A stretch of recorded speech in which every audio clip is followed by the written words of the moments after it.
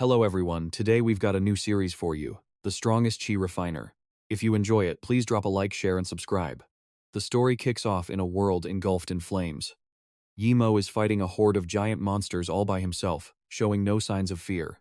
Yimo, the most powerful cultivator on the Luo Yue continent, single-handedly took down the monsters, saving the entire continent and pushing back the Demon King's army in its darkest hour.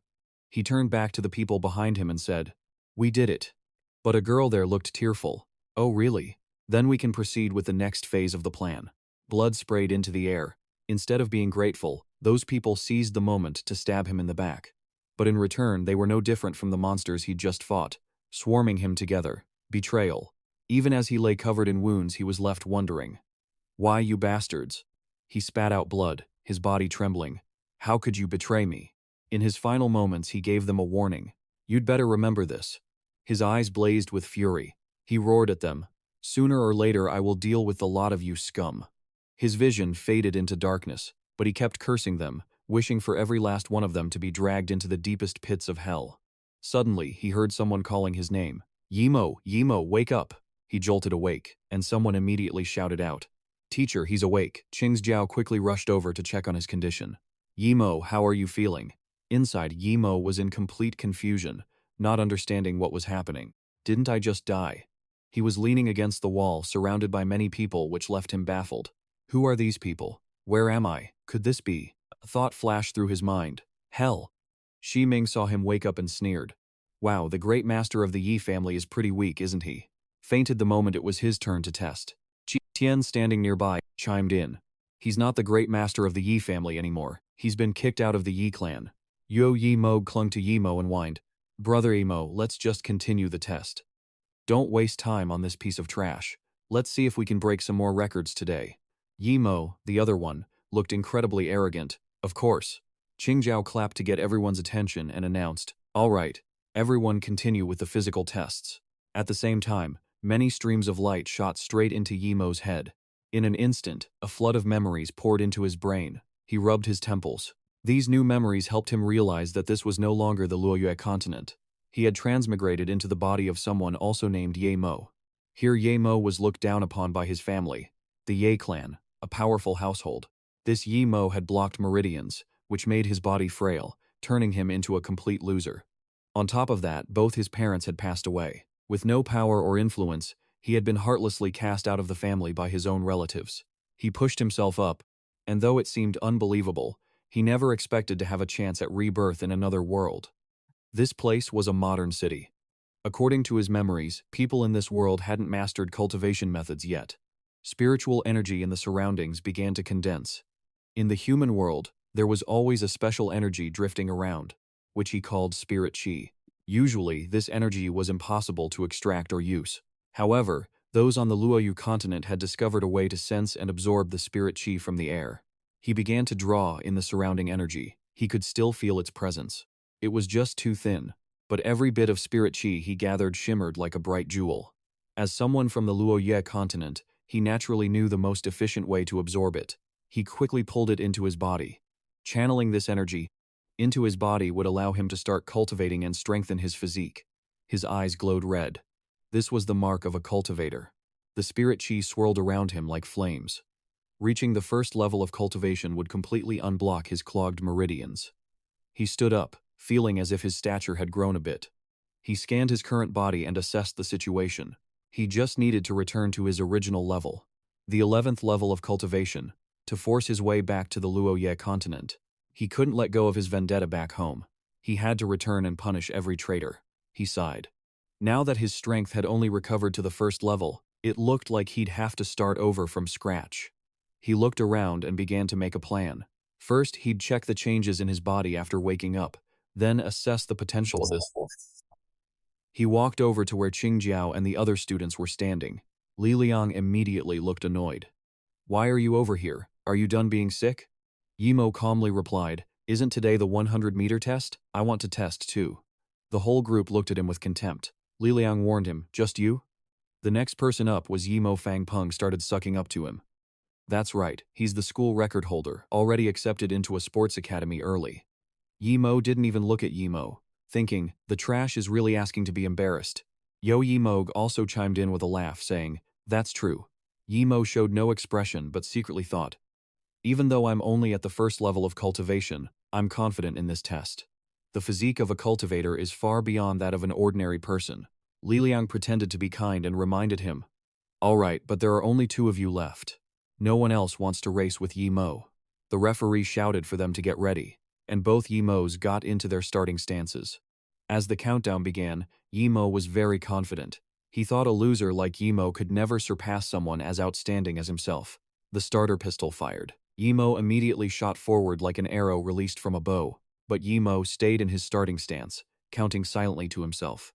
The people on the sidelines started whispering, "Look at him, he didn't even react. I told you he was useless." But he didn't care and kept counting. His eyes were more determined than ever. 3 seconds is enough. Now he finally started the race. When the cultivator's speed was first unleashed in this world, everyone watching gasped in shock. Qingjiao was quite surprised by his student. Their performance stunned everyone.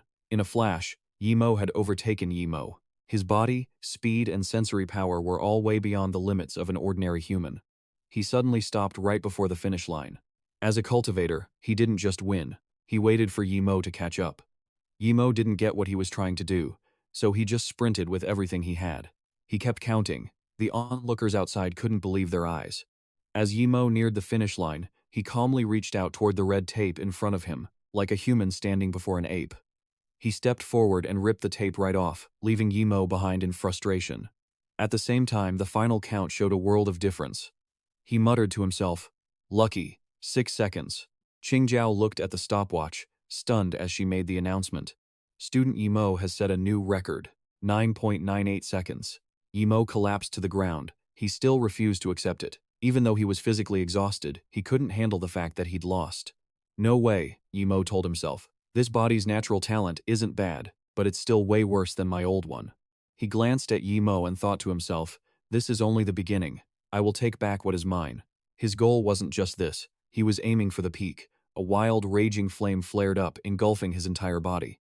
Yimou, the most powerful cultivator in the Luo Yue continent, had surpassed all the top masters on the continent in just 50 years. In the midst of a smoking battlefield, he leaned coldly on his sword. Behind him lay piles of wreckage and countless enemies he had defeated. At 65, he had broke through to the 11th stage of immortality, becoming the strongest on the continent. From high above, he looked down with indifference at the rain of fire and bullets tearing up the earth below. After defeating the demon king that invaded Luo Yue, what he got in return was betrayal from a bunch of stray dogs, their eyes gleaming with greed, eyeing him like prey. He concluded they were nothing but a bunch of backstabbing scumbags. The scene shifts to the men's restroom. Yimou stood before the mirror, studying himself. He thought, "If I want to return to the 11th stage of immortality quickly, I'll need some special medicinal herbs." Thinking of that, these herbs were way too expensive. He looked down at the list on his phone and did the math. The original owner hadn't left him nearly enough money. Then, Yimou reassured himself, "I could make money by crafting talismans." He stared at his bank balance, and his mood sank again. This pittance isn't even enough to buy low-level talisman materials. Finally, Yimou gripped his phone tightly and made up his mind.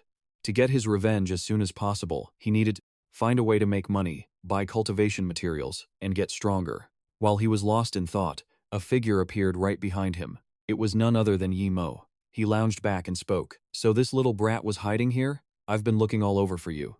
Yimou furrowed his brows, acting like a senior as he declared, "You've ticked me off today, so I think it's time you pay your protection fee up front." From start to finish, Yimou didn't respond. He looked at them with a cold expression. Memories flooded back. He remembered the original owner being bullied and extorted for his entire life. Fragments of the past flashed in his mind, of them collecting protection fees every month. And that fee had just been paid last week. Yimou was losing patience, so he turned to ask Wangba for help. "Wangba, I'm counting on you. This brat is acting a bit weird today." He rubbed the back of his neck and flashed a confident grin. "What's so weird about a total loser?" With that, Wangba lunged forward and threw a punch. "Back when I was doing professional boxing, this punk was still in diapers." Yimou stayed rooted to the spot. He calculated that the old Yimou might have just taken the hit, but he wasn't the old Yimou anymore. Just as the wind-whistling fist flew toward him, he nimbly dodged. Yimou didn't forget to evaluate the move. The attack speed is way too slow. While Wang Ba was still stunned by his miss, Yimo decisively punched him square in the face. The power of the blow sent Wang Ba flying a long way back. To a cultivator, ordinary people are nothing more than children.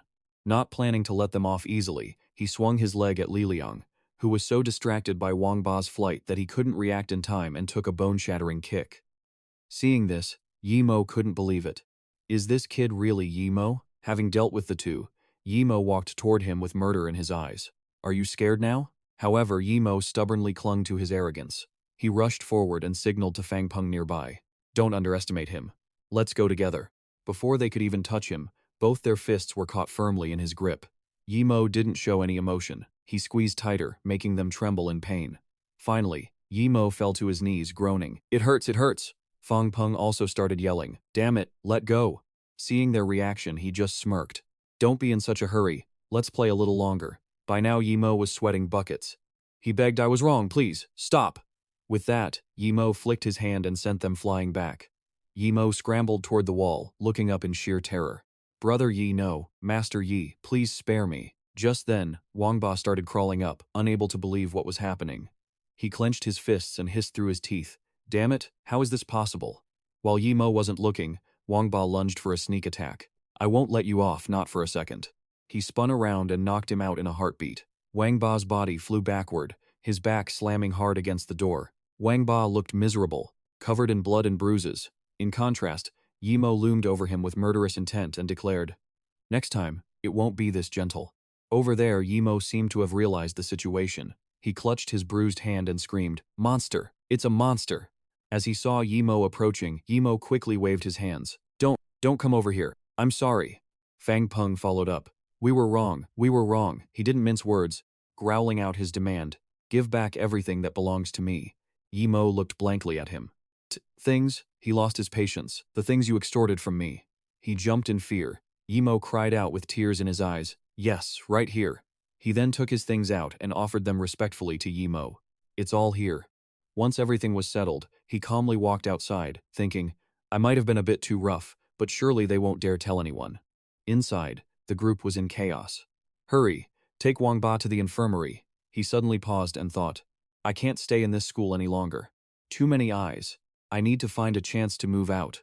He took out his stack of money and counted it, letting out a sigh of relief. There are too many eyes around. I need to find a way to get out of here.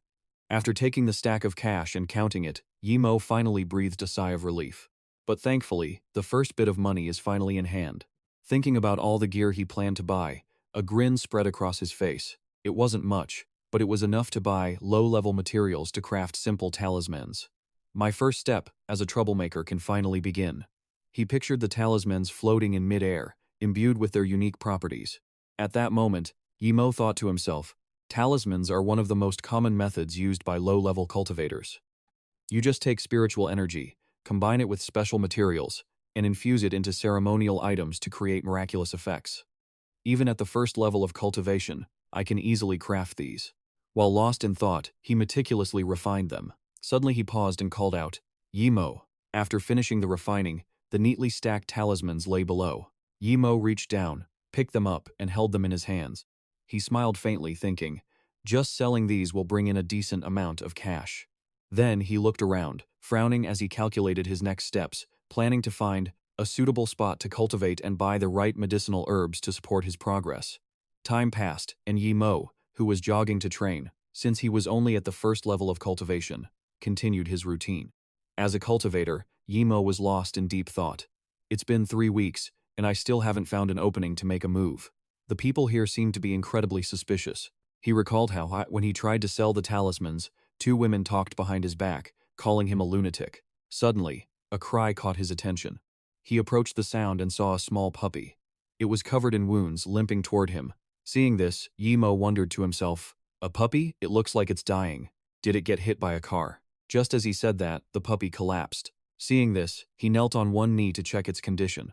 Then, he pulled out a green talisman and said, All right, let's give you one. Consider it a test to see how powerful this thing really is. Healing talisman. Once spoken, he placed the talisman over the dog's body. The system interface popped up, displaying the effects. It could restore damaged organ function and heal the body.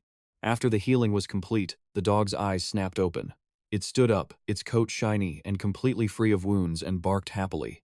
He gently rubbed its head. Suddenly, a voice rang out, making the dog grit its teeth in alert. Wang Peng, it's just a mutt. Why waste the effort looking for it? If a mutt dies, let it die. That was Wang Peng, the only son of the Wang family. The fiery-looking young woman walking ahead frowned and retorted, Wang Peng, have you no conscience? You hit this dog. She was Su Jingwen, the heiress of the Su family. She brushed his hand away, saying, I didn't ask you to follow me. Just take the dog to the vet. After turning back, she saw the scene before her and widened her eyes in shock. Looking at Yi Mo gently holding the dog, she wondered, isn't that the dog we hit? How could it be healed already? How did you do that? Wang Peng, standing behind her, asked irritably, Hey kid, where the hell did you crawl out from? Su Jingwen walked over slowly, asking him in confusion. I remember it being hit by a car, covered in blood, looking like it was about to die. Yi Mo gently set the dog down. He noticed she was holding a bag from Ninghai Hospital and guessed, Are you in a rush to treat someone in your family? This is a great opportunity. With that thought, he smiled slightly and pulled something from his jacket. I used this, he said, holding it out right in front of Jingwen. She looked down at his hand, saw the talisman, and asked, A protection charm. Wang Peng stepped in between them. He barked, You scamming street rat. Don't think you can pull that garbage on me. Wang Peng, don't listen to this liar. For all we know, this dog is just a trap he set to lure us in. Hearing this, Yi Mo's face darkened, but Jingwen asked, May I ask, can your talisman save someone in a vegetative state? The two men stared at her, baffled, and she continued, Can you save a vegetable? Seeing her anxious expression, Yi Mo thought, Is she trying to save a family member?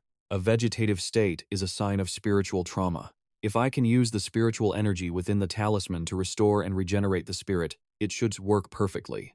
He immediately pulled out 3 more talismans and said, This is a spirit-clearing talisman. It's incredibly effective for treating vegetative patients. Wang Peng, standing beside them, snapped, Like he could cure anything. Wang Peng, stop it. When it comes to my family, I'll try anything. Ignoring whatever Wang Peng was saying, Yi Mo walked over to her and said, Using it is simple, just throw it at the target. As for the price, the large ones are 20,000, and the small ones are 10,000. Su Jingwen whipped out her checkbook and quickly closed the deal. I'll pay 50,000, I'll take all of them. Seeing this, Wang Peng screamed, Wang Peng, are you crazy? Get lost, you scamming piece of trash. Before Wang Peng could do anything, Yi Mo gripped his wrist tightly, making him shriek. Yi Mo looked down coldly and said, I'm doing business, and she's trying to save a life. Caught in his grip, Wang Peng sank to his knees thinking, I can't move my wrist. Then, filled with murderous rage, he gritted his teeth, You're the one who needs to get lost. No sooner had he finished speaking, than Yi Mo tossed him aside and turned back to Jingwen to accept the check. It's a deal. Besides these, the yellow one is a protection talisman, and the red one is a fireball talisman. I hope you never have to use these two. Su Jingwen accepted them and replied, Thank you. By the way, I still don't know your name. He walked away, waving goodbye, and said, Yi Mo. Meanwhile, Wang Peng was still cursing irritably. That guy was a scammer from the second I saw him. Jingwen muttered to herself, Of course I know this is irrational, but even if the chance is tiny, the person lying in that hospital bed is my mother. Even if, a moment later, the scene shifted back to Yi Mo. He was walking and calculating, Now that I've got the money, I can find a place to stay. Next, I need to hunt down some medicinal herbs to aid my cultivation. At that moment, the puppy noticed something and stopped dead in its tracks. It yelped, drawing his attention. He looked over and saw the house ahead glowing with bright blue light. He guessed it was spiritual energy, and as he looked down at his feet, he gasped in shock. That thing in the yard is silver heart grass, a blade of grass glowing amidst the weeds. The antiseptic on his hand made the wound on Wang Peng's wrist sting. He was still incredibly annoyed. Damn it, that kid is definitely not a good person. Wang Peng's anger turned into a threat. Don't let me run into him again. Su Jianzhong stood outside the door, showing his disapproval. The Wang family came with good intentions to visit and take care of your mother. Yet you spoke to him with such a foul attitude. How could you put him in such an awkward position? This is very bad for our family. Su Jianzhong was busy questioning his daughter, especially since she was mixed up with a scamming street rat. Do you have any idea how much people are laughing at you right now? I even heard the nurses gossiping and making fun of them. Word is you spent tens of thousands of yuan on some cover at the building downstairs. It's so easy to swindle the rich. The councilman's daughter isn't too bright either. Su Jingwen looked like she was about to cry. I want to try one more time. She looked at the talisman in her hand, almost pleading. This could be considered the last time. Your attempts only make Su Jianzhong even angrier. How many times have you done this? Is your brain really broken? He shouted at Su Jingwen, his voice harsh. And you're even getting involved in this nonsense now.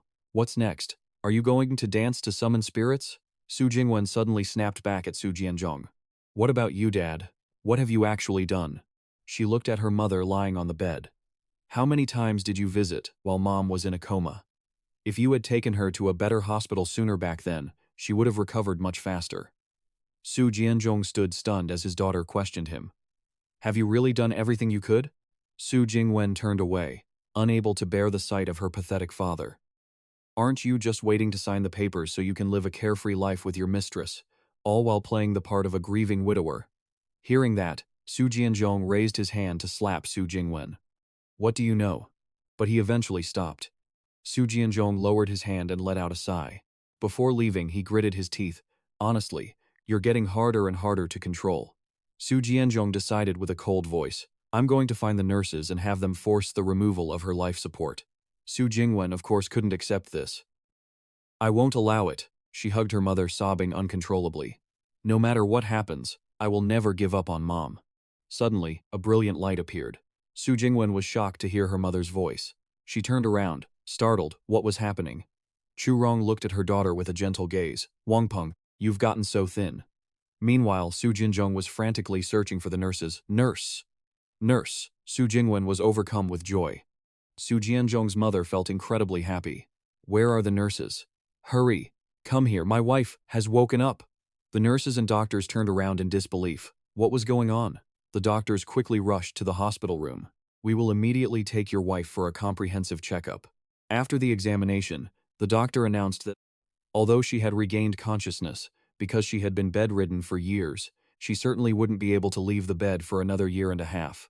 Su Jingwen looked at her hand, as if remembering something. That's right. It must be the effect of the talisman. It was still glowing in her hand. It was definitely its doing. Everyone around them looked as if they had been struck by lightning. It was possible. Su Jianzhong was momentarily stunned. This was nothing short of a miracle. It was unbelievable. The doctor urged the nurse next to him. Hurry, call Professor Yi Mo, the Nobel Prize winner. Wang Peng rubbed his eyes as if trying to see more clearly. No, this can't be. His whole body seemed to turn to stone. That person, could he really be a god? Chu Rong happily embraced Su Jingwen.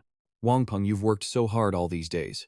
Su Jingwen hugged her mother, bursting into tears. Mom, you're finally awake. Su Jingwen looked at the talisman, silently thinking, so this world really does have deities. If I can ever meet him again, I would be willing to give anything to repay him. At that very moment, at Yi Mo's house, he looked toward Wuding and muttered to himself, consider that moved out. Yi Mo was already planning his next steps. This was the first move in his plan to return to the Luo Yue continent. Thinking of those villains, he swore to himself, those traitors. I won't let a single one of you get away. Yi Mo looked at his palm with a serious expression. If I want to go back, I need to return to the 11th stage of qi refining. Therefore, I need to find spiritual springs and spiritual materials. Yi Mo's expression became menacing. You lot from the Luo Yue continent. The day I return from hell is not far off. Yi Mo lay down, looking up at the sky deep in thought. Lately, I've noticed the spiritual energy in this world is fading. At this rate, it'll be impossible to cultivate. He couldn't let things continue like this, so he made a decision.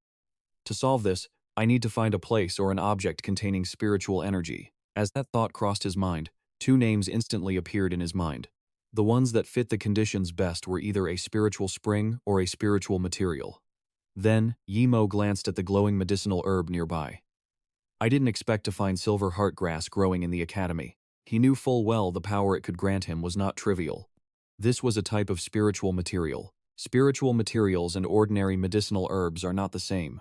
They can be refined into medicinal pills, helping cultivators level up. Yi Mo jumped up, looked at the herb, and decided to act quickly. Now, all I need to do is wait for the silver heart grass to mature and seed, then refine it into a qi refining pill, to break through to the second stage of qi refining. He picked it up carefully to prevent it from being eaten, but the process of refining the pill was too significant, and could attract unnecessary trouble or slow down his progress. Yi Mo didn't want to hesitate any longer. He decided to commit. You never know what unexpected events might occur. So I must start cultivating immediately. Meanwhile, the streets were bustling with crowds. He sat there on a chair, hand on his chin, lost in thought. The auxiliary materials needed to brew the chi refining pill are too expensive. I'm still short on money. It seems like just setting up a stall isn't enough. No matter how careful Yimo was, he couldn't avoid obstacles. Although he tried his best to keep his talisman sales discreet, a bit of trouble still seemed to be brewing. He felt something immediately and glanced to the side. They're here again. They always maintained their composure and kept a distance from him. Yimo didn't think their appearance was a coincidence. Everything was calculated. They started showing up on the third day he set up his stall. It was clearly an organized effort. More people had gathered today than ever before. Was it finally time for them to make a move? He refused to sit there passively, so he opened his backpack drawer. If that's the case, let's see who is so interested in me. Just then, Wang Ying unexpectedly appeared and called out, "Yimo?" She was surprised to see him again. "I haven't seen you at school for days, and here you are, running a stall." He didn't recognize her at first. It seemed Wang Ying had some misunderstandings about Yimo's situation and expressed sympathy. Fair enough, he thought. Now, not only am I physically weak, but I've also been abandoned by the Yi family. I probably don't have a penny in my pocket, and to top it off, I can't even focus on my studies. After taking a closer look at her, Yimo finally recognized her. Now I remember. She's a classmate, one of the few who stood up for the original owner. Seeing him in that situation, she didn't hesitate to open her bag. "Let me lend you some money first. At least you still need to go to school." But he brushed it off and walked away, leaving her calling out behind him. "I'm so sorry. I have something to take care of today. Let's talk next time." Watching Yimo's indifferent reaction, Wang Ying couldn't help but feel worried. Something's not right. Did something happen to him? He walked into an alley right after. Yimo wasn't fooled by the quiet atmosphere. He knew exactly what was going on. Sensing their presence, he realized there were 7 guys to his left and 3 to his right. Unfazed, he decided to take them all on at once. Might as well finish this right here. After calculating his moves, Yimo immediately shifted direction. The thugs revealed themselves, and the guys behind started chasing after him. Yimo ducked into a dark corner, and they followed. He stopped right in front of a high wall. When they saw he was backed into a dead end, they stopped. "Nowhere left to run, kid." Yimo, meanwhile, was determined to take them down one by one. Not a single one was getting away. The bald leader stepped forward slowly with his goons in tow, wearing a smug grin. He started cracking his knuckles, preparing for the fight. "You've got guts, kid," Yimo said, patiently asking a few questions before beating them to a pulp. "You've been tailing me for days. What exactly do you want?" "Who sent you?" The bald man laughed, looking at him with utter contempt. "You messed with a major conglomerate family. Did you really think you could just sell medicine here without consequences? Who told you to have such a short life?" His goons chimed in, mocking him with delight. "I don't know how the Ning family princess could have taken a liking to a loser like you, but you'll have to enjoy your blessings in the next life." Yimo was slightly stunned by this, and a memory flickered in his mind. Ning Qingshu of the Ning family. According to his old memories, they were engaged. He couldn't believe such a situation actually existed. However, because Yimo had a weak constitution and was kicked out of the Yi family, this engagement should have been broken off. Could this big family be the Ning family? And was the Ning family really trying to take Yimo's life over this? That didn't make much sense. Yimo wasn't someone easily fooled, so he was definitely going to get to the bottom of this. Someone else will have to pry the answer out of you, he thought. Wang Ying was hiding in a corner far away, terrified for him. These gangsters wanted to kill Yimo. How did Yimo get mixed up with people like this? She looked around, fearing he wouldn't be able to hold his own against them. Yimo had always been frail. He couldn't even beat an average person, and these guys were even carrying knives. Wang Ying couldn't just stand by and watch, so she grabbed her phone. "I have to call the police, quick." But before she could do anything, a large shadow loomed over her. "Found a stray cat over here." He had discovered Wang Ying and pinned her down. "Trying to make a call, huh?" Wang Ying screamed in terror as she was grabbed. "Let me go." The others turned around and realized their boss had arrived. "It's the boss. The boss is here." The scarred man grabbed Wang Ying by the hair and yanked her up. Seeing her there unexpectedly, Yimo was slightly flustered. "Wang Ying? Why is she here?" The scarred man glanced down at her and made a lewd remark. "You even at a time like this." Wang Ying was still thinking about him, crying out loud. "Yimo, run, they have knives." Wang Ying trembled in fear, looking up at their menacing faces. Don't you dare touch me. I'm under the protection of the Wang family in the capital. The scar-faced man just let out a cold, mocking laugh. The Wang family. He didn't show the slightest bit of fear, sneering. If I take care of you right here, who would even know? Seeing the scar-faced man pull out a knife, Wang Ying was paralyzed with terror. No, The man didn't hesitate, aiming the blade straight at her. Better luck in your next life. Yimo couldn't just stand by and watch him act so recklessly, so he lunged forward. In a split second, he knocked the knife right out of the scar-faced man's hand. Even though he knew it would be a hassle, he chose to step in and save her. Although this move drew a lot of unwanted attention, the scar-faced man was left stunned by Yimo's explosive attack. What the? Yimo punched him square in the face. It was a thunderous blow that felt like it shook the very earth. But standing by and doing nothing was never his style.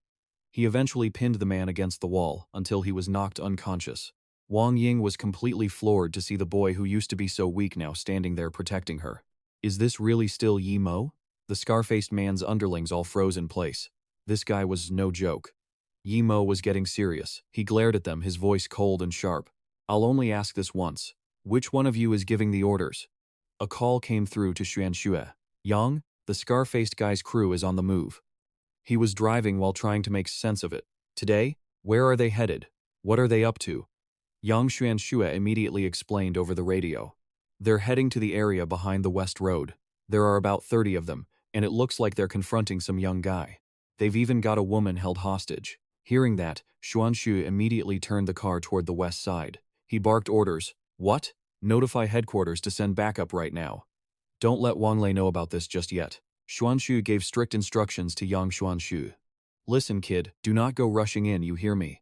These are drug traffickers, they've got blood on their hands, he yelled. Hello? Is anyone there? Speak up. Suddenly, Yang Xuanxue's voice came back over the radio, stuttering. Captain, I don't think we need to send backup, he frowned, staring at the scene in front of him, unable to believe his eyes. That young guy just took out the whole scare-faced crew. Yang Xuanxue had no choice but to report the situation. They'd all been taken down. Yimo was grabbing the leader by the head. The man was trembling, asking, Are you really that useless loser from the Yi family? Damn it, I shouldn't have taken this hit. Yimo asked him back, Where did you get your intel on me? Was it the Ning family or the Yi family? He didn't give the guy time to think, his terrifying expression delivering a final ultimatum. You've got 3 seconds to choose your words carefully. The man clutched Yimo's hand, begging, Wait, I. Suddenly, someone appeared behind Yim, shouted, Stop! It was Xuanxue, rushing over to intervene. Kid, don't do it. If you keep going, this is going to turn into something much worse. Seeing Xuanxue, Yimo was a bit surprised. The police? How are they here already? Then he looked down at the guy kneeling on the ground. Yimo hesitated, wondering if he should finish him off. He analyzed the situation. After all, these guys already knew his true strength. After a moment, Yimo decided to follow the police's advice and let the guy go. I get it. The guy, having narrowly escaped death, still hadn't recovered his wits. I've been saved. Yimo calculated that his current strength wasn't enough to go up against state-level powers. Beside him, Xuanxue breathed a sigh of relief. Thank goodness they arrived just in time. Otherwise, he truly wouldn't have believed this guy was capable of such a thing. He recalled the sight of the scarred men lying scattered around Yimo, utterly in disbelief. After all, for a single person to take down so many ruthless drug traffickers like that was simply inconceivable. Then, pulling himself together, Xuanxue stepped forward to introduce himself. Hey there, I'm Yang Xuanxue from the Ninghai City Inspection Department. Yimo remained silent, but Wang Ying, standing nearby, was much more enthusiastic. Nice to meet you. Xuan reached out his hand toward Yang Xuanxue, explaining, Don't worry, everything you guys did this time has been witnessed by my friend here. Yang Xuanxue adjusted his glasses and introduced himself. Hello, I'm Yang Xuanxue. Yimo seemed to realize. So everything was already seen? Sure enough, the government surveillance network is everywhere, Xuanxue announced. Wait a moment for Little La to take you in for a statement. We won't ask about anything unrelated to the case. Yang Xuanxue replied clearly. Suddenly, a shout drew everyone's attention. Officer Wang, they're right here. A man in a sharp suit appeared.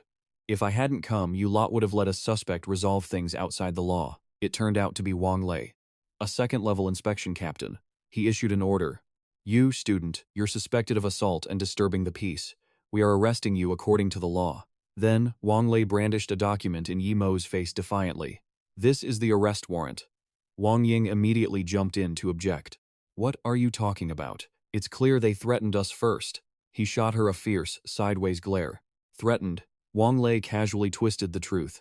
"I only saw you guys beating a group of civilians until their limbs were broken." Seeing this injustice, Xuanxue grabbed him by the collar, shouting, "Wang Lei, you bastard! Don't you know what kind of people those are? What kind of nonsense are you spouting?" Wang Lei replied calmly, "I know exactly what I'm saying." He looked at Xuanxue and threatened him, "Since, is it your turn? A third-level inspector questioning me. Do you believe I can have you stripped of that inspector's uniform?" Xuanxue was so furious he lost his cool. "Motherf." But luckily Lei Yun managed to pull him back. "Officer Yang, calm down." Suddenly Yimo's voice cut through. "I get it, I'll go with you." His words caught Xuanxue completely off guard. "Hey kid, what are you saying?" Yimo didn't answer. His face was serious, as if he had realized the bigger picture. "Now I'm certain the person behind this has gone to great lengths to deal with me." Wang Lei sneered. "Looks like this criminal is quite sensible." But in reality, Yimo had his own plans. He knew things like this would only continue. "This is a good opportunity to gather more information. If I don't deal with the venomous snake hiding in the shadows, I won't be able to cultivate smoothly. It would only hinder my path to getting stronger." Yimo leaned in, close to Wang Lei, and went straight to the point. "Although I don't know why you called me student." Wang Lei's eyes widened in shock. "Damn it, I slipped up."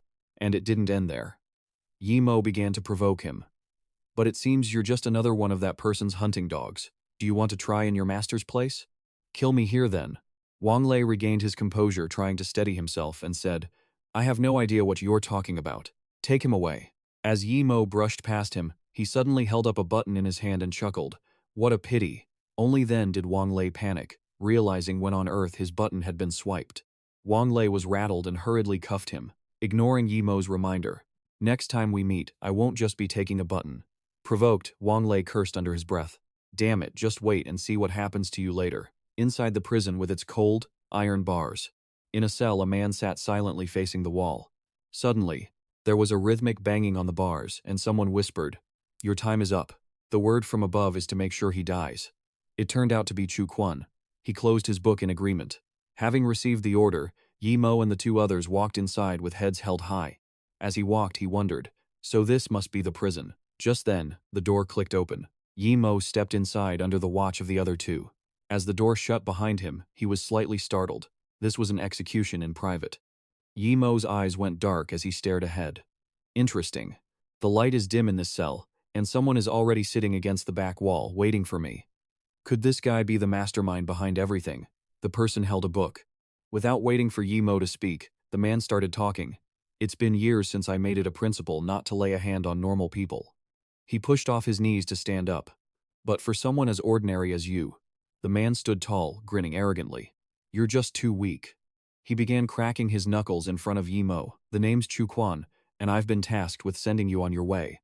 So please, don't struggle." Chu Quan's words were filled with mockery and conceit. Yimo's expression turned dark as ink. Another one sent to do their dirty work? The two stood face to face in the small room. Looking at his opponent, Yimo thought, "The moment I stepped into this room, I felt a strange, tingling sensation. Now I'm certain. Though it's faint, there's energy radiating from him."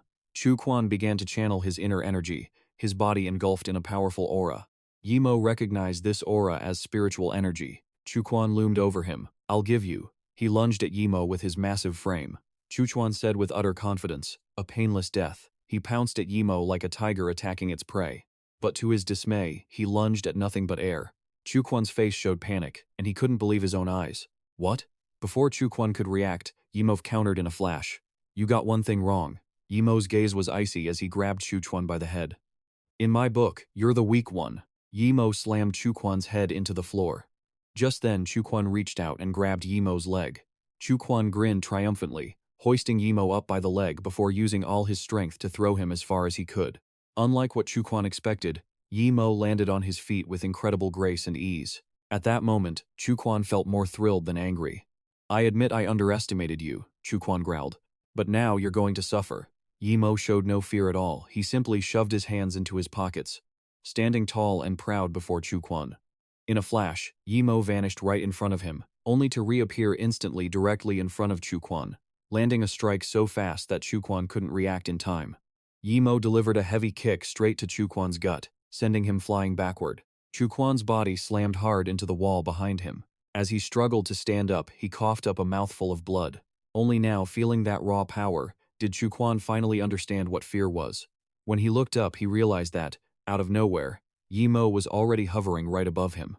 Yimo followed up with another strike. This time, Chuquan managed to shield his head with his arms.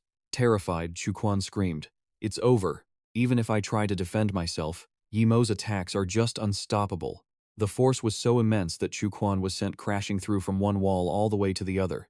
Yimo descended from the air, the room filled with swirling gray dust. Chuquan's head was covered in blood. Gritting his teeth, Chuquan snarled, "Damn you!" He lunged toward Yimo. "Don't you dare look down on me." Yimo remained perfectly calm. Chuquan threw a punch toward Yimo's face, but he simply tilted his head slightly to dodge it. Then, taking advantage of Chuquan's exposed defense, he landed another solid blow to his stomach, forcing Chuquan to vomit blood once more. Chuquan's eyes rolled back until only the whites were visible, and his massive 200-pound frame was sent hurtling straight into the wall again. Chuquan clutched his stomach, unable to process what had just happened. How is this even possible? As Chuquan stood there in shock, Yimo suddenly appeared right in front of him. Without a word, Yimo brought his fist down, slamming it directly into Chuquan's head. He slammed him right onto the cold concrete floor and grabbed him by the hair, hoisting his head up. Chuquan's face was a mess of blood and tears. Yimo spoke up, his voice ice-cold and radiating an intense lethal aura. "Now tell me, who exactly sent you? Where did your spiritual energy come from?" Wang Lei barked irritably into the phone. "What kind of monster are you having me deal with this time?" The person on the other end sounded skeptical. "A monster? What are you talking about? He's just a cripple cast aside by the Deep family." Wang Lei didn't bother hiding his disdain. "A cripple? You call him a cripple? I just hope the person you've arranged can actually finish him off." The person on the other end laughed out loud.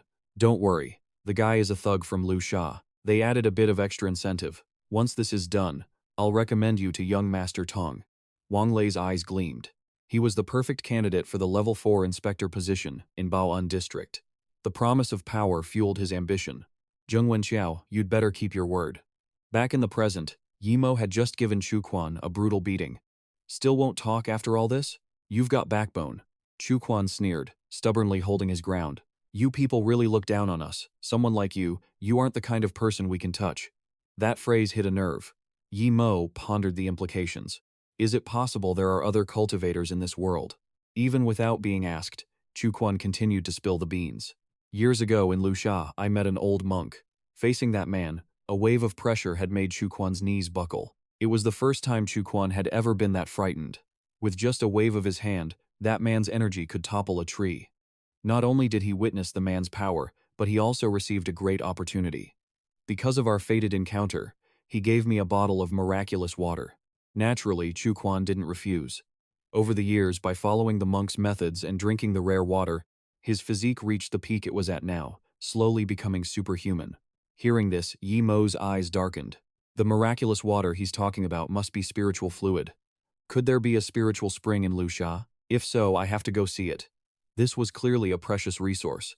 Spiritual springs only appeared where spiritual energy was dense.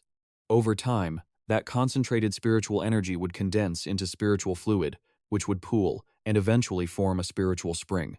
So, high-grade spiritual fluid only comes from spiritual springs. Yimo couldn't stop his mind from racing. A spiritual spring was a priceless cultivation resource on the Luo Yue continent. Thinking this, Yimo frowned and changed the subject. "You've already transcended the level of a normal person, so why do you work for them?" Chuquan sighed, his eyes filled with sorrow. "My child has ALS, and the daily medical expenses are astronomical." He tightened his bandaged hands. "But that spiritual water had no effect on the disease at all. I've just been struggling to keep my child alive." Mentioning his young daughter made Chuquan emotional. "I need to make money fast to find a cure for her." Yimo listened silently to his story. "ALS? That's easy to cure." Yimo stated flatly, then added, "I might be able to save your stunned." "What?"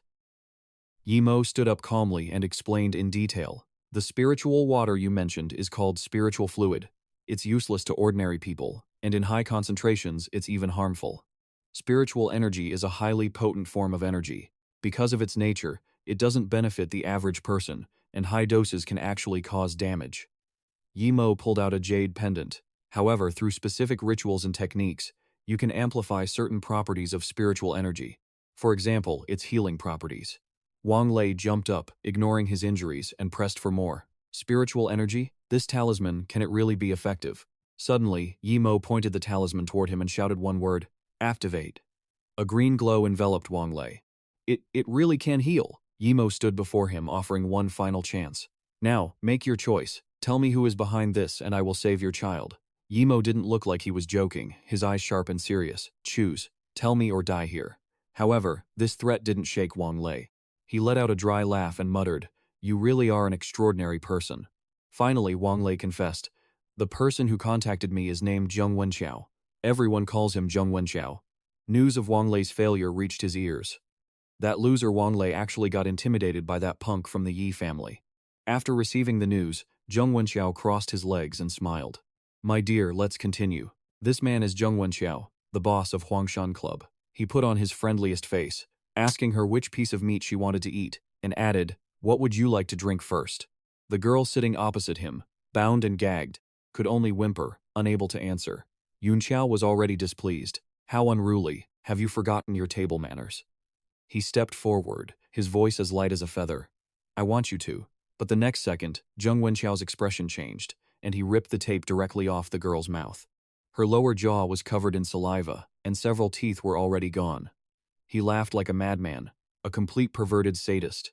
Which tooth should we pull next to help you remember better?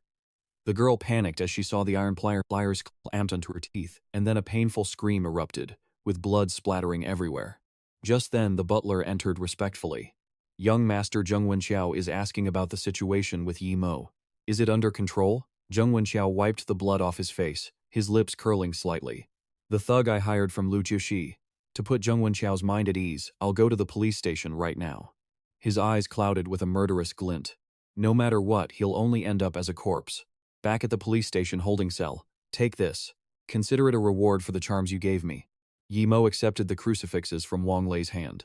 After a moment of scrutiny, Yi Mo realized it was indeed concentrated spiritual fluid. Looking at the shimmering liquid inside, Yi Mo thought to himself, using this for the silver heart grass will allow it to seed quickly. And then I can immediately use the seeds to refine Ningqi pills. Advancing to the second stage of cultivation, he carefully tucked the spiritual fluid away. Thanks, this is actually useful to me. Wang Lei slumped against the wall, his words tinged with helplessness. If I don't deal with you, Zheng Wenqiao will never let you off. His face paled. For those targeted by him, death was the best outcome. Yi Mo rotated his wrist slightly and left, looking calm. It's fine, just remember to keep our agreement.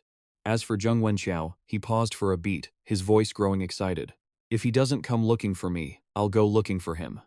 On a beautiful morning at Ninghai University campus, a supercar stopped at the gate.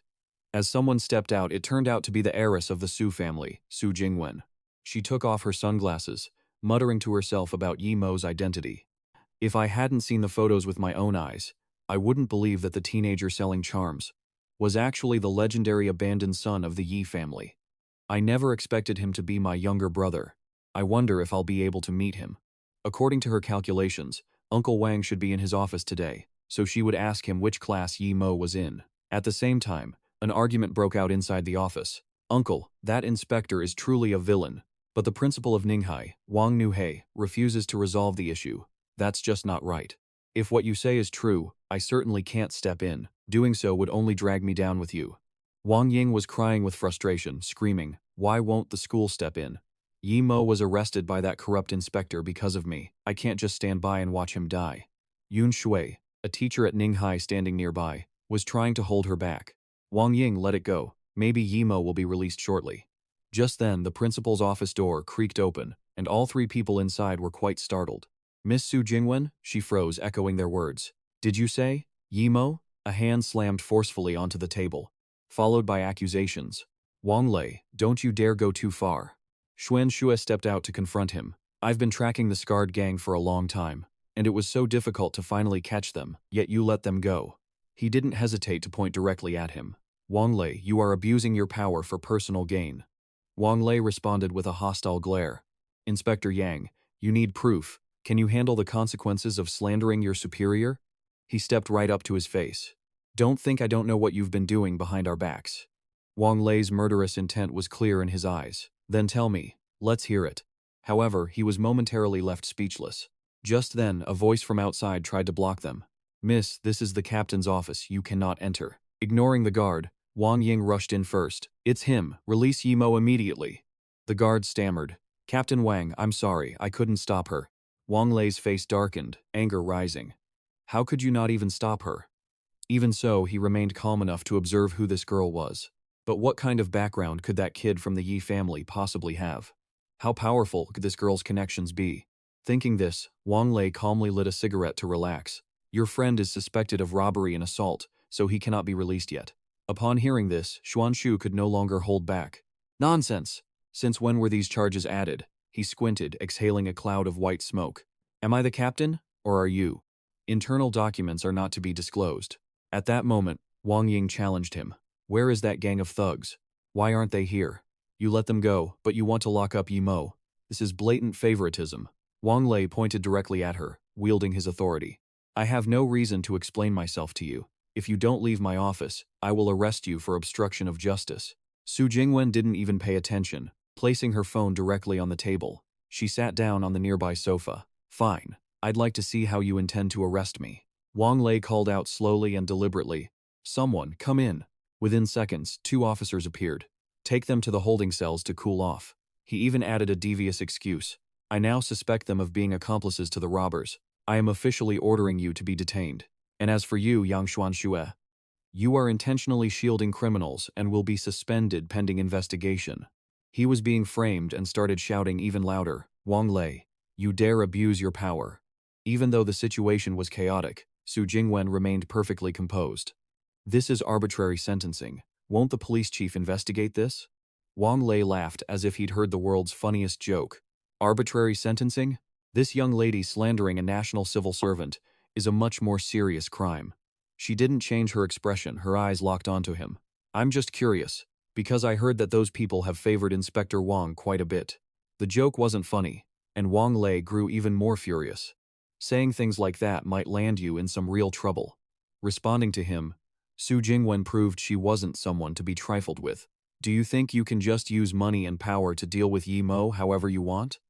Hearing this, Wang Lei leaned back in his chair, looking unimpressed. People with power and influence naturally have their privileges. Your friend's fate was sealed long ago, and that obviously includes all of you. He curled his lip, making his point clear. For instance, next, you're going to be attacked by Inspector Yang, and Inspector Yang will fight bravely to the very end. He finished with a definitive statement. All of you will die right here. Wang Ying's eyes widened in clear panic, while Su Jingwen furrowed her brow, her gaze sharp. Pausing for a second, she spoke, sounding cryptic. Did you hear that clearly? A respectful voice rang out from the phone. The police chief. I heard it loud and clear. Wang Lei turned pale, his facial muscles tightening. The police chief? Which police chief? Just then, Su Jingwen tilted her head in provocation. What's wrong? Do I really need to introduce this voice to you? The person on the other end of the line began to reprimand him. Wang Lei has been suspended, pending investigation into allegations of organized crime, abuse of power, and threatening the family members of a councilman. He added, I will be there immediately. This conclusion hit Wang Lei like a bolt of lightning. Miss, a relative of the councilman's family, who exactly are you? She calmly introduced her powerful background. I am Su Jingwen, of the Ninghai Su family. Just those few simple sentences were enough to make Wang Lei collapse. Why the Su family? How could that brat know someone from the Su family? At the same time, in a cell at police headquarters, the spiritual liquid inside a cross began to emit a magical glow. Yimo smiled as he looked at the pendant in his hands. There's so little spiritual liquid this time, only enough for one upgrade. A bit of a pity. Just as he was busy, he heard the sound of a lock clicking open. Someone was coming. The sound of sharp heels clicking against the floor was crisp. The person walked straight toward the newly opened door. Yimo tensed up, bracing himself, as Su Jingwen appeared with a nonchalant smile. Long time no see, Yimo. All the pottery you were fixing got smashed at the same time. A bunch of useless losers. Zheng Wenxiao sat irritably amidst the wreckage. One guy got beaten half to death. Another got stuffed into a closet. Total trash. He couldn't help but feel bitter inside. If I don't finish what the Zhengwenqiao family arranged, I won't have a good ending either. Damn it. Just then, his bodyguard asked, Young Master Zheng, what are the next orders? Zheng Wenqiao straightened his collar, a new plan forming in his mind. Find the most skilled thugs and have them beat him. Beat him until he's got only one breath left. I need to show the Zheng Wenqiao family my sincerity through this. A sharp glint appeared in his eyes. I want to personally torment that piece of trash. At Yimo's private home, a television show was playing. He glanced down at the pile of spiritual herbs he had. These materials had basically gobbled up all the money he had. Yimo quickly refined them in his condensing furnace. Very soon, the medicinal pill was formed. A qi condensation pill. Yimo hovered in midair, feeling his spiritual power gradually shifting. It was no wonder, since this qi condensation pill was refined using concentrated spiritual liquid. Even though it was the most basic pill, its effects were incredibly obvious. Finally, I did it. His cultivation soared, and he instantly vanished with a flash. Second level of foundation establishment. In the blink of an eye, Yimo appeared elsewhere. Long time no see. With a face full of confidence, he thought, now, even if they have guns, they can't possibly hit me. This spiritual liquid is all used up. The next level of advancement will require even more spiritual items and energy. According to Chu Quan, Liuxia Town was the place most likely to possess a spiritual spring. Yimo hesitated as he looked at his balance, but going to Liuxia to leave the country was just too dangerous. According to Chu Quan, finding Snakehead meant he could get him to help with the crossing. Yimo pondered for a long time, but Snakehead required 100,000 in transit fees. Currently, that amount was far beyond his financial capabilities. Just then, the TV switched to a commercial for Su Yuyan's aesthetic injections. Just one injection to rejuvenate and keep your youth. It's the best-selling product on the market right now. What are you waiting for? One shot for $1,999, the lowest price in history. Yimo placed the small box back on the table. From that commercial, a new idea sparked in his mind. Women in this world, after all, were still obsessed with achieving eternal youth. Maybe this party is an opportunity. Returning to about 5 hours earlier, Yimo had a private meeting with Su Jingwen. He hadn't expected her to be the daughter of the Ninghai City Councilman, Su. He silently noted to himself, no wonder Wang Ying said she could call the Inspector General's office directly. Suddenly, Su Jingwen spoke first. Yimo, I've come here hoping you can agree to something for me. He calmly asked, what is it? She didn't beat around the bush. Have you ever heard of the Suyun building? Yimo didn't show a hint of interest. I've heard of it. Isn't that the building for the biggest cosmetics corporation in Ninghai? Su Jingwen laughed, reaching a hand out toward him. That building is mine. Tomorrow night, there's a party to celebrate my mother waking up. The party will be held on the rooftop. Her next words really startled Yimo. I hope you can come and attend. Returning to the present, the Ninghai sky was filled with stars. On the rooftop of the Suyun building at the banquet hall, Yimo appeared, taking in the scene. Although his cultivation level hadn't reached the point where he could forge true spiritual pills, he could handle ordinary medicinal pills without any issues. He looked at the small velvet box in his hand. For instance, the beauty-preserving pill. The formula wasn't complicated. Female cultivators on the Luo Yue continent had already made it widely available, and here, these were all wealthy noblewomen. Selling just 3 or 4 of them would be enough to bring in 100,000. Yimo looked at the woman in the wheelchair, realizing that his good fortune was blooming. The opportunity was right in front of him. Tonight was the chance to promote his brand. A woman named Yu Yan suddenly spoke up. Su Jingwen, a 30-year-old daughter isn't exactly young anymore. Beside her, Zi Wangpeng didn't forget to chime in. Isn't that right? The eldest is no longer young, yet she doesn't think about the family at all. Saying this, Yu Yan targeted Yalan directly. Big sister, can you take over from Su Jingwen? Look at our eldest sister. She's already so old that no one even wants her anymore, right? Zi Wangpeng puffed on his cigarette and let out a cold huff. Whoever told her to be so selfish when she was young? Now that she's old, she looks like a wretched hag, contributing nothing to the family. Then he emphasized even further, you tell me, is she a burden to the family now? Yalan could only lower her head and stammer.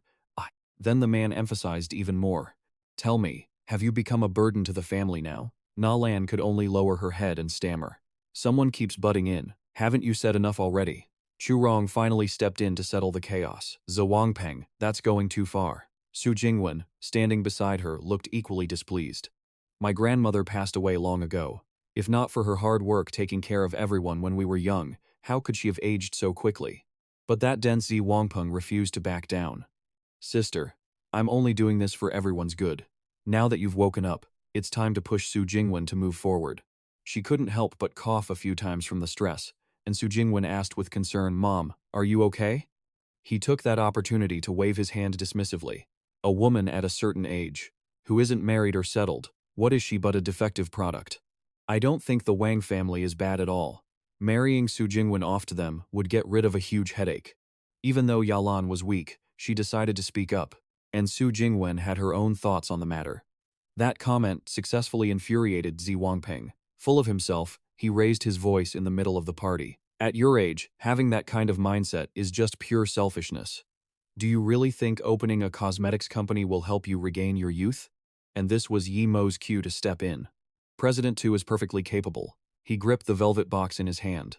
This gentleman is using the term defective product to describe a woman who has achieved so much in the business world.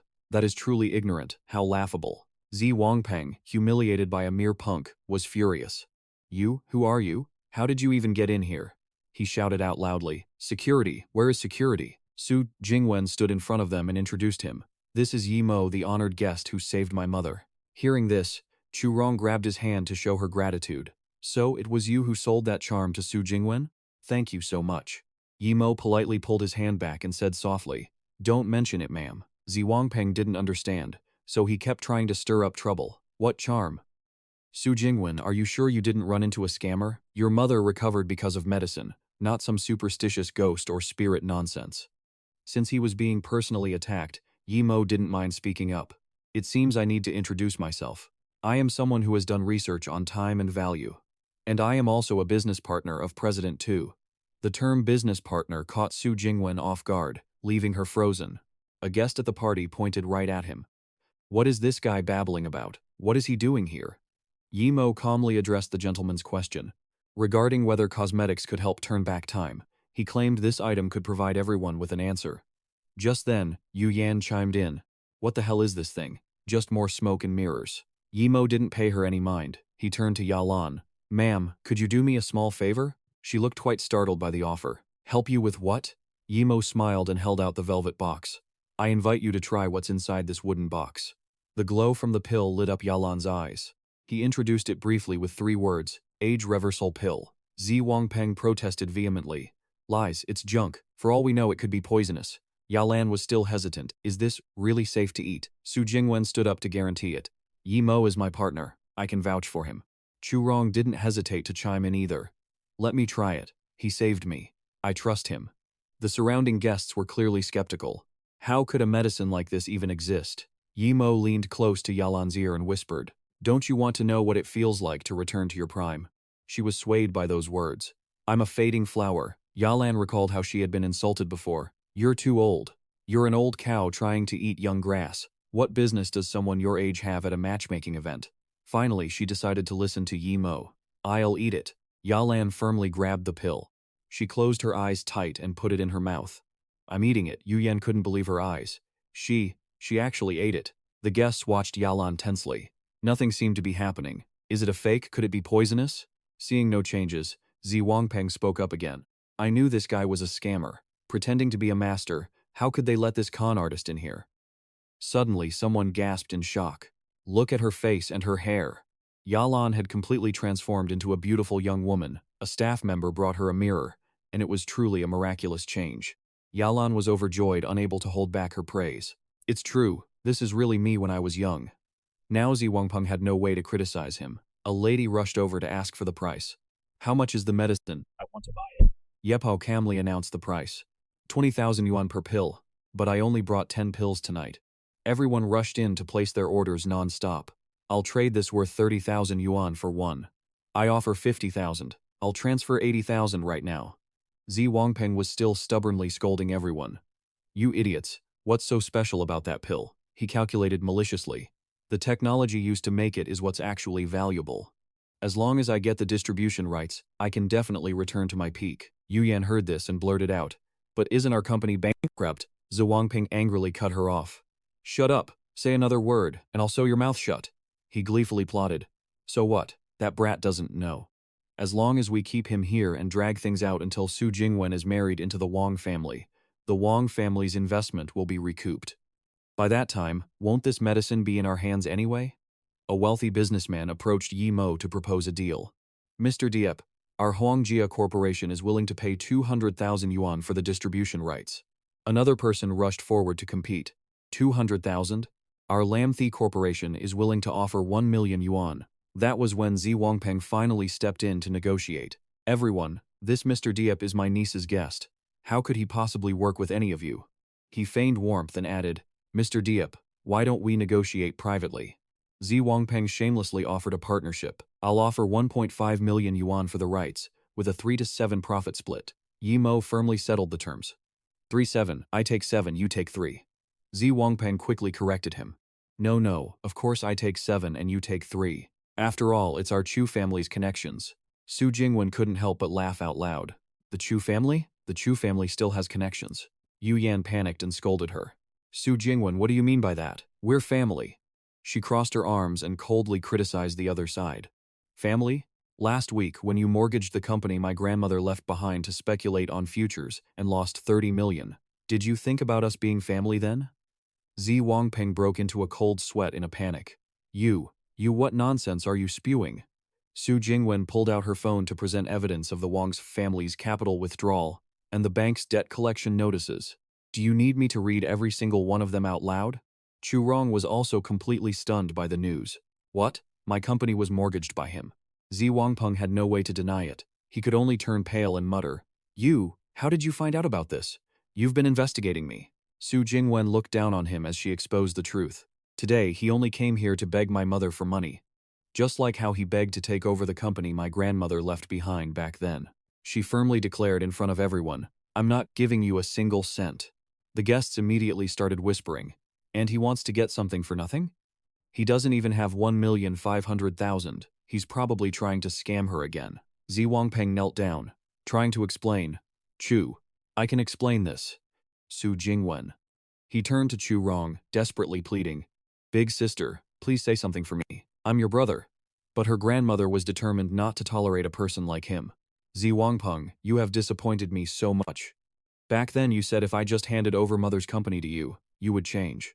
He grabbed onto Yalan's skirt and begged, Sister, you've always loved me the most. Since we were little, no matter what happened, you always protected me. Please, I'm the only son in our family. She coldly criticized him. Zi Wangpeng, you have never cared about our family's bond. But you should never, ever, have recklessly squandered the fortune our mother left behind. Yalan firmly pushed him away. It's come to this. You'll have to face the consequences yourself. Zi Wangpeng turned pale with panic and muttered, No, you can't just abandon me. Finally, Su Jingwen stepped in to handle him. Now you only have two choices. Either be forced to comply with a court order and spend the rest of your life paying off the debt. She bluntly offered another option. Or sell the company to me. I'll pay you 1 yuan for it. Of course, you can ask anyone else if they'd be willing to take this wreck of a company. Zi Wangpeng was stunned, only able to stutter a few words. What? The people around him were all mocking him, saying he brought this upon himself. After handling that, Su Jingwen kindly offered some advice. Yi Mo, there are quite a few capable people here at the banquet tonight. She smiled and offered to help. If you need anything, I can recommend some. Su Jingwen gave him some direct advice. According to my calculations, the agency fee for the medicinal pills is at most 2 million. You can take 80% of the profit. These people are very cunning. You need to choose carefully.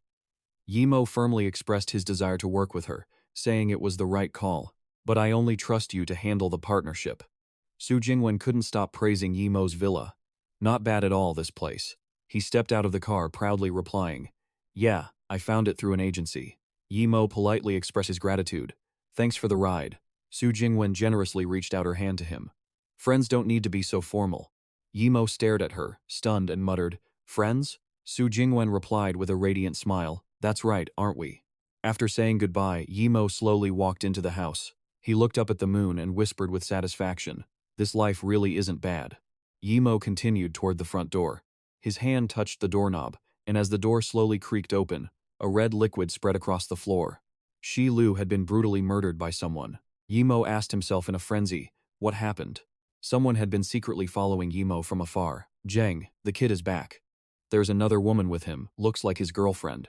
Zheng Wenxiao's voice rang out gleefully. Great. Capture that girl too. Let that loser feel true despair. Young Master Zheng Wenxiao will be absolutely delighted. Yi Mo slowly pushed the door open. Zheng Wenxiao was the mastermind behind it all. I hope he likes the gift I've prepared. He rushed over to Shilu. Yi Mo carefully pulled the blade out of his body and immediately began medical treatment. Still breathing, the healing talisman can still save him. The assassin, who had been lying in wait on the ceiling, jumped down with a gleaming knife in his hand. At that very moment, the assassin struck at Yi Mo, but was stunned when his target vanished. Yi Mo quickly countered, kicking the assassin away, causing him to collapse. The remaining assassins were completely stunned. What just happened? This. Yi Mo calmly ordered Shilu. Get out of here first. Leave this to me. He glared at them. Yi Mo erupted with fury. Are you all going to come at me at once, or are you going to line up to die? The assassins charged at him all at once. Get him. Zheng Wenxiao wants him alive. He dodged the first blade with a sidestep. Yi Mo coldly gathered energy in his hand to strike back. He took down an assassin with a single move. The rest immediately stopped in fear. What the hell is this guy? Yi Mo emphasized every word through gritted teeth. The first one, a guy with a man bun, furiously charged to attack. Damn it, stop being so arrogant. He leaned back to dodge and immediately crippled the man's arm. Yi Mo coldly grabbed the assassin by the neck. He firmly sent him to his grave. Yi Mo lowered his voice and continued counting. 2. The remaining assassins drew their guns to deal with him. Change of plans. Shoot him in the limbs. Yi Mo dodged them all, fast as lightning.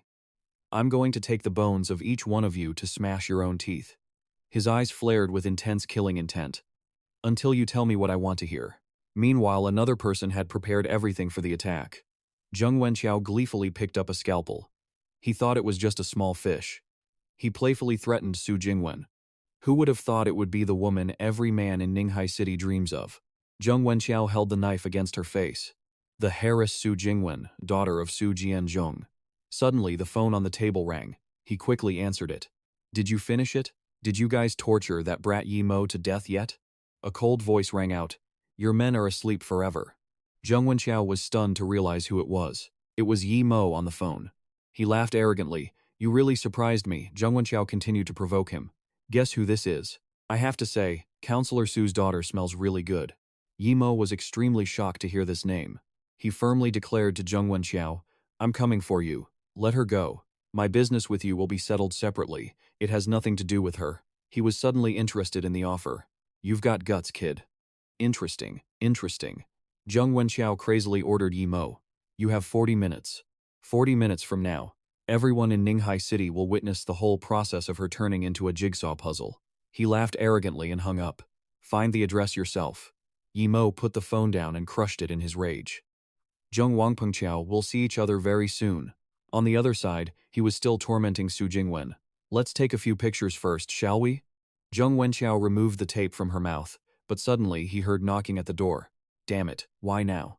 Zheng Wenxiao opened the door, irritably demanding, What is it? His henchman reported in a panic. Young Master Zheng, the warehouse fire suppression system has been triggered. He stormed out, cursing, Damn it, you idiots, didn't you disable all the alarms in the warehouse? What if an inspector shows up? I'll go take a look. You guys stay here and keep watch. The henchman obeyed Zheng Wenxiao's orders instantly. In a daze, Zheng Wenxiao heard sounds of a struggle. Who are you? What are you doing? The room door was kicked open with a bang. Su Jingwen, tied to the table, struggled to lift her head to see, whispering softly before fainting. An hour earlier, Yi Mo had returned. Chu Quan was grumbling in frustration. What a pain. It's late at night, and I still have to deliver these smuggling documents to that kid. I tried calling him, but no one answered. This guy, wait. He carefully checked the paper in his hand. This must be it. 432 Jiangcheng Road. Chu Quan quietly observed the villa ahead, the home of that kid Yi Mo.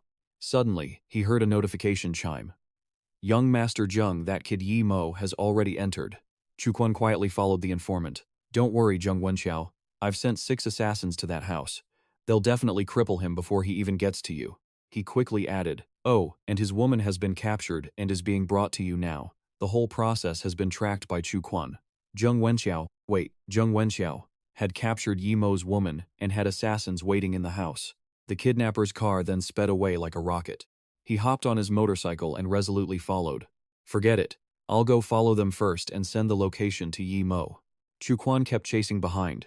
The kidnapper's car stopped at a deserted complex. Yi Mo's voice came through on the other end of the line. Chu Quan immediately reported, "You finally picked up the phone. It seems Zheng Wenqiao has kidnapped your woman. I'm currently tracking them to a villa." Yi Mo coldly recited the address. "Is it number 32 Binhai Street?" Chu Quan was extremely surprised. "How did you know?" As it turned out, he had squeezed the information out of the assassins. "I'll talk. I'll tell you everything. Just stop. Don't hurt me anymore. Let me die." Yi Mo quickly asked Chu Quan for help. "Do me a favor, please. Rescue my girlfriend and get her out of there." As for Zheng Wenqiao, he declared coldly and firmly, "I will personally send him to hell."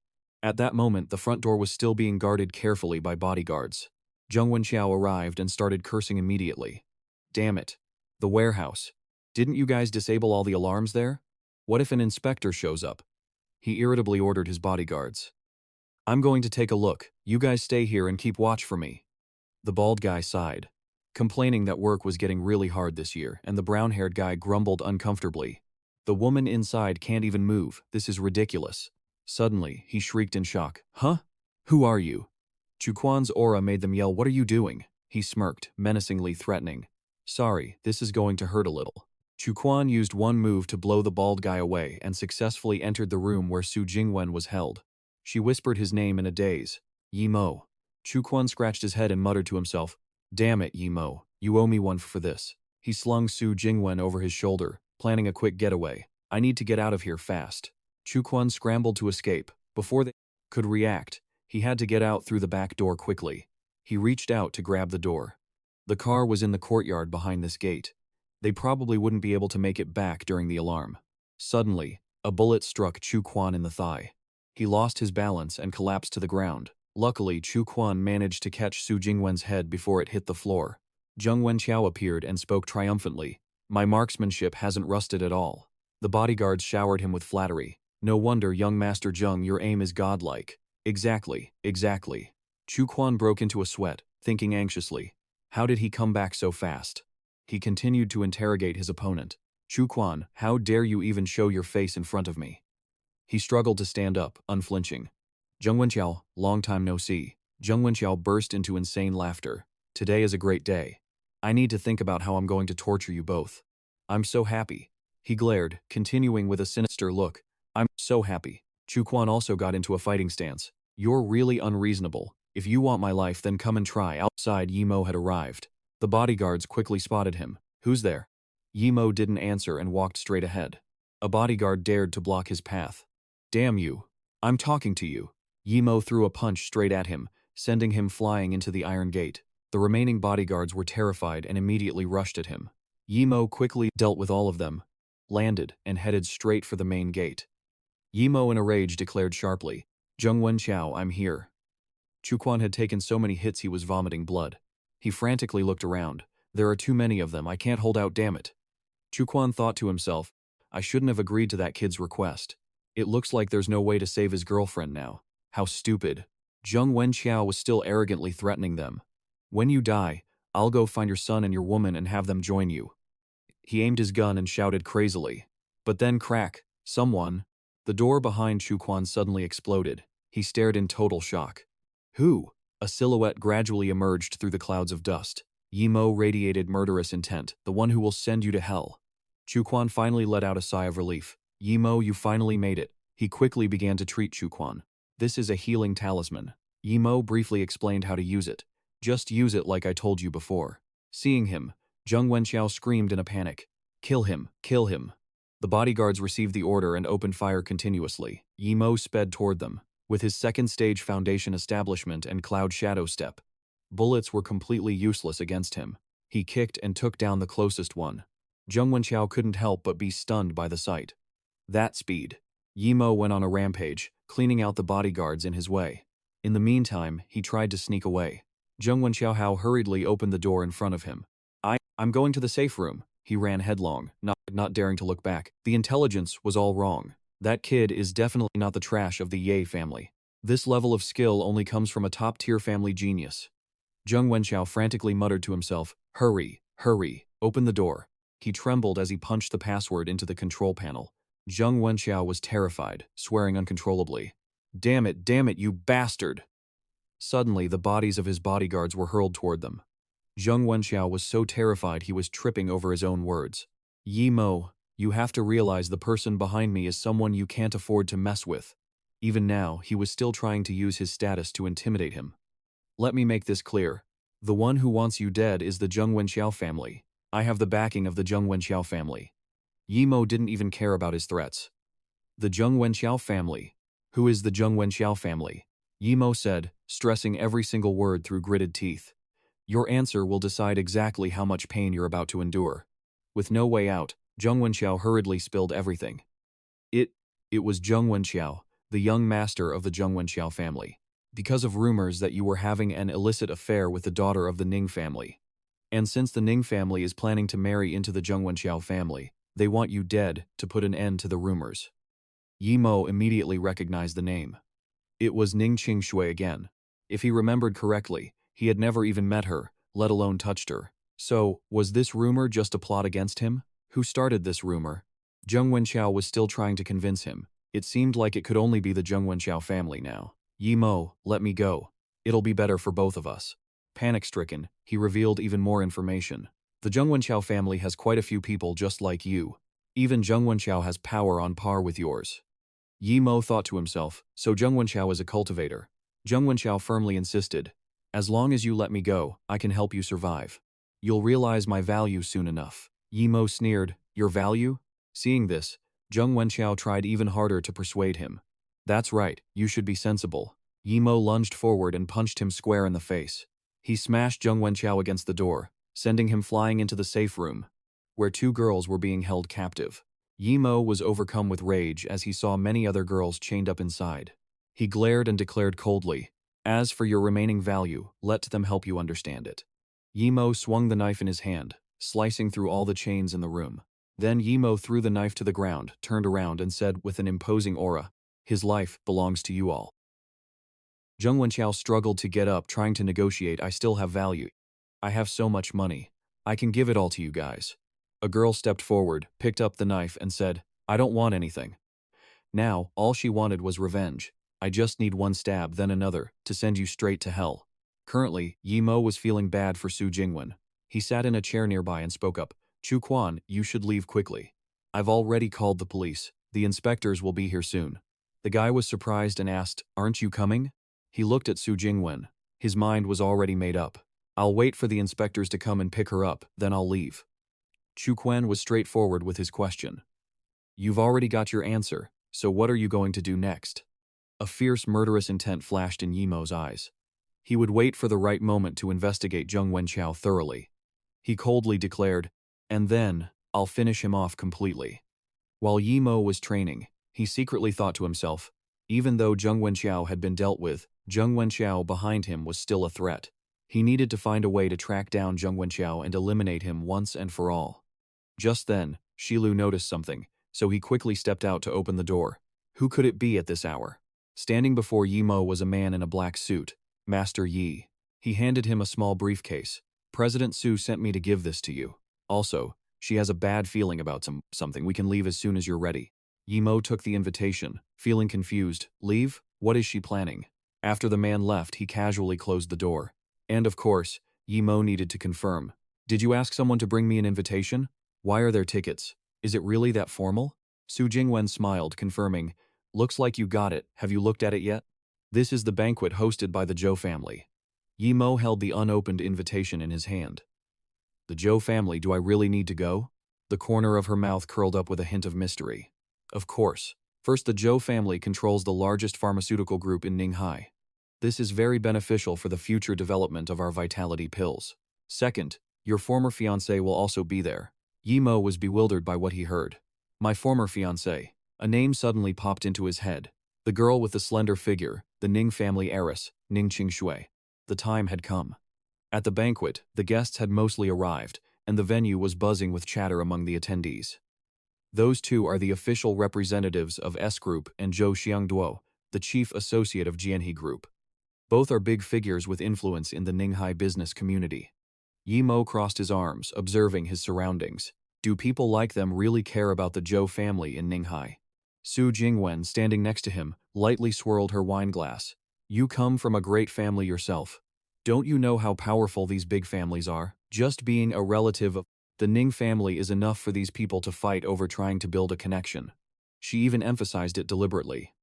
Besides, the person coming today is the Ning family heiress. As soon as she finished speaking, the doors to the main hall opened. Su Jingwen quickly introduced the head of the Zhou family, and beside her was Ning Qingxue. Yimo took one look and realized something. This is spiritual energy. He thought to himself, so this is the person I'm engaged to? The girl was indeed Ning Qingxue, and the woman with her was Zhou Na. Yimo's eyes lit up with scrutiny. She's also a cultivator? Does every great family have its own unique cultivation method? Moreover, she isn't making any attempt to hide the spiritual energy on her at all. Is she that confident? Qingshu gently tucked her hair behind her ear, her eyes appearing somewhat evasive. However, Yimo couldn't stop worrying. She must know all about Zheng Wenqiao's background. I need to find a chance to probe her. Thinking was doing. He followed Su Jingwen and took a step forward to greet them. Aunt Zhou, I hope you're in good health.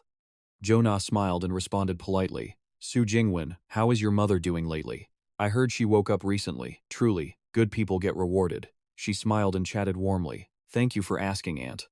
My mother's health has been recovering steadily lately. As she said that, she produced a large jade box. On behalf of my mother, I brought you the latest beauty-preserving pill from our company, with the hope that you will stay young forever.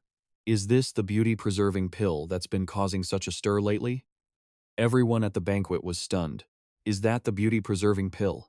I heard this product is selling at an insanely high price, and even then, it's hard to get your hands on a single pill. It's priceless in this market. Qingxue looked at it, completely bewildered. Zhou Na held the jade in her hand and revealed a fact. Its quality was nearly on par with a spirit elixir. The person who refined this pill must have reached an incredibly profound level of understanding regarding alchemy. I've met all the masters in the alchemy world.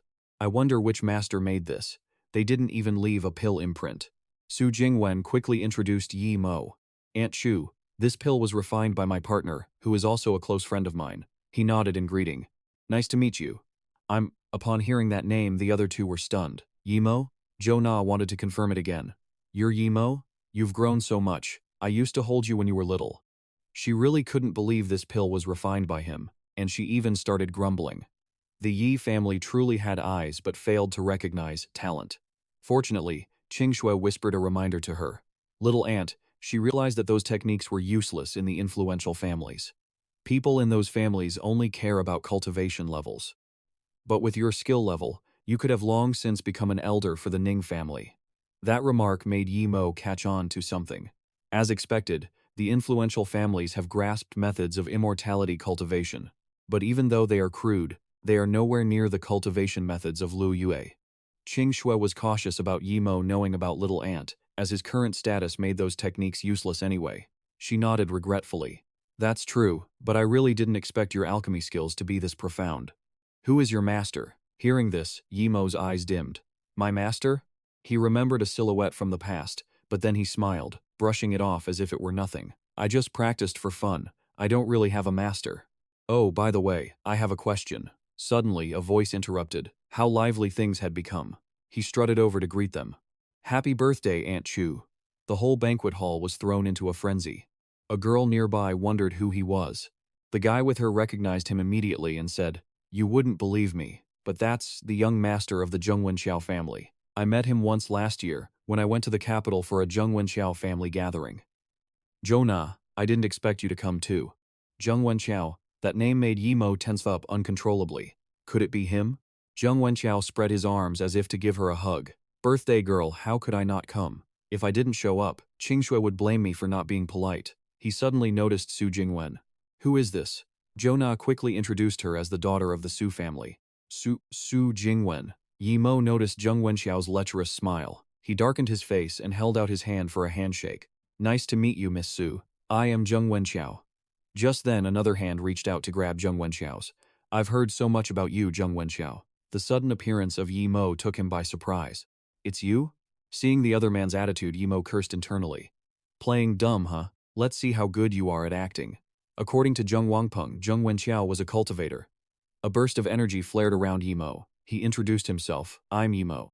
He stood silently, probing the other man's expression. Usually, cultivators intentionally hide their spiritual energy fluctuations to conceal their strength, except in special cases, or when they can't contain their energy, causing fluctuations. But right now, Yimo's energy had already penetrated the other man's body. As soon as he looked inside, he was stunned. Nothing. There was no spiritual energy in his meridians. Zheng Wenqiao was not a cultivator. Zheng Wenqiao quickly pulled his hand away and stammered, Yimo? He rubbed his wrist, trying to regain his composure. Mr. Yi, it's a pleasure to meet you. Zheng Wenqiao hurriedly changed the subject. Qingzhou, have you been doing well lately? Yimo didn't say a word, just quietly watching his back. Strange. His heart was filled with countless doubts about the man. His meridians showed no sign of fluctuation. He didn't seem like he was lying. Looking at that calm expression, Yimo was skeptical. Besides, when he heard his own name, the man showed no murderous intent. Could it be that it wasn't him? After a while, he quickly headed into the main hall. The crowd was sitting around, chatting and enjoying their food. The butler stepped forward, announcing in a loud voice, "Dear guests, after dinner, the head of the Chu family has prepared a dance for you all. Please proceed to the ballroom." Everyone headed toward the grand hall. Yimo was still lost in thought about what happened earlier. Zheng Wenqiao wasn't a cultivator. Could Zheng Wangpeng have lied to him? He couldn't help but feel uneasy. Why would he lie to him? At this moment, Su Jingwen seemed to notice Yimo. Suddenly, a man approached her. "Excuse me, would you care to dance with me?" But the invitation was immediately rejected. "Sorry, I'm not interested." The man's friend saw this and whispered to him, "Are you crazy? That's Su Jingwen. The daughter of the Su family isn't someone you can mess with." Su Jing walked away, ignoring the gossip. In the last few years, she had rejected many men, even the eldest son of the Fang family. The man in red sighed. "Forget it. I haven't seen her approach any man on her own in years." But then something made the guy in green jump. "Wait, look there." The man in red looked over and was equally stunned. Oh, Qingshu quickly turned her eyes that way too. "Oh?" Yimo, who was walking, was suddenly called out. Yimo Su Jingwen held out her hand slightly, smiling as she said to him, "May I invite you to dance with me?" Everyone was shocked by the scene. How is that possible? Zheng Wenqiao was walking toward his car. Two bodyguards bowed respectfully to him. Young Master Zheng Wenqiao, Wang Peng, got into the car. Before leaving, he ordered his subordinates to clear the area. Everyone followed the order immediately. Once that was done, Zheng Wenqiao quickly left. The man with blonde hair said to his teammate, "There he goes again.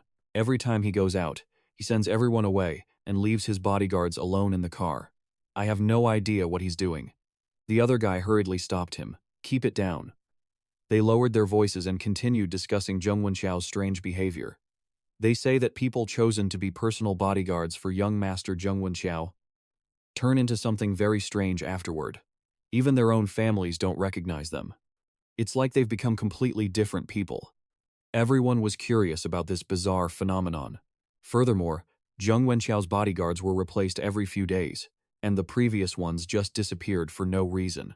Inside the car, Zheng Wenqiao was suddenly slapped hard. He winced, clutching his face, and took the scolding in silence. "You idiot! How dare you shake hands with another woman right in front of Qingshui?" Zheng Wenqiao didn't get angry. Instead, he said fearfully, I'm sorry." The other person suddenly activated a ring on his finger. The bodyguard's face suddenly distorted. "If you weren't still useful to me, you wouldn't have made it this far." The figure of someone else appeared. "But if you can't even handle these simple things..." Zheng Wenqiao dropped his act, snapping irritably at the impersonator in front of him. "Then you can only pray that your death won't be too ugly."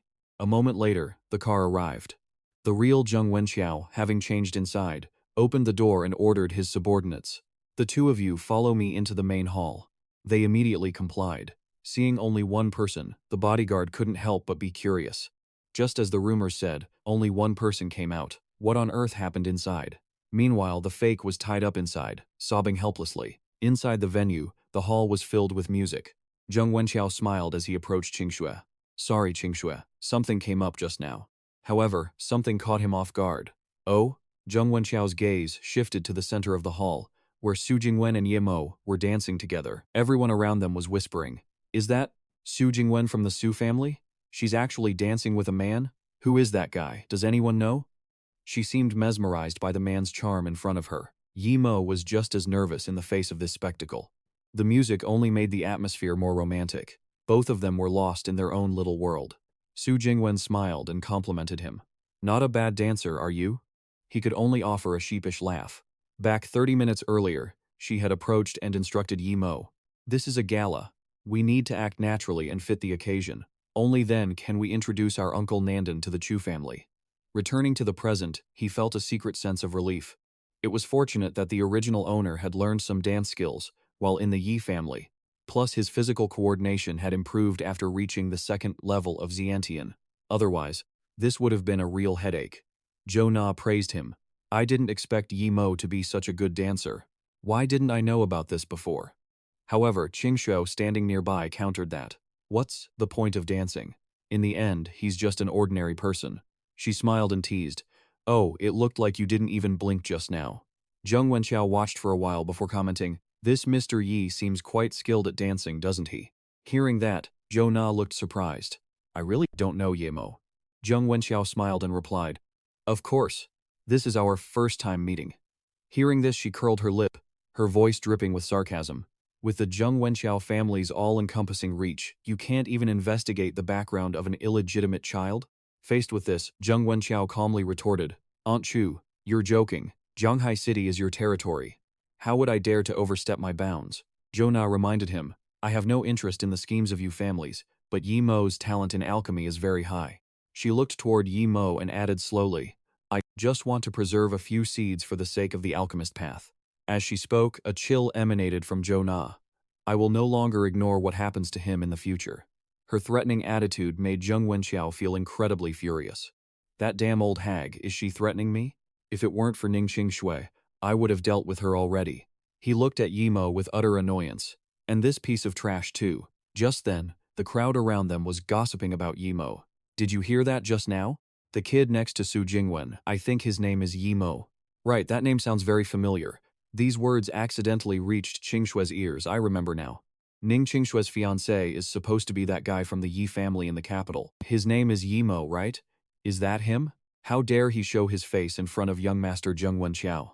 The crowd kept dragging Ye Mo's name through the mud. It's understandable, one thought. If I were Ye Mo, I definitely wouldn't be willing to let go, especially since he almost captured the heart of the heavenly beauty Ning Qingshui. Of course, now that he's been kicked out of the Ye family, he can only rely on the influence behind Ning Qingshui to turn things around. He must be using Ning Qingshui's status to catch a chance to return to the family stage. Otherwise, how could he have gotten in here?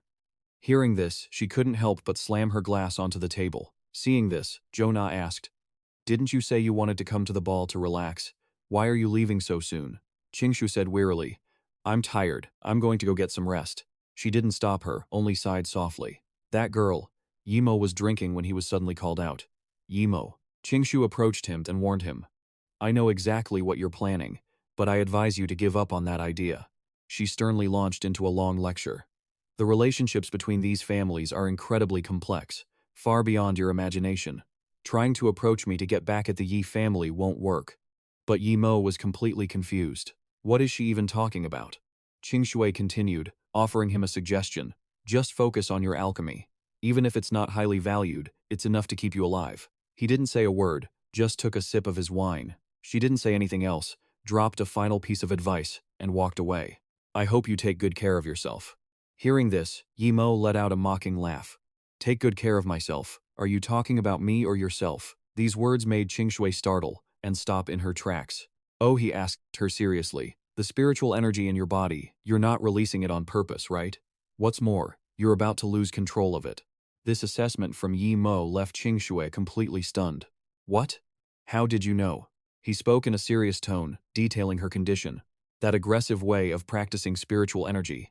Although it absorbs quickly, it's basically a death warrant. In other words, your body can't hold out much longer. This speculation from Yi Mo left her in shock. You're just an ordinary person, how could you know this? Facing her attitude, he replied calmly, I don't just know it, I can help you resolve the trouble inside your body. However, Qingshui remained somewhat skeptical. Why should I trust an ordinary person like you? Yi Mo didn't bother to pressure her. You don't need to trust me, because I'm not the one in a rush. He added a quiet warning. Your remaining time is already running short. Yi Mo leaned in closer, his voice dropping to a whisper as he made his offer. Think of this as a transaction. I need you to do something for me. Seeing that Qingxue didn't refuse, he finally revealed that he was gifting this to Zheng Wenqiao. Just then, Zheng Wenqiao was staring intently at the two of them. His expression twisted with intense fury at the scene. Outside the estate, Ye Mo and Su Jingwen were finally heading home, when suddenly, someone called out to stop him. Zhou Na smiled as she made a proposal to the pair. Su Jingwen, I'm very interested in the beauty-preserving pill the two of you have. Could we possibly discuss a trade? Seeing this, the three of them left together. As they walked, Ye Mo spoke up to ask, Madam Chu, you wouldn't have sought me out just for the beauty-preserving pill, would you? How could you be so formal? By seniority, you should call me Auntie, shouldn't you? Zhou Na replied with an awkward smile. Upon hearing this, the woman smiled faintly. I am no longer a member of the Yi family, so I dare not. This attitude left Zhou Na feeling helpless. You and Qingxue are truly cut from the same cloth. Yi Mo looked blankly at her. She spoke softly, recounting the situation. Both of you are people sacrificed by your families. After Qingxue's parents passed away, her freedom has always been shackled by the Ning family. Every ounce of her freedom is controlled by the head of the Ning family, her own uncle, including the freedom to choose her own spouse. Zhou Na's face lost its playful smile. Fortunately, Qingxue was chosen by an ancient martial arts family backing the Ning clan, giving her the qualification to become a legendary cultivator. But a wealthy family is still a wealthy family. If one doesn't transcend the realm of ordinary people, one can never escape the influence of the Ning family. This information left Su Jingwen stunned. A transcendent cultivator? Yi Mo also began to ponder this. Transcending probably referred to the third stage of cultivation. The gap between those before and after the third stage is as vast as heaven and earth. He seemed to grasp Qingxue's situation. Because she was desperate for quick results, Qingxue chose a technique no one had ever used before, which led to her body constantly weakening, essentially trading her life for cultivation power. Yi Mo turned to Zhou Na curious. Madam Chu, why tell me all this? She replied with a weary look.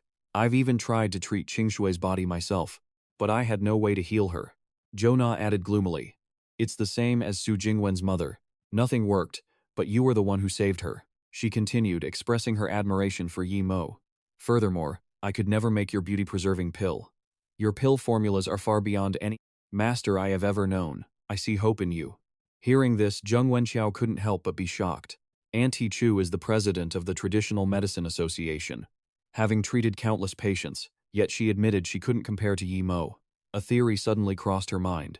Yi Mo doesn't just refine pills. He can also craft talismans and all sorts of things. Could it be that Yi Mo is one of those legendary cultivators? Yi Mo said nothing, lost in deep thought. He understood the situation Zhou Na was describing. That's right. Compared to the cultivation systems of the Luo Yue continent, this side was far too backward. She changed the subject. Of course, I am extremely interested in your beauty-preserving pill. This time I represent the Chu family company and would like to enter into a close partnership with you both. Hearing the offer, Su Jingwen happily hugged Zhou Na. With Auntie Chu's protection, our profits from the beauty-preserving pill could increase tenfold. She couldn't help but scold her playfully, you little money grubber. But then, Zhou Na's mood darkened when mentioning Qingxue. But in the future, if there's a chance, I hope you can save Qingxue. In truth, she is a very gentle and sensitive girl. She continued, revealing the truth. Years ago, she was the one who opposed the annulment of the engagement.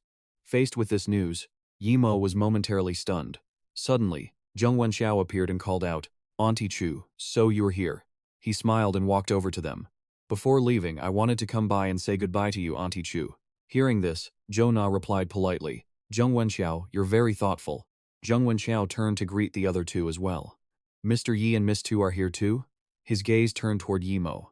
Meeting Mr. Yi today felt like meeting an old friend. Zheng Wenqiao twisted his hand toward him and said, I hope we can meet again soon, Mr. Yi. Yi Mo quickly responded, Of course, I believe our next meeting will be very soon. Both men shook hands firmly. Suddenly, something made Yi Mo startle. At that moment, he felt a powerful surge of energy radiating from the other man. Strange, he has spiritual energy in his body. After that, Zheng Wenqiao returned to his car. The bodyguard beside him spoke up to inform him, Young Master Tong, the gift that Miss Ning asked me to give you is already in the car. Looking at the gift inside, Zheng Wenqiao was momentarily delighted. Oh, Qingxue got me a gift? He was curious about the butterfly inside the box. A paper butterfly? What's the meaning of this? After looking, Zheng Wenqiao tossed it to his assistant and ordered, Forget it. Just take the gift for now. Don't touch it randomly. Did you hear me? The man replied, terrified. Understood, understood. At that moment, a sinister smile appeared on his face. That trash Zheng Wenxiao failed to get the job done. Do I really have to do it myself? I thought Yimo might have some tricks up his sleeve, but he's still just trash. Zheng Wenxiao touched the ring on his finger and muttered, Chu, Yimo. A surge of energy immediately enveloped him. Just you wait. Zheng Wenxiao's face suddenly shifted into the likeness of Yimo. I will make Ningqing Shui kill you herself. The assistant beside him couldn't stop trembling at the sight, but they didn't notice the glowing butterfly inside the box. In a high-rise building amidst the bustling city, Yimo stood on the rooftop, looking out over the city. He held a butterfly just like the one Zheng Wenxiao had, and thought to himself, Zheng Wenxiao, I've already told you. The corner of Yimo's mouth curled up. We will meet again very soon. Yimo watched the blue butterfly fly away. The tracking talisman only pointed toward this building and then stopped, proving that the target was inside this building. After learning the direction Zheng Wenxiao had taken, he muttered, and this building seems to be the property of the Tong family. A moment later, Yimo leaned forward, his entire body leaping downward. Time to make my move. Elsewhere, Zhou Na was admiring the items behind the glass display. Golden profound flower, a metal element plant, blooms once every 3 years. Water spirit grass, a water element plant, blooms once a year. She pondered, in just a few days, it will be time for the harvest. By then, I can participate in the cultivator gathering in 3 months to trade for resources. Suddenly, a wave of energy surged forward, putting Zhou Na on high alert. Oh, who's there? She felt a thick, suffocating bloodlust with every word the stranger spoke. It's no wonder you were once the top prodigy of the 100 Herb sect, the man sneered, his face twisted in disgust. Even with your severe injuries and your power level having plummeted, he added softly, your sensitivity to spiritual energy hasn't faded one bit since those days. Seeing the outfit the intruder wore, Zhou Na's expression darkened. A cultivator. She demanded loudly, who are you people? What do you think you're doing, breaking into my home? But internally, Zhou Na was already calculating. She might barely be able to escape if there were only one of them. Suddenly, another voice echoed from a different direction. Master Chu, your mind is in chaos. Are you really trying to run away? A large, burly monk stepped into view. The Buddha teaches that even a lion must use its full strength to hunt a rabbit. Even though Master Chu's strength is less than 1% of what it used to be, it's still best if we two brothers join forces just to be sure. Hearing this, Zhou Na retorted with a mocking laugh. So, 2 cultivators came for me? You guys really do think highly of me. She composed herself and got straight to the point. I don't know what brings you 2 masters here today, but what is your objective? Qinmu smiled and made his request. Amitabha. We are here today to invite Master Chu to come with us. We truly hope you won't make things difficult for us. Seeing this, Yunkai spoke up arrogantly. Brother, stop wasting your breath on her. Let's just break her limbs and drag her away. Realizing their intentions, Zhou Na immediately activated her demonic energy. What kind of person do you think I am? The flower before her instantly burst into bloom, releasing a thick, pungent scent. Since you've come, then you might as well stay here forever. The 2 men immediately covered their noses. What is that? They quickly realized something was wrong. Oh no, it's poison. But in that moment, Zhou Na began searching for an escape route, holding a soul-cleansing herb in her mouth to ward off the toxic fumes. She had cultivated this overlord flower herself. The poison it released was enough to take down an elephant. That should hold them off for a while. She hurriedly slipped into the thick fragrance, needing to use this time to escape quickly. She knew she couldn't win against these 2 cultivators. Suddenly, a massive shadow lunged toward Zhou Na. She jolted to a stop in shock. Before she could react, her entire body was restrained by the shadow. Could this be a Dharma projection? She stared in shock at the shadow before her. Are you from the hidden sect? The man nodded slightly. Correct. I am from the very same hidden sect that wiped out the 100 Herb sect years ago. Zhou Na struggled, demanding, just who are you? Your people haven't even arrived yet. You shouldn't have emerged into the world, she said. But as she got a clear look at the man's face, she froze. You. Why is it you? Zheng Wenxiao was currently wearing the appearance of Yimo to deceive Zhou Na. Why wouldn't it be me? Surprised to see me, aren't you? Elsewhere, at the Chu estate, a bored bodyguard yawned. Shift change. What do you want to eat later? His partner suggested, let's have some hot pot tonight. It'll be nice and warm. Sounds good.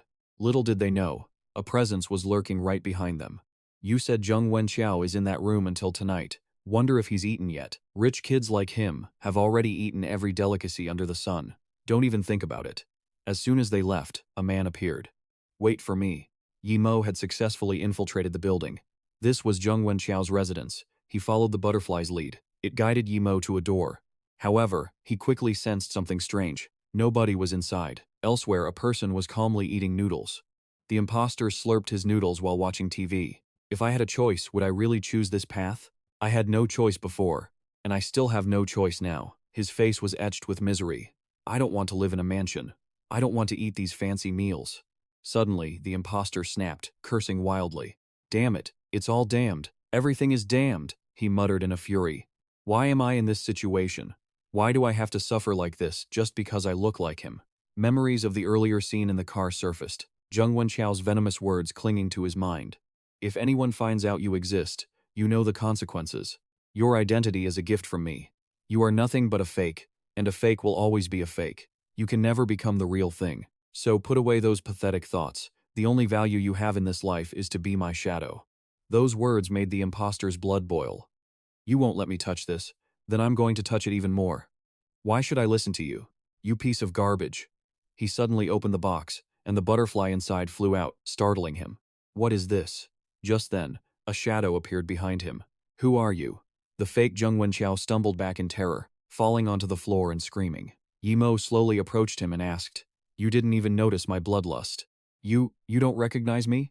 The imposter stammered in fear. You're Yi Mo. What do you want at today's banquet? I'm Zheng Wenqiao of the Tong family. Stay away from me. Hearing this, the truth was laid bare. Wrong. You're a fake. Tell me.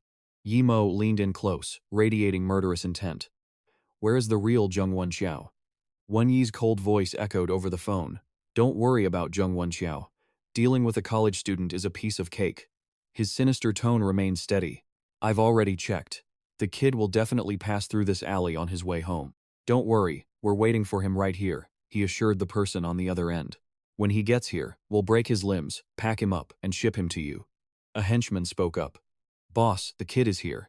Yi Mo walked casually toward the group, thinking to himself, so this world actually has spiritual energy. Could it be that behind these so-called great families, there are cultivators of at least the fourth stage? Thoughts flooded his mind like a torrential storm. Spiritual artifacts possess various unique abilities. These items are crafted in environments rich in spiritual energy. Because of this, they store spiritual energy within them. The quality of the item depends on how much energy the craftsman can retain during the creation process. The thoughts continued to race through his mind. But only fourth-stage cultivators have the skill to forge them. That's when the control of spiritual energy becomes extremely precise. In this world, spiritual energy is so thin it can't support forging. Unless, Yi Mo guessed silently that the family is sitting on a spiritual spring. A detailed plan had already formed in his mind. Once he dealt with Zheng Wenqiao, he had to hurry to Lu Snake to find the spirit spring and raise his cultivation level. Wen Yi spoke up. Hey, these thugs are standing there like they're ready to tear you apart. Wen Yi's voice was filled with cold disdain. Listen, brat, we've been waiting for you for a long time, he said contemptuously. Someone put a price on your legs. Are you going to do it yourself, or should we help you? Responding to that arrogant demeanor was a somber gaze and a purple light that enveloped Yi Mo's entire body.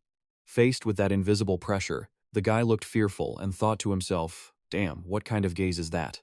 Outwardly, he still stubbornly ordered his subordinates, beat him to death.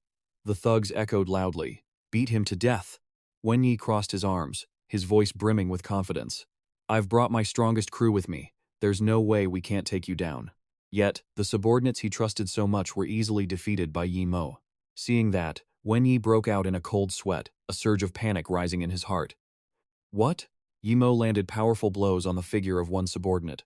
Then he delivered a crushing strike to another. Wen Yi couldn't believe his eyes, wondering to himself, no way, is this guy even human? Yi Mo grabbed one subordinate by the collar and asked in a low, grim voice, which one of you ordered your men to come after me? Back at Zhou house, Qingshu stood still, staring fixedly at something. The secretary reported, Ms. Ning, I've retrieved the surveillance footage from the rooftop. The video shows two people, Yunkai and Qin Mu. He added that this group had broken over the wall around 1 o'clock this morning, and then, a conflict occurred in the rooftop greenhouse of the Chu family. Due to limited surveillance coverage, it could only be assumed that the head of the Chu family had been kidnapped. The secretary's voice remained flat. Although only part of the footage was recorded, the sequence of events was very clear. There were 3 attackers, and the face of one of them had been captured clearly by the screen. Finally, he concluded that it was one of the guests from that day. This statement made Qingshue's face change color, and she whispered a name in her heart, Yi Mo. The soft sunlight highlighted the beauty of the house. Qingxue gripped her phone tightly, her eyes reflecting deep thought. She looked at the photo on her phone, thinking to herself, number 432 Jiangcheng Road, this must be it. A wave of indignation welled up in her heart. How dare Yi Mo lay a hand on her family? A person wrapped in bandages stepped out and asked her politely, "May I ask, are you here to see young Master Yi?" Qingxue asked directly, "Are you all Yi Mo's subordinates?" In her heart she silently assessed, he even has subordinates. It really was him who did that to my aunt. The man invited her inside with great respect. The young master is in the courtyard. She looked around the house, thinking to herself, he actually has so many men, even if they are just ordinary people. Wen Yi handed him a cup of water with both hands, his voice full of respect. "Young Master Yi, is the temperature right?" Qingshue's voice rang out. Yi Mo answered indifferently. Ning Qingxue, enraged, shouted without any restraint, "Yi Mo, even if you are just a regular person, have your men release my aunt safely, and I might let this slide." Yi Mo's expression shifted. He asked back, "My subordinates? My aunt? What are you talking about?" Qingxue questioned him firmly. "What exactly do you want by kidnapping my aunt?" Yi Mo's gaze grew cold. He asked her, "Are you saying the head of the Chu family was kidnapped and you suspect me?" This question was like adding fuel to the fire. Qingxue pulled out the video to confront him. She shouted, "Stop playing dumb. I have the surveillance footage in my hand." It was truly unexpected that all his crimes had been recorded so clearly. The video clearly showed Yi Mo grabbing Qingshue's aunt by the throat and lifting her up. On his lips was a cold smile, tinged with a bit of excitement. Watching the video triumphantly, he thought to himself, he actually used my face to kidnap Chu? Looks like he used some kind of spiritual energy to do it. "Zheng Wenqiao, are you trying to stir up conflict between me and Ning Qingxue?" Qingxue was ready to attack him. She ordered him to hand over her aunt immediately. "Otherwise, I'll let you taste the power of a cultivator." Facing her fury, Yemo calmly explained, "The time was 1:30 in the morning, and I was not with your aunt. I know you won't believe me, but the people Zheng Wenqiao sent can testify for me." Now she asked in surprise, "The people Zheng Wenqiao sent? Aren't they your subordinates?" When Yi held up his phone, his voice still respectful. "This is our chat history with Zheng Wenqiao, proving that the young master was indeed with us last night. Zheng Wenqiao told us to hit the young master. To invite the young master home for tea, and then he personally led the young master away." Only then did Qingshuo calm down enough to ask clearly, "Then how do you explain your face appearing on the surveillance camera?" He didn't rush to explain but held out his phone, saying, "As it happens, I also happened to record a video at another location." The fake secretary bowed his head, his voice ringing out steadily from the phone. "This was originally to collect and back up evidence. If you don't mind, you can take a look. I usually help Zheng Wenqiao check the surrounding security. Today, when he appeared at the reception, I went in his place." He continued to recount the incident. Then he used the ring on his finger to change his appearance and disguised himself as a subordinate. He stayed by my side until he was sure it was safe before revealing his true self. Qingshui couldn't hide her astonishment. She exclaimed, "Zheng Wenqiao has the ability to change his appearance." Yimo slowly explained, "He possesses a spiritual artifact that can alter one's look." She covered her mouth as if to hide her shock. She gasped, "A spiritual artifact? These items are extremely precious, even in our noble families. They are unique items passed down through generations. Zheng Wenqiao, he actually has one," Yimo speculated. "It seems his plan was to impersonate me, kidnap your aunt, and then kill me. That way he could frame me for what happened to your aunt. Dead men tell no tales." Qingshui prepared to run off to find him and settle the score, her voice filled with rage. "I'm going to find Zheng Wenqiao. I'm not finished with him." But Lu Yemo held her back. "If we strike now, we'll just be stirring the hornet's nest." The girl, clearly agitated, fired back. "So what are we supposed to do then? We can't just sit here and wait to be slaughtered." Lu Yemo said, his voice calm and steady. "If he already has a plan, we might as well use it against him." His voice dropped low, full of intent. "Let's turn the tables on him." The man being choked let out a muffled, strangled sound before collapsing, lifeless. Zheng Wenqiao exclaimed excitedly. The taste of an ordinary person is truly mediocre. Tell me, is everything prepared with Qin Mu? He stepped forward and spoke slowly. Right now, an ordinary person's life energy isn't strong enough to withstand the side effects of training according to Zheng Wenqiao's method. Qin Mu spoke in a steady tone. Fortunately, once Zheng Wenqiao absorbs the vitality of the Luo Yue 100 herb sect, he can join the ranks of cultivators and use the spirit shadow as he pleases. That woman's junior disciple has already been taken care of, so Zheng Wenqiao can consume it at any time. Zheng Wenqiao's eyes flashed with madness. His voice filled with undeniable ambition. Once I successfully train to the first stage, I'll have a seat on the Zheng Wenqiao family's council of elders. When that time comes, I will definitely ask my master to recommend you all for entry into the hidden sect. Qin Mu smiled warmly, his voice a mix of gratitude and reverence. My disciple and I thank you, young master Zheng Wenqiao. Yun Kai asked Zheng Wenqiao, young master Zheng Wenqiao, the powerful men over there said they captured Yi Mo last night, and want to know how you'd like to handle it. He couldn't hide his joyful laugh. Excellent. Order them to take him to Guyan Temple. Remember, do not let him die. I want him alive. His eyes glowed with a terrifying coldness, his voice filled with chilling cruelty. I will personally cut out his tongue, and then hand him over to Ning Qingxue. At Guyan Temple, the henchmen stood in the courtyard like guardian statues. Zhang's was shouting loudly to assert his authority over them. Stop with the chatter. Zheng Wenqiao is paying us to stand guard here, not for you all to sit around and shoot the breeze. One of the men couldn't stand his arrogance. He muttered under his breath, looking at his small task as if it were a grand mission. Suddenly, someone shouted, Young master, Zheng Wenqiao is here. His voice was full of subservient flattery. Greetings, Zheng Wenqiao. He bowed low and asked fawningly, Young master Zheng Wenqiao, why did you have to come and supervise personally? Please, rest assured, we have been guarding this place very carefully. In response to that enthusiasm, Zheng Wenqiao just coldly ordered, Zhang Sheng, you and everyone else, ditch your communication devices. Then wrap up the person inside and bring him with you. Follow me down the mountain. At that order, Zhang Sheng was caught off guard and asked, Huh? Throw away our devices? Are you asking us to? That question directly enraged the young man. He sternly challenged, What's the problem? Do I need your permission to do things now?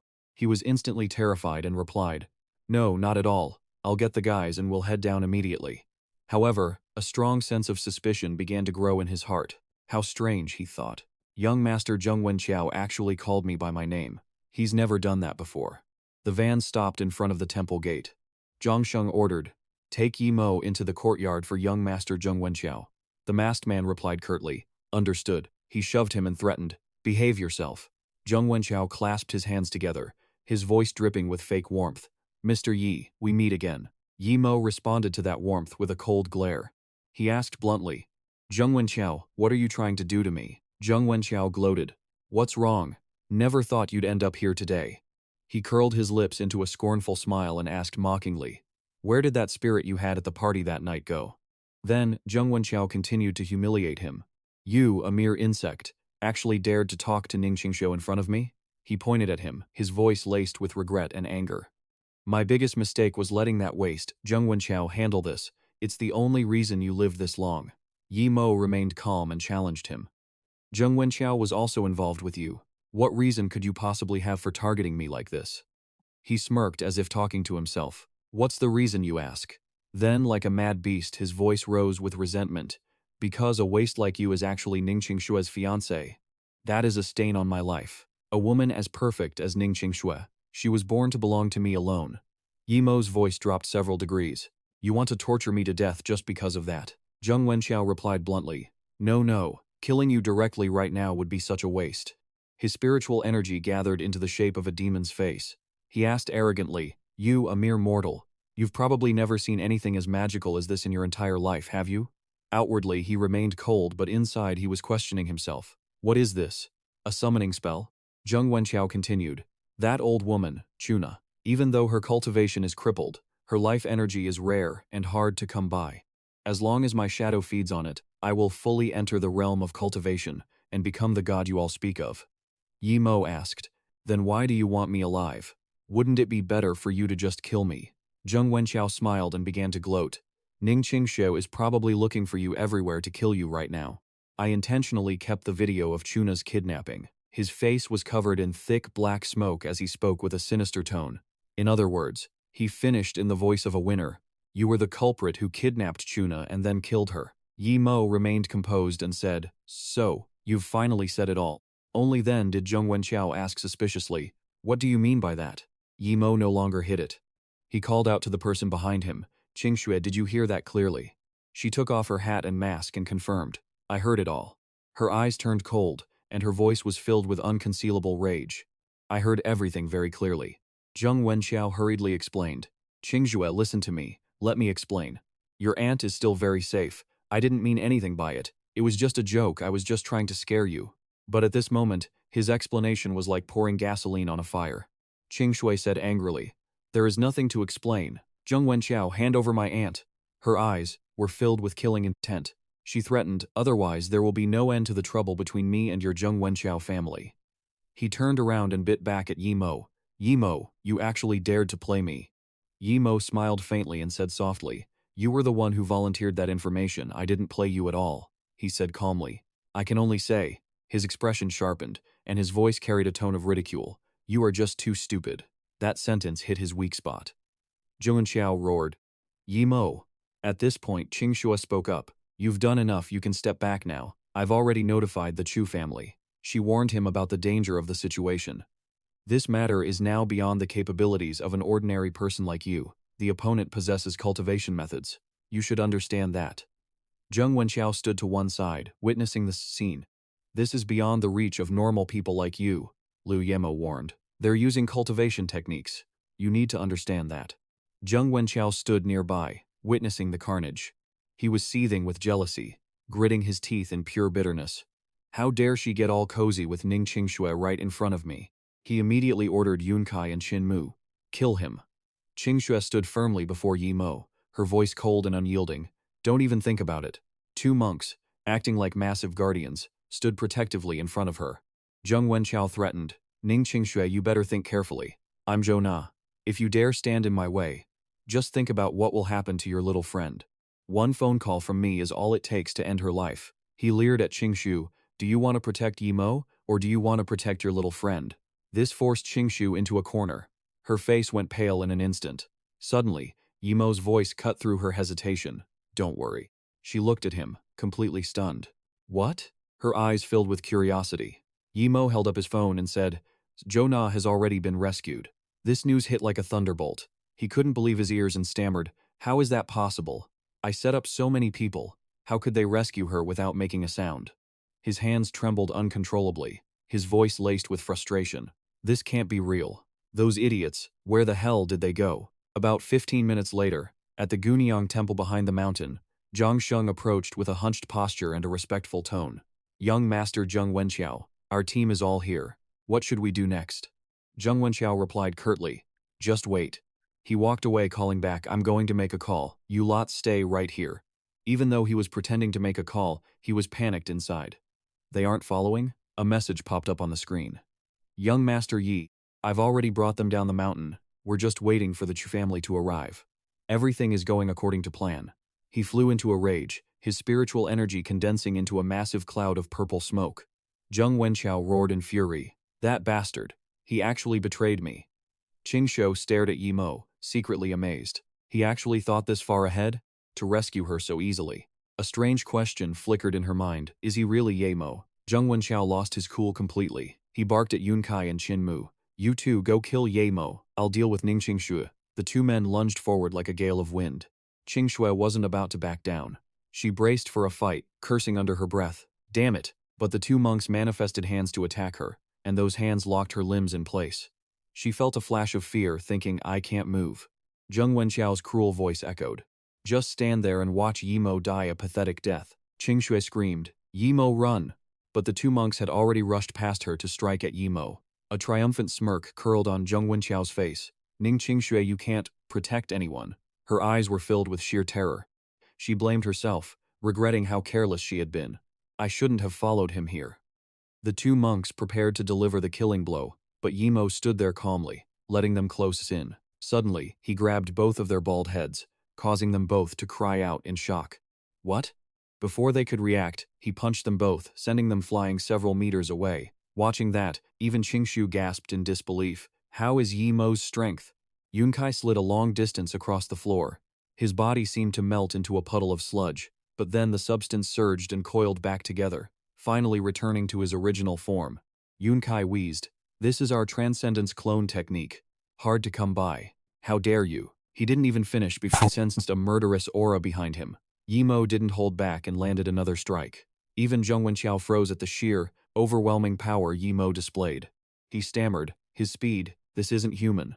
His voice trembled. Yi Mo, you are a cultivator. Qingshu was still stunned. What? Yi Mo is a cultivator too. He walked toward Zheng Wenqiao, his voice steady and cold. Actually, I've been looking forward to meeting you. Spiritual energy swirled around his clenched fist as he recounted everything Zheng Wenqiao had done to him. Sending me to prison, sending people to deal with me, arranging for people to ambush me, kidnapping my friend, and hurting my dog. His voice became more intense, filled with loathing for the man who had been buzzing around him like a persistent fly. Finally, all his pent-up rage boiled down to one sentence. I've been wanting to swat you like the fly you are for a long time.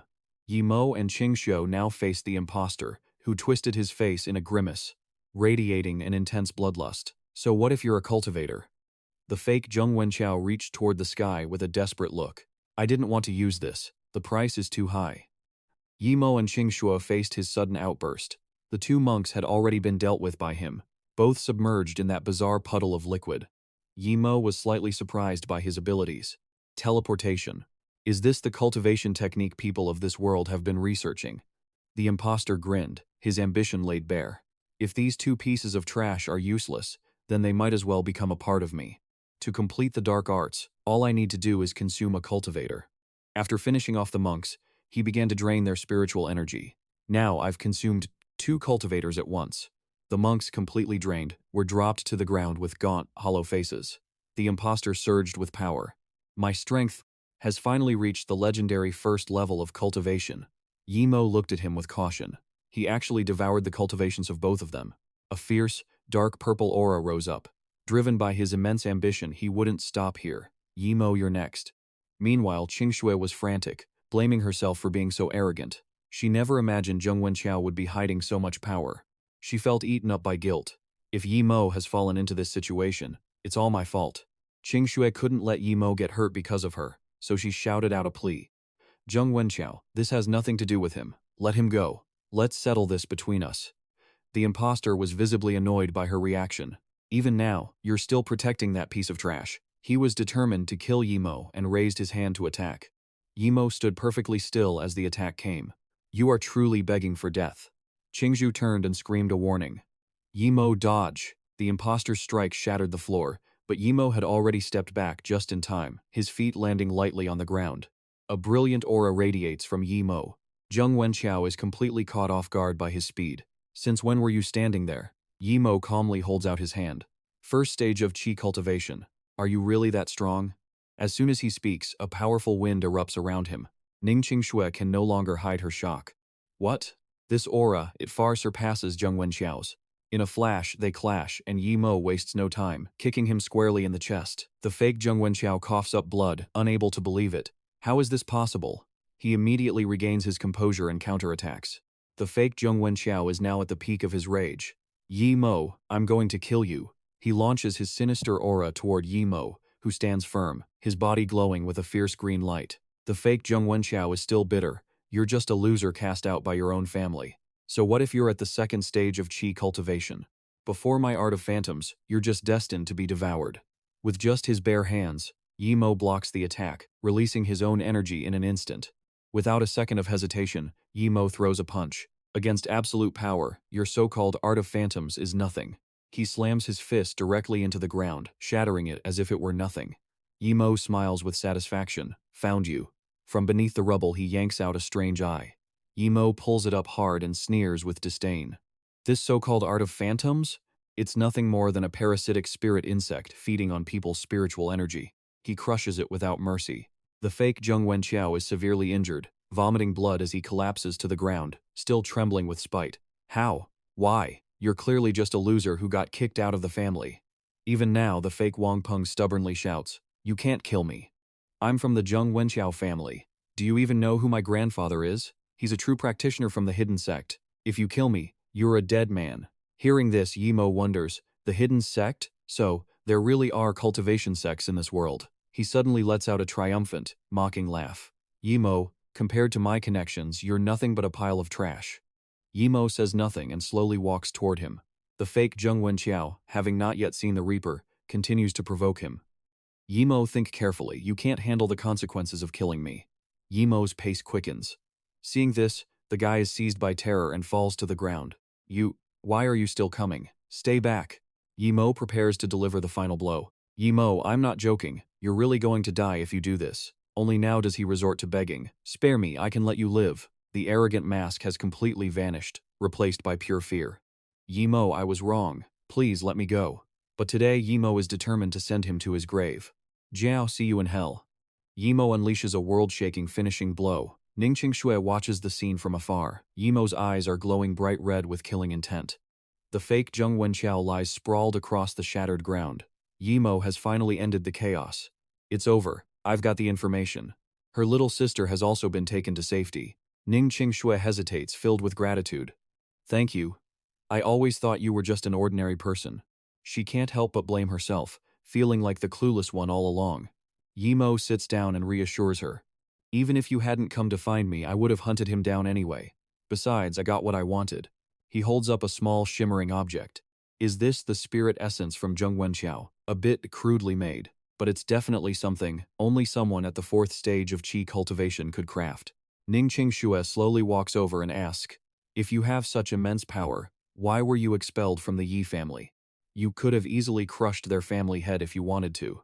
Yimo hides nothing from her and explains the reason. I have nothing to do with the Yi family anymore. Besides, I'm not strong enough yet. Only by reaching the 3rd stage can I achieve a true change in essence. Hearing this, she grinds her teeth in determination. The 3rd stage brings a change in essence. Then I must reach the 3rd stage of qi cultivation too. Whatever it takes. A hunger she has never felt before rises in Ningqing Shui's heart. She is determined to escape her current life and become a true cultivator. Yimo falls silent for a moment, then holds up a green pill and offers it. As we agreed, I'll help you resolve the condition in your body. Yimo explains the details of the item. This is a spirit dispersing pill. It will help the chaotic spiritual energy inside you dissipate. Ningqing Shui is alarmed. Dissipate? But then, wouldn't my cultivation be completely lost? Yimo steps closer and calmly explains that her cultivation technique is flawed. You can't practice the way you are. If you keep going, it will only make you die faster. She still hesitates. But if it's all dispersed, won't I just be a normal person for the rest of my life? Yimo closes the deal with a sentence that leaves Ningqing Shui speechless. That's the next part of our deal. He doesn't want to say more and asks, do you want to learn? A true method of cultivation. That morning, at Yimo's house, he slowly opens the door to find, standing there is Ningqing Shui with her luggage. She looks down, shyly saying, per our agreement, I've brought my things. From now on, I'll be staying here for a while. Yimo, clueless about women's feelings, asks a question that completely kills the mood. Why is your face so red? Is your injury acting up again? Ningqing Shu, flustered, pushes him inside. Stop, just stop talking and let's go in. As they walk into the garden, they chat about her upcoming trip. The return date is uncertain, but now Yimo can finally focus on the next problem. The Zheng Wenqiao business is over. Now I should head to Luo Yue to find clues about the spirit spring. He glances at the herbs and gently advises, practice beside the silver heart grass. It'll be beneficial for you. The spiritual energy it releases is very gentle, perfect for healing your body. At that moment, Shilu happily runs over to Yemo. Yemo pets Shilu's head and informs Ningqing Shu about the plans. As for our deal before I leave, I'll teach you the true way of cultivation. And all I need you to do is take care of the silver heart grass and my puppy. Seeing Yemo smile so naturally, Ningqing Shui, it's rare to see you make a face like that, you know. She picked up 6 and asked, what's its name? Its name is Ah. Qing Shui noticed his reaction and suggested, does it not have a name yet? You should give it one. It needs a name so the world can remember it. Yimo looked at 6 and smiled gently. Let's call it Shilu. Seeing it smile as brightly as the sun, he thought it seemed to really like the name. Yimo's gaze suddenly turned melancholic. That's good. Faint memories from the past suddenly flooded back into his mind. Little Shilu was still the same. Brother Shilu, look, Shilu, this move is super cool. Back then, everyone still called it by that name. little Shi Liu. After that, Qingshui went to the bathroom to wash up and rest. She slowly stepped out from the room. Emerging from the mist of steam, she asked, "Which room am I sleeping in?" Yi Mo was sitting on the sofa, scrolling through his phone. "You're in the guest room. I've already cleaned it up." Qingshui suddenly remembered something and asked, "Right. How are you handling things with the Zheng Wenqiao family?" Without hesitation, he replied that everything was already taken care of. Yi Mo smirked, looking smug. In their eyes, Zheng Wenqiao hadn't disappeared at all. Meanwhile, at the Zheng Wenqiao family's back mountain, it was bustling with activity. Suddenly, a man approached and called out to Zheng Wenqiao. That person is none other than Zheng Wenqiao, the head of the Zheng Wenqiao family. "Are you sure your grandfather said he would come out of seclusion today?" Zheng Wenqiao replied with a dark expression. "That is the news I received." Suddenly, a beam of light appeared from the door behind them, and everyone turned around instantly. The door opened, and a clawed, terrifying foot slammed onto the ground. "Grandfather has emerged." Jaijun emerged from the shadows, his voice deep and solemn. 5 years. For a cultivator, time really passes in the blink of an eye. He radiated a cold, oppressive killing intent. "Sorry to have kept you all waiting. You've all gathered here so quickly to wait for this old man, who was practically on death's door." The Zheng Wenqiao family members were overjoyed at Zaijun's return. "Congratulations, Granduncle, on entering the Immortal Foundation stage. From now on, you are a legendary immortal. Surely your lifespan will be extended." The old man laughed triumphantly while riding his spirit beast. This kid still knows how to talk. Suddenly, Zaijun waved him over. "Zheng Wenqiao, come here." Zheng Wenqiao immediately bowed low. "Greetings, great-grandfather." Zaijun said in a deep voice, "I heard you were dealing with that kid from the Ye family. What was the result?" Zheng Wenqiao hesitated, trembling at the old man's question. "Reporting to great-grandfather, I have given up. After all, he's just an ordinary person, there's no need to." Before he could finish, Zaijun cut him off. His eyes flared red with anger. "As a member of the Zheng Wenqiao family, how dare you say such words?" Zaijun spoke, his voice filled with warning. "Zheng Wenqiao, just because I care for you doesn't mean I won't discard you. If you can't handle it, your great-grandfather will help you solve the problem."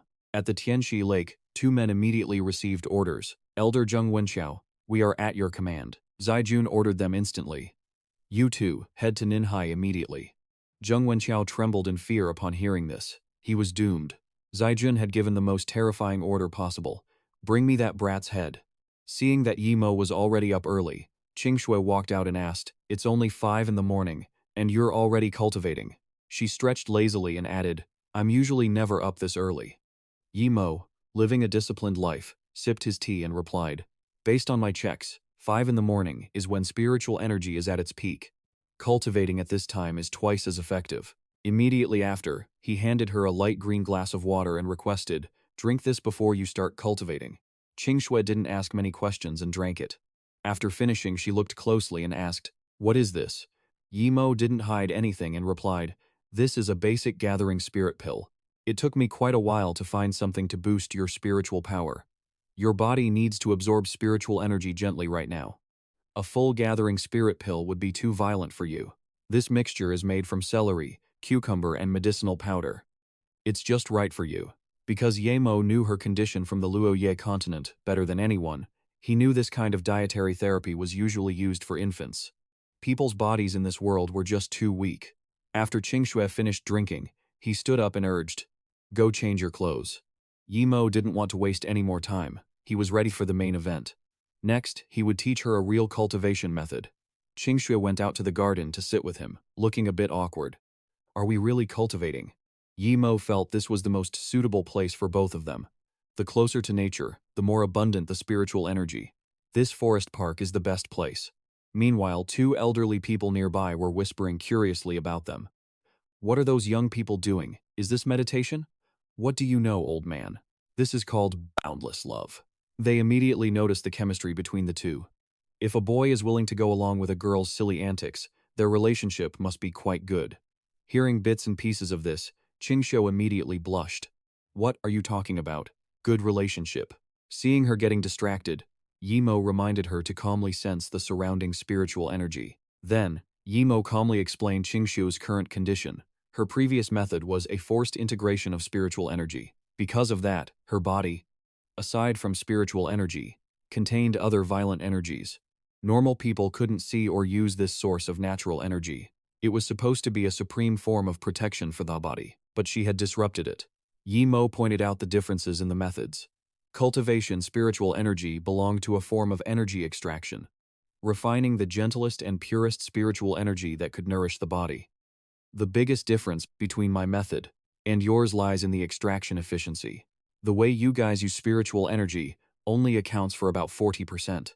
The method Yi Mo was applying for her was on an entirely different level. My method utilizes 100% of the spiritual energy. Qing Shui closed her eyes, relaxed her body, and radiated a powerful aura. Guiding the spiritual energy into the body requires your mental strength. This mental strength is located at the forehead, known as the spirit platform. If you try to clear your mind and sense it after discovering it, you can guide it. She didn't dare to be distracted for even a second, focusing intensely. Feel, discover, and guide. Every source of energy was now swirling around Qingqiu, feeling the void. But just then, Qingqiu became a bit nervous as things didn't go according to her plan. Empty. Damn it. Why can't I feel the spiritual energy? The old man sitting nearby also felt anxious seeing Ning Qingxue like that.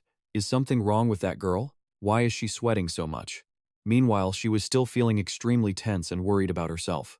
I really can't feel it. Just when Ning Qingxue thought everything was a lost cause, 2 fingers touched her forehead. A bright surge of energy suddenly flared up brilliantly. Yi Mo didn't abandon her. He gently pressed his forehead against hers, closed his eyes, and sensed for a moment.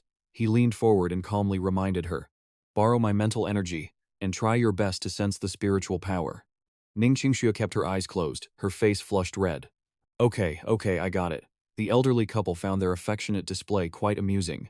Ning Qingxue was now calmer and kept her eyes closed. She felt as if she were as light as a cloud, floating in the air. This is using mental strength to perceive spiritual energy. It's beautiful. Yi Mo then appeared and revealed, "This is the true essence of spiritual energy in this world. The naked eye can't see it. It's just too faint." A moment later, Yi Mo pulled his hand away. "All right, that's enough for today." He stood up and gave Ning Qingxue a final reminder. During this phase, she needed to constantly sense the spiritual energy and guide it. That way she could enter the first stage of immortal cultivation. After finishing the first session, he told her it was time to go home. At this moment, Ning Qingxue was lying in her bathtub. She couldn't stop thinking about that moment. Everything seemed to freeze when Yi Mo touched her forehead back then. Suddenly, Ning Qingxue shouted out loud because she couldn't take it anymore. So annoying. She tried to push aside all distracting thoughts to focus on her main goal. The most important thing right now was to enter the first stage of immortal cultivation.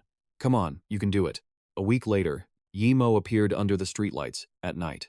He looked at the surrounding space and wondered, the location for Lu she must be around here, maybe it's not time yet?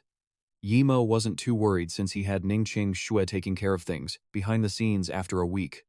But Ning Qingxue was already able to sense the spiritual energy, and the amount of spiritual gathering pills left for her was enough to enter the first stage.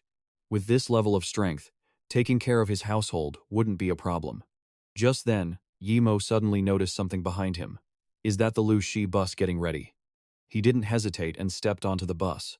The moment he entered, the driver spoke up. Looks like a student, and you dare to go to such a dangerous place? He turned toward Yi Mo with a mysterious look. Not many people today, take any seat you want, enjoy your trip. Yi Mo didn't reply and seemed a bit dazed. He then found an empty seat and sat down. Once settled, he thought about Lu Shi. The bus quickly moved on, finally departing.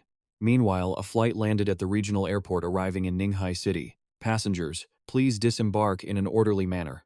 They slowly moved out of the airport, finally arriving. Getting old, sitting in these things isn't comfortable at all. They picked up their phones and carefully checked their target. The kid's location has been sent to me. Grasp the timing and finish him. Hade flashed a dangerous smile. It's been 30 years since I last went out. This time I need to enjoy it to the fullest. That morning, Su Jingwen and Xiao Fang were sitting together. Su Jingwen gently toyed with her colorful beaded bracelet. In her mind, she couldn't shake off the image of Yi Mo. I will be leaving Ninghai City for a while. So I prepared this for you to ensure your safety. Before leaving, he had given Su Jingwen a bracelet. Each of these beads is engraved with a protective mantra. If you encounter danger, just follow my instructions. While she was still reminiscing about him, Xiao Fang suddenly called out, CEO Su? Seeing Jingwen was like her head was in the clouds. She couldn't help but feel annoyed. CEO Su, I've been talking to you the whole time and you haven't answered. You just keep holding your bracelet and smiling blankly. Then Su Jingwen held up her hand to show it off. This bracelet. Before she could finish, the other girl pushed up her glasses and smiled, saying, a gift from young Master Yi, right? Is CEO Su happy? Su Jingwen then turned her face away looking shy. Xiaofang, you need to go on a business trip soon. The destination is set for Country Y, the place you hate most. Xiaofa shrieked in disbelief when she heard that. Help! CEO Su, I was wrong. Meanwhile, the bus carrying Yi Mo was still rolling along. He sat by the window and mentally counted the time, having been on the road for 6 hours. Yi Mo began to scan his surroundings. When he saw no one getting off, he understood. It seems everyone has their own reasons for coming to Luxi. Suddenly, the bus shook violently, making everyone panic. What happened? Damn it. Can't even have peace on a bus. The driver immediately stood up to reassure everyone. Everyone, don't worry. I guarantee your safety. But no sooner had he finished speaking than the doors were kicked open. They were blocked by a vicious gang.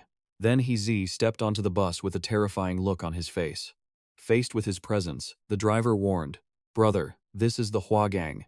This is the Hong family's business. You guys should. But before the driver could finish, Li Ge slashed him. He slumped to the floor of the bus. Li Ge looked at the people on the bus with murderous eyes and threatened. There's someone on this bus who shouldn't be here. Everyone get off. Cooperate with our investigation, or else the outcome will be like this. At that moment, Yi Mo's eyes locked onto that person. Are they looking for him? He quickly realized the guy hugging the money bag was the reason he was being held up here. Looks like I've been dragged into this. Just then, Li Ge noticed him. Hey brat, stand up for me. Seeing Yi Mo looking a bit mysterious, he approached and ordered. Playing mysterious, huh? What's in your bag? Take it out for me. Li Ge had a short temper, so he urged him. Akai, he's not cooperating. Don't waste words, kill him. Time is of the essence. Akai heard this and wiped his sword ready to deal with him. No problem, boss. But when he turned around, Yi Mo had vanished. Huh? Where'd he go? Suddenly, a cool breeze blew past the back of his neck. Where did the wind in the bus come from? Yi Mo wasn't someone to be bullied, so he immediately threw a punch from behind. Akai didn't have time to react and took the punch head-on, sending him flying out of the bus. Yi Mo didn't want to get tangled up with them, so he suggested, time is really tight, why don't you all come at me together? The others hadn't seen the coffin yet, so they didn't shed tears, continuing to rush him. Damn it, chop off his limbs. He didn't even break a sweat as he delivered a finishing blow. Yi Mo took on both the guys behind in front of him, all by himself. Lu Yimo moved like a blur, landing decisive blows on every one of them. Once it was all over, he turned to the girl. It's done. She clutched the suitcase tightly to her chest, still stunned. The others began to pile out of the vehicle. One of them crawled under the car to check it out. The oil line's busted. It's not going anywhere. The bald man sounded incredibly annoyed. Damn it. There's no signal in this hellhole. Who knows what kind of monsters or demons are lurking in this forest? We aren't making it out on foot. The rest of them couldn't hide their anxiety. What were they going to do? As they panicked about what might be out there, Lu Yemo stood calmly against a tree, arms crossed. Everything had been turned upside down, and he'd have to rethink his plan from scratch. With his strength, getting out of the forest alone would be a breeze. But finding the location of the Serpent's Ridge would only be possible by finding the snake's head. Just then, the girl from before reappeared and called out to him. Hey. She clearly read his intentions. You want to go to the Serpent's Ridge, right? I can take you. But you have to protect me until we get to the town. How? About it, to everyone's surprise, Lu Yemo flatly refused. He wasn't interested. She didn't give up, pointing at him and adding, You know you won't find the serpent without me. Before she could even finish, he called her bluff. Those people are after you, aren't they? And the target is that suitcase in your hand. Lu Yemo turned, his eyes filled with a murderous glare. What makes you think you're in any position to bargain with me? Seeing his reaction, she didn't dare say another word. I understand. But she didn't stop there. She chased after him, begging him to wait. She slowly pulled down her scarf to reveal her identity. My name is Wang Dongdong from the Serpent's Ridge. She mustered all her courage to ask, You're going to the ridge, but it's not for money, is it? She immediately pulled out a tiny vial. You're doing this for this, right? While everyone else was spiraling in panic, the sounds of approaching vehicles cut through the air. Everyone was overjoyed. Look, people! We're saved! A few jeeps screeched to a halt in front of them. Someone ran up to the vehicles. Are you guys sent by the Hong family to rescue us? We thought heroes had come to save. Before he could finish, they realized they were in even deeper trouble. Gunshots erupted from the vehicles. A boot stepped out and a voice boomed. "Where's Hong?" Li Ge walked over to the groaning man and said coldly, "That old man isn't coming to save any of you." Meanwhile, his men dragged Huazi over. "Li Ge, we found Huazi." Huazi's face was a bruised mess, and he looked pathetic. "Li Ge, I failed you." Li Ge slumped into a chair and went straight to the point. "Hurry up, where is that woman?" Huazi dropped to his knees, stuttering. I don't know. Our guys got wiped out by some punk kid." Li Ge couldn't believe it. He growled, "A kid? Am I hearing you right? You know what happens when you lie to me." The bald man jumped at the chance to prove his worth. "Li Jie, the kid and the girl he's with, I know where they went. Just get us out of here and I'll tell you everything." The others, desperate to survive, chimed in immediately. Yeah, we can vouch for him." The guy was masked, but I could smell that he was with a girl. Li Ge looked intrigued and signaled for him to continue. The bald man didn't hesitate and pointed straight into the forest. They went into the forest this way. Who knows, they might already be wild animal feed by now. One of Li Ge's underlings leaned in. "That direction leads to the town. They're probably trying to find Zhuo Aiguo's caravan." Li Ge scoffed. He thought he could be safe by hiding in a caravan? Li Ge was done wasting time. "Let's go, we're heading to the town." The bald man, realizing Li Ge was breaking his word, called out, "Li Ji, you said you'd take us out of here. You promised." Li Ji glanced back at his men, who understood perfectly and nodded. The bald man trembled as they started walking toward him. What are you doing?" He shook violently, face to face with his end. "I told you everything I knew." In the blink of an eye, they were all taken care of. Meanwhile, Wang Dongdong and Lu Yemo had reached the town. To avoid trouble, she warned him.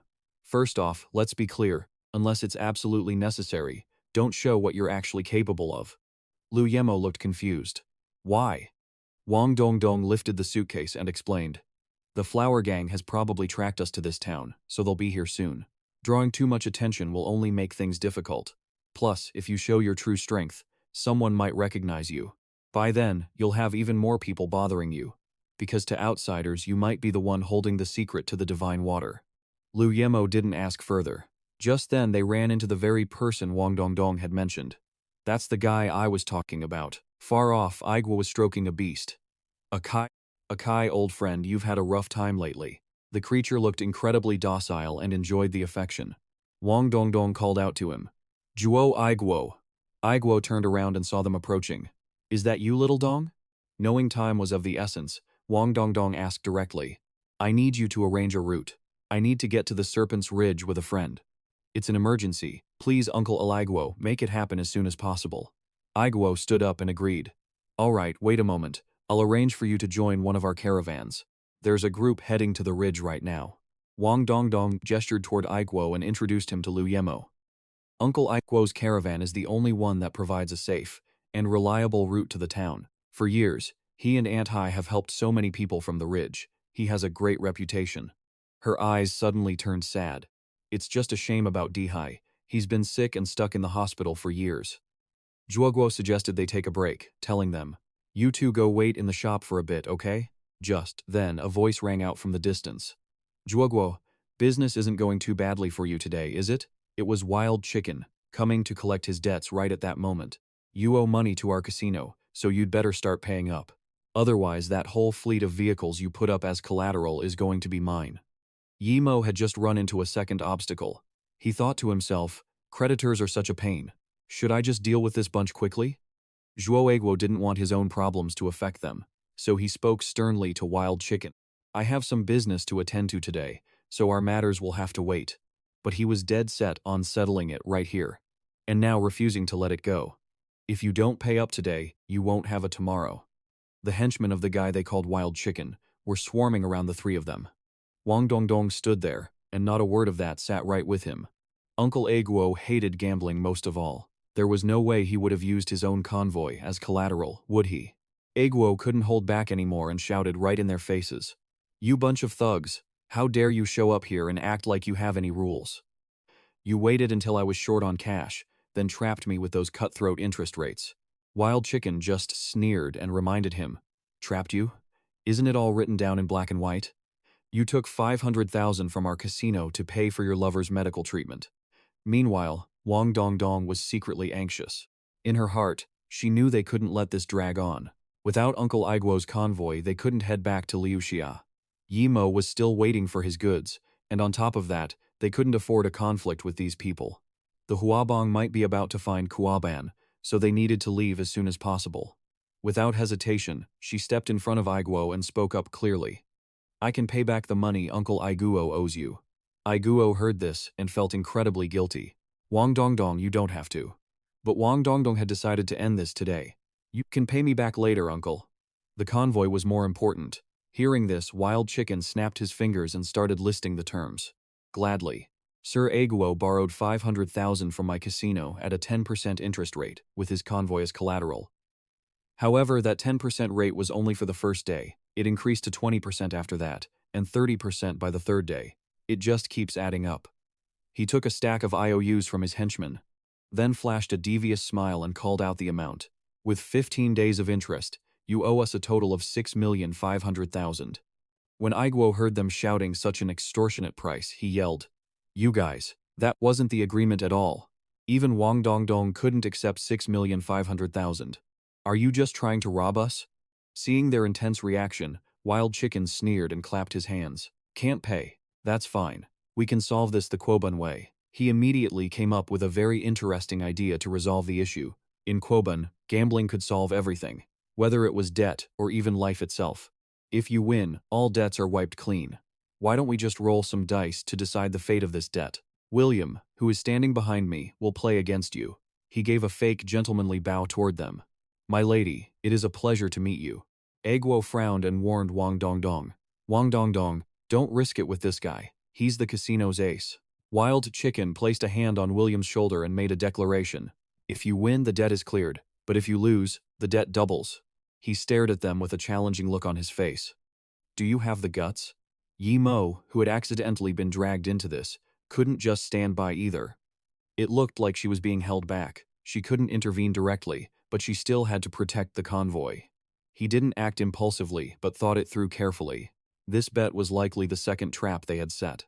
Wang Dongdong also weighed what she could do before making a decision. Dice points. The key to this gambling skill lay in one's hearing. It was incredibly important. But this didn't faze her. Luckily, when she was little, she had practiced her hearing by using dice with Yimo's father. Wang Dongdong was completely confident in her ability and asked, You tell me, what's the number? She had a huge advantage in this game, but Aiguo grabbed her hand, hoping she wouldn't participate. Wang Dongdong, this is obviously a trap. Wild Chicken spread his hands, gave a friendly smile and insisted, Of course I am a man of my word. In the end, they had no other choice but to accept the offer. Wang Dongdong didn't want to waste any more time and looked forward with determination. Fine. Let's start. William adjusted his glasses calmly and prepared to step into the deciding game. Now the two sides were sitting face to face. Yimo's face was filled with worry. Wang Dongdong had fallen into the trap. This man wasn't just some ordinary casino gambler. He watched William, who was looking at them with a smug smile. They actually agreed? They really don't know when to quit, William thought. Since I was 5, I've followed my master's instructions, learning all kinds of gambling techniques. Thanks to my masterful skills, I can dominate any casino. Yimo also noticed the 2 gold cuff buttons on his sleeves. More importantly, she had a button like that from her master too. As long as she had this button, it felt like she could predict the outcome in her heart. This high-low game, Wang Dongdong still didn't know. She shook the dice seriously. William couldn't hide his joy. From the very beginning, this was already an absolute victory for him. He acted gallant and let Wang Dongdong go first, prioritizing the lady. My lady, you decide whether to choose odd or even first. The men behind him laughed, and their voices got louder. The dice were shaken by you yourself, so don't you dare say we're cheating. Despite that attitude, she didn't waver in the slightest. You guys are laughing now, but it's still too early for that. They didn't expect Wang Dongdong to be able to sense the landing of the dice. The probability of 3 dice having the same parity was 1 in 2. From a mathematical perspective, this really seemed like a fair game. She was very sharp and had already realized the tricks this crowd was using.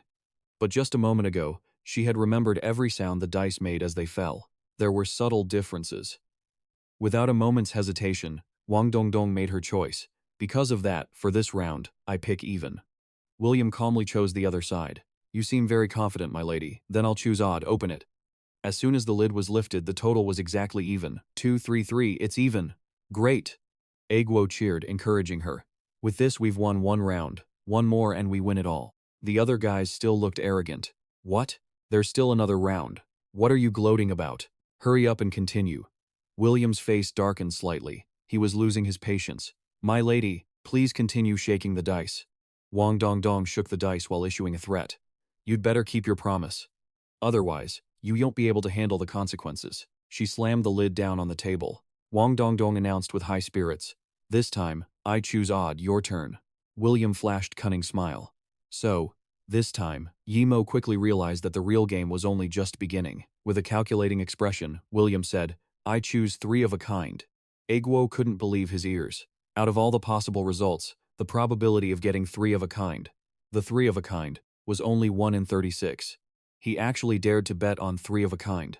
Wang Dongdong gave a slight smile, and then, without the slightest suspicion, she happily lifted the lid. The game was over. However, William suddenly burst into laughter. It was unbelievable that the dice landed exactly as he had predicted. 3 sixes, a 3 of a kind. Both Wang Dong and Guo were completely stunned. It really was 3 of a kind. How? Did I hear wrong?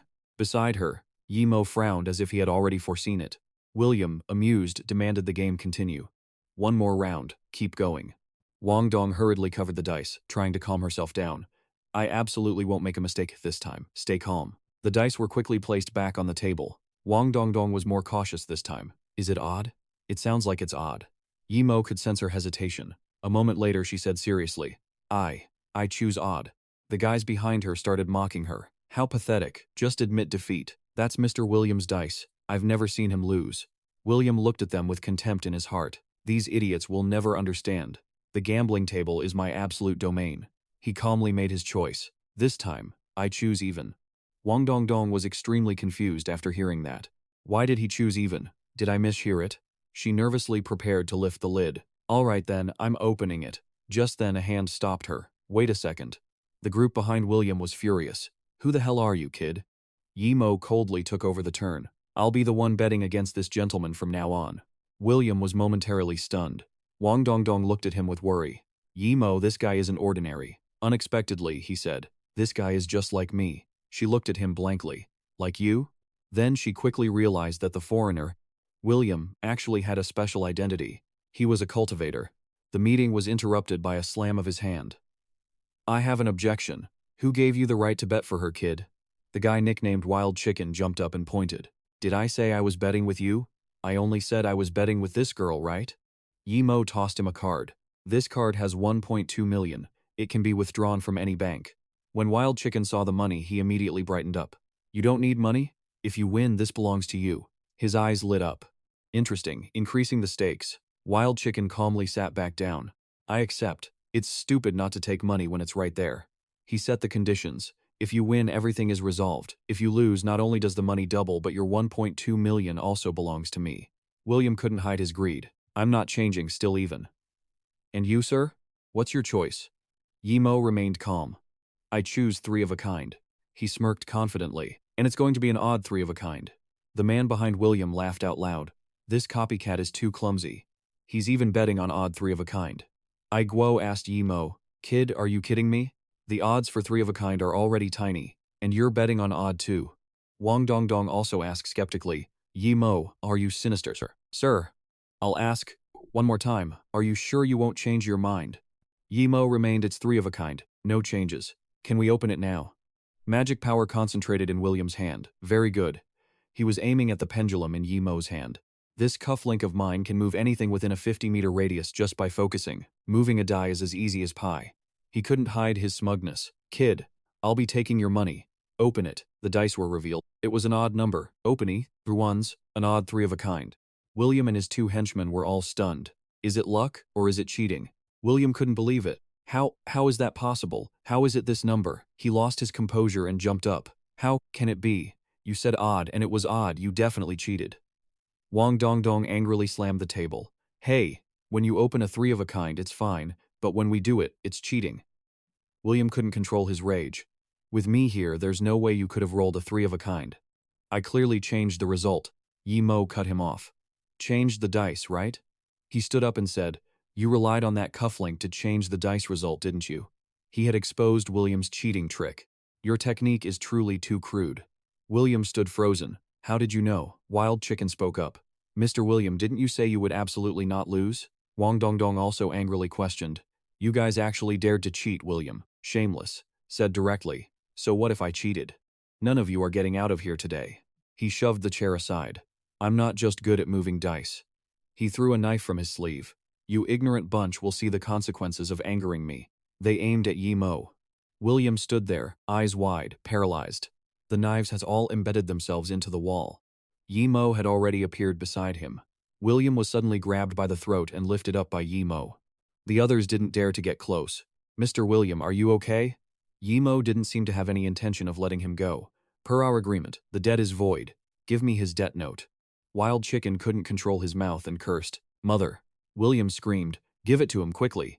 He urged them. I said, give it to him, god damn it. The rest of the group didn't move. Mr. William. William struggled. If you want to die, don't drag me down with you. Wild Chicken grabbed the agreement. Fine, Mr. William. Then Yi Mo immediately threw William to the ground. He told them, take your people and get out of here.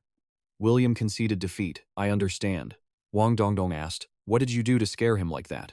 Yi Mo only replied, it was nothing. William's two henchmen followed, constantly muttering. Mr. William, what's wrong? Why were you afraid of that kid? There were only 3 of them. We could have taken them with 1 knife hit each. Meanwhile, William was shaking.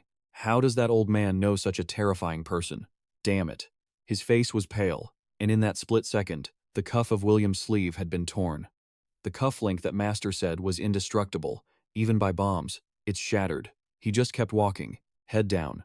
I have to get out of here and never come back. Outside the town, the tents had been set up. Everyone, let's get the tents up. The third leader said, we're resting here tonight. Li Ge sat cutting meat and asked, has the route been scouted yet?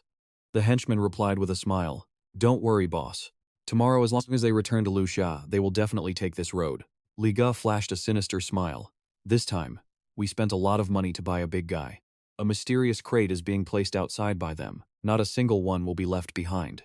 Ai Guo cried tears of joy. Wang Dongdong, thank you and Mr. Yi so much. If not for you, I would have lost the fleet that my wife and I built together. Wang Dongdong smiled and replied, Uncle Ai Guo, don't say that. If you hadn't picked me up by the side of the road, if I hadn't taken you to Luxia, you would have been wolf bait a long time ago. She turned to Yi Mo, but I really have to thank you for helping me handle Uncle Ai Guo's situation. It's nothing, Yi Mo replied. Traveling to Luxia without a convoy would be a real pain. Ai Guo was in a fantastic mood. Don't you worry, my convoy has been running this route from Bonn to Luxia for over 50 years. As he spoke, he suddenly coughed up blood. Besides, our team frequently takes people to Luxia. If it weren't for my age, I'd be leading this team myself. Wang Dongdong panicked and advised, Uncle Ai Guo, please take care of yourself. Everyone was piling into the vehicles. Boss, we should be heading out now. All right, everyone, watch your safety. Wang Dongdong waved goodbye to him. Uncle Ai Guo, if I get the chance, I'll come look for you. After saying that, she returned to her seat. Yi Mo asked, you said you're from Luxia, so how did you get out? And why were you being hunted? Wang Dongdong pulled out a suitcase. I came out to get something for Mr. Fang Nan. Being hunted by the flower gang is all because of what's inside this box. Yi Mo was curious. A box? What's hidden inside? Wang Dongdong placed the suitcase on her lap. To be honest, I don't even know. I only know. Her expression grew determined. It came from an immortal cultivator. As the 3 vehicles moved in a line, someone else spoke up. Miss Xiao, this place is full of riffraff. You must be careful. He nudged the girl next to him. From what I see, not a single person here is a good guy. This girl was Xiao Lei, the 3rd daughter of the Long Teng group. Really? How could Mr. Yi Mo tell? Was this guy, Chen Heping, really a descendant of the Empty Heart School? That goes without saying. I am the sole heir to the Empty Heart School of Bantown. I can read people and environments in the blink of an eye. He shifted his focus to the person opposite them. See that big guy? He looks honest and simple, but I can guarantee you, even someone who looks kind-hearted on the outside hides a deeply dark heart. And look at that old lady over there. She looks like a village local. Uneducated, the type to go around extorting people. Then there's Wang Dongdong. That loud-mouthed woman is even worse. Rude and uncultured, looks like she's nothing but trouble. Xiao Lei covered her mouth in surprise. Seriously, Mr. Chen, they look like ordinary people to me though. Chen Heping said confidently, Miss Xiao, if you want to find the legendary immortal cultivators, you have to trust me. He put on an air of expertise. You need to know that the founder of the Empty Heart School was an immortal cultivator from Luo Yue. I'm only taking you to find them out of respect for Master Tu. Chen Heping smirked to himself. The Long Teng Group was a top conglomerate, a massive backer. He was secretly looking down on Xiaolei, thinking their third young lady was just a naive girl who knew nothing about cultivation, acting like she was in a TV drama. This little fool, one simple trick and she'll be completely hooked. Won't the money just roll in later? Xiaolei remained oblivious. Mr. Chen, you really are incredible. Chen Heping didn't respond, just looked away. There were still plenty of threats on the road. This time the target was Yi Mo. Take this kid for example. He's been silent since he got on the bus. So annoying. But he seems to be one of Uncle Aiguote's people. His expression revealed his irritation. Lucky for him, their vehicles were blocked by a tree trunk in the middle of the road. How boring. Is there any chance for me to show off? The assistant driver shouted, "Watch out." The front of the car slammed into another tree, and the following vehicle slowed to a stop. Everyone looked around in fear. What happened? Where did this mob come from? They've surrounded us. Get out of the cars. Everyone, get out now. Liga approached with a fawning, oily face. Third gang leader, this is Juaguo's convoy, I can't be mistaken. Liga covered his nose with a handkerchief. The smell of a rat's nest was everywhere. It stinks to high heaven. Liga tried to keep a smile on his face. They must be in one of these cars. Let's search them one by one. You surely know the old master, right? We're just a transport team. There's not much profit here. But before he could finish, he was shoved aside. Hua Zi stepped in to stop him. Who are you trying to cozy up to? I'm looking for your convoy. So get all your people over here. The driver hadn't even finished his sentence before he was struck. One of his ears was sliced off. The driver clutched his bleeding head and screamed in agony. They're killing people. Li Gi sneered with contempt. You stinking rats, you bottom feeders. If you try to play tough again. He held his knife to the man's throat. The next one goes through your neck. A shrill scream echoed from afar. Xiaolei was begging, no, please don't. The thug's eyes lit up when they saw her. Who would thought? Hiding a top beauty here, sneaking around. She's definitely suspicious. Let me check her out. Xiaolei fell to her knees in terror.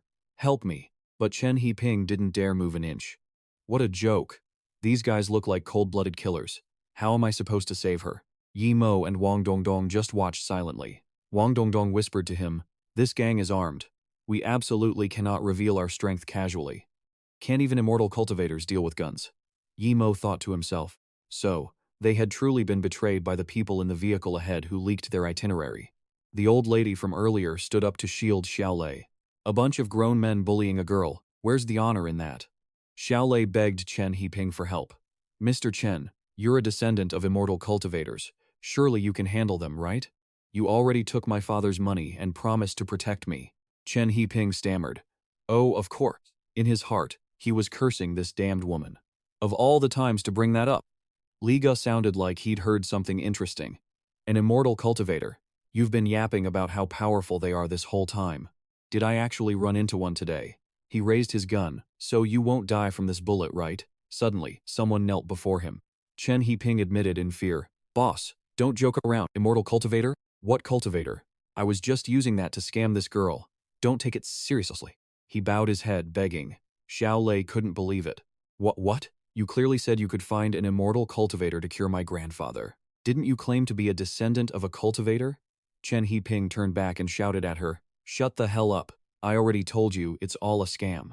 Then, addressing his boss, Boss, that girl has a wealthy background. Kidnapping her would bring in a huge profit. Boss, Xiaolei grew even more furious. You bastard, you lied to me. The older woman beside her held her back. What complete scum. Liga let out a sigh. How boring. Just as I thought. Cultivators are all frauds. Then he quickly found some entertainment. But you guys have one very interesting person here. Li Gi's gun barrel pointed straight at Yi Mo. This guy hasn't taken me seriously from the start, acting like some filthy rat. Yi Mo didn't even pay him any mind. Chen Heping raised his gun triumphantly. Hurry up and bow down to beg for your life. A bullet tore through the crowd, heading straight for Yi Mo. Wang Dongdong jumped in front to shield him. Look out, the bullet pierced her chest. The older woman and Xiaolei were terrified. He actually opened fire. Oh no, she's been hit in the chest, right in the heart. Yi Mo caught Wang Dongdong. She actually took a bullet for me? Is she crazy?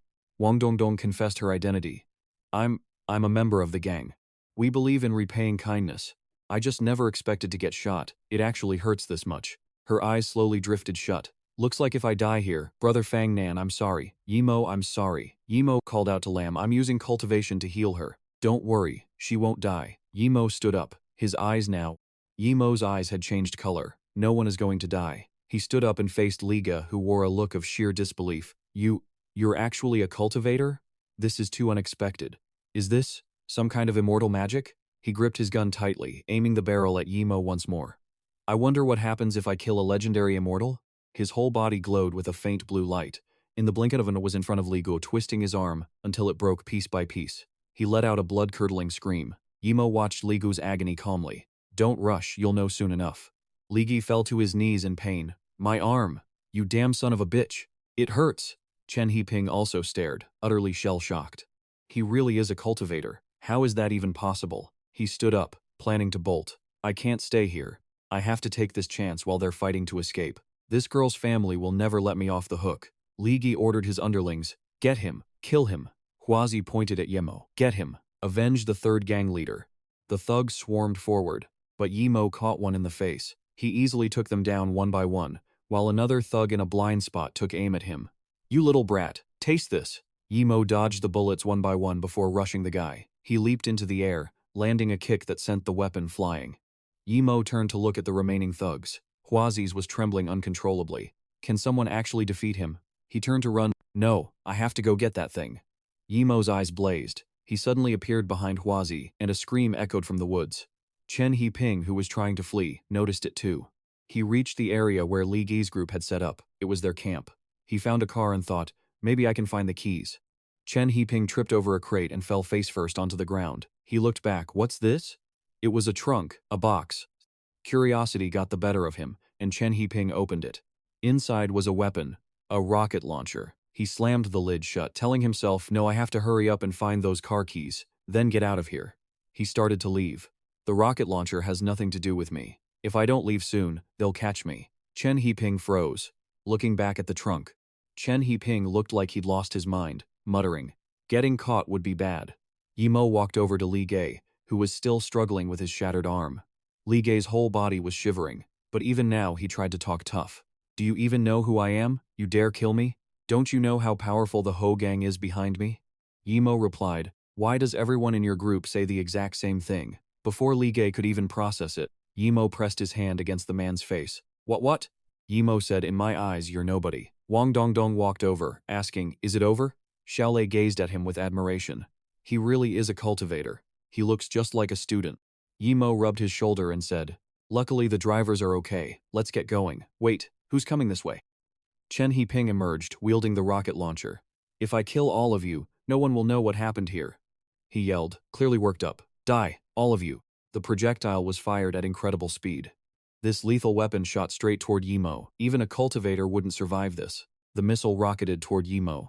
Wang Dongdong screamed in horror from behind Yimo. Everyone there watched, jaws agape. Chen Hiping sneered arrogantly. Die, you damn freak. However, his expression quickly stiffened. What the hell? Yimo had used his cloud shadow steps to flash forward like a lightning bolt. He intended to use his own strength to catch the missile with his bare hands. Yimo conjured flashes of lightning that wrapped around the projectile. Even though the missile had immense destructive power, Yimo managed to plant his feet firmly. He remained calm, channeling his energy to stop it in its tracks. Is this something a human being can actually do? Wang Dongdong couldn't help but gasp out loud. Oh my god, that's just too over the top. She was filled with awe at Yimo's incredible strength. At the second level of cultivation, he could barely withstand the shockwave of a rocket launcher. Yimo had used his power to tame the projectile, with every movement carefully calculated and skillfully executed. He wrapped the missile in spiritual energy, then rotated it counterclockwise to increase the drag, before enveloping his hands in spiritual energy to catch it. Then, Yimo stomped his foot into the ground, using the momentum to prepare to fire it back. But it wasn't over yet. Yimo poured every ounce of his strength into throwing the missile. It flew back at a terrifying velocity. Chen Hiping's face went pale with fear, and he instantly regretted his actions. Is this guy actually human? If I'd known, I would run away sooner. The rocket exploded in a massive, terrifying blast. Wang Dongdong rushed over to him, worried. Yimo, are you okay? Yimo looked completely calm. I'm fine, just a small scratch on my skin. She didn't believe him and rushed to check him all over. Is this for real?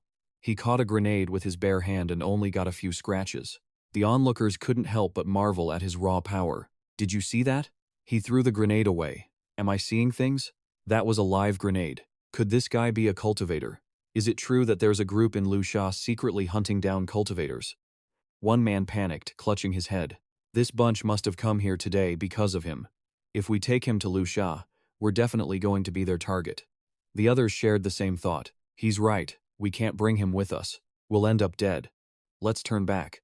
But will he even get off the truck? A voice suddenly called out. Shut up! Captain Du ran over, clutching his wound. Mr. Yi is an honored guest of Mr. Zhuo Aiguo. Besides, he just saved all of your lives. He pointed an angry finger right in their faces. This is the convoy that Mr. Zhuo Aiguo entrusted to me. Mr. Yi just protected us and saved the entire convoy. Captain Du slumped to the ground, declaring solemnly, if you want me to kick him out, I can't do it. If you've got the guts, then fire me. The people there immediately changed their tune. Actually, with Mr. Yi here to protect us, wouldn't we be even safer? Exactly. This guy is so incredibly strong. Protecting us is a piece of cake for him. However, the man still looked a bit hesitant. But the others, Wang Dongdong immediately stepped forward to vouch for him. Everyone, don't worry. I can guarantee your safety in Luxia. You guys have heard of the Blade Association, right? Hearing that name, everyone looked shocked. Huh? You mean the Blade Association that used to be the #1 gang in Luxia? I heard their boss, Fang Nan, is the eldest son of the old gang leader. He's the guy who wiped out 5 gangs in a single night, seized their territory, and named himself the Southern Demon of Luxia. Wang Dongdong stated with great confidence. Don't worry, everyone. With my word, no one will come looking for trouble with you once we enter Luxia. Because I am the brother of Fang Nan from the Southern Blade Association. A street vendor's voice rang out. Come and see. Ancestral miracle water, guaranteed to cure all ailments. Ancestral immortal energy. Come take a look. Don't miss out, it's definitely cultivation news. Just then, something flew past the crowd, and 3 men were knocked to the ground. Cao Yao arched an eyebrow as he looked at them. You little punks are no match for me. Cao Chao stood nearby, speaking with a sneer. I didn't expect to see you rats around here. One of the men yelled back in a rage. Damn it, does this place only allow you Blade Association guys to do business? Cao Yao lunged forward, furious. Still running your mouth, huh? You.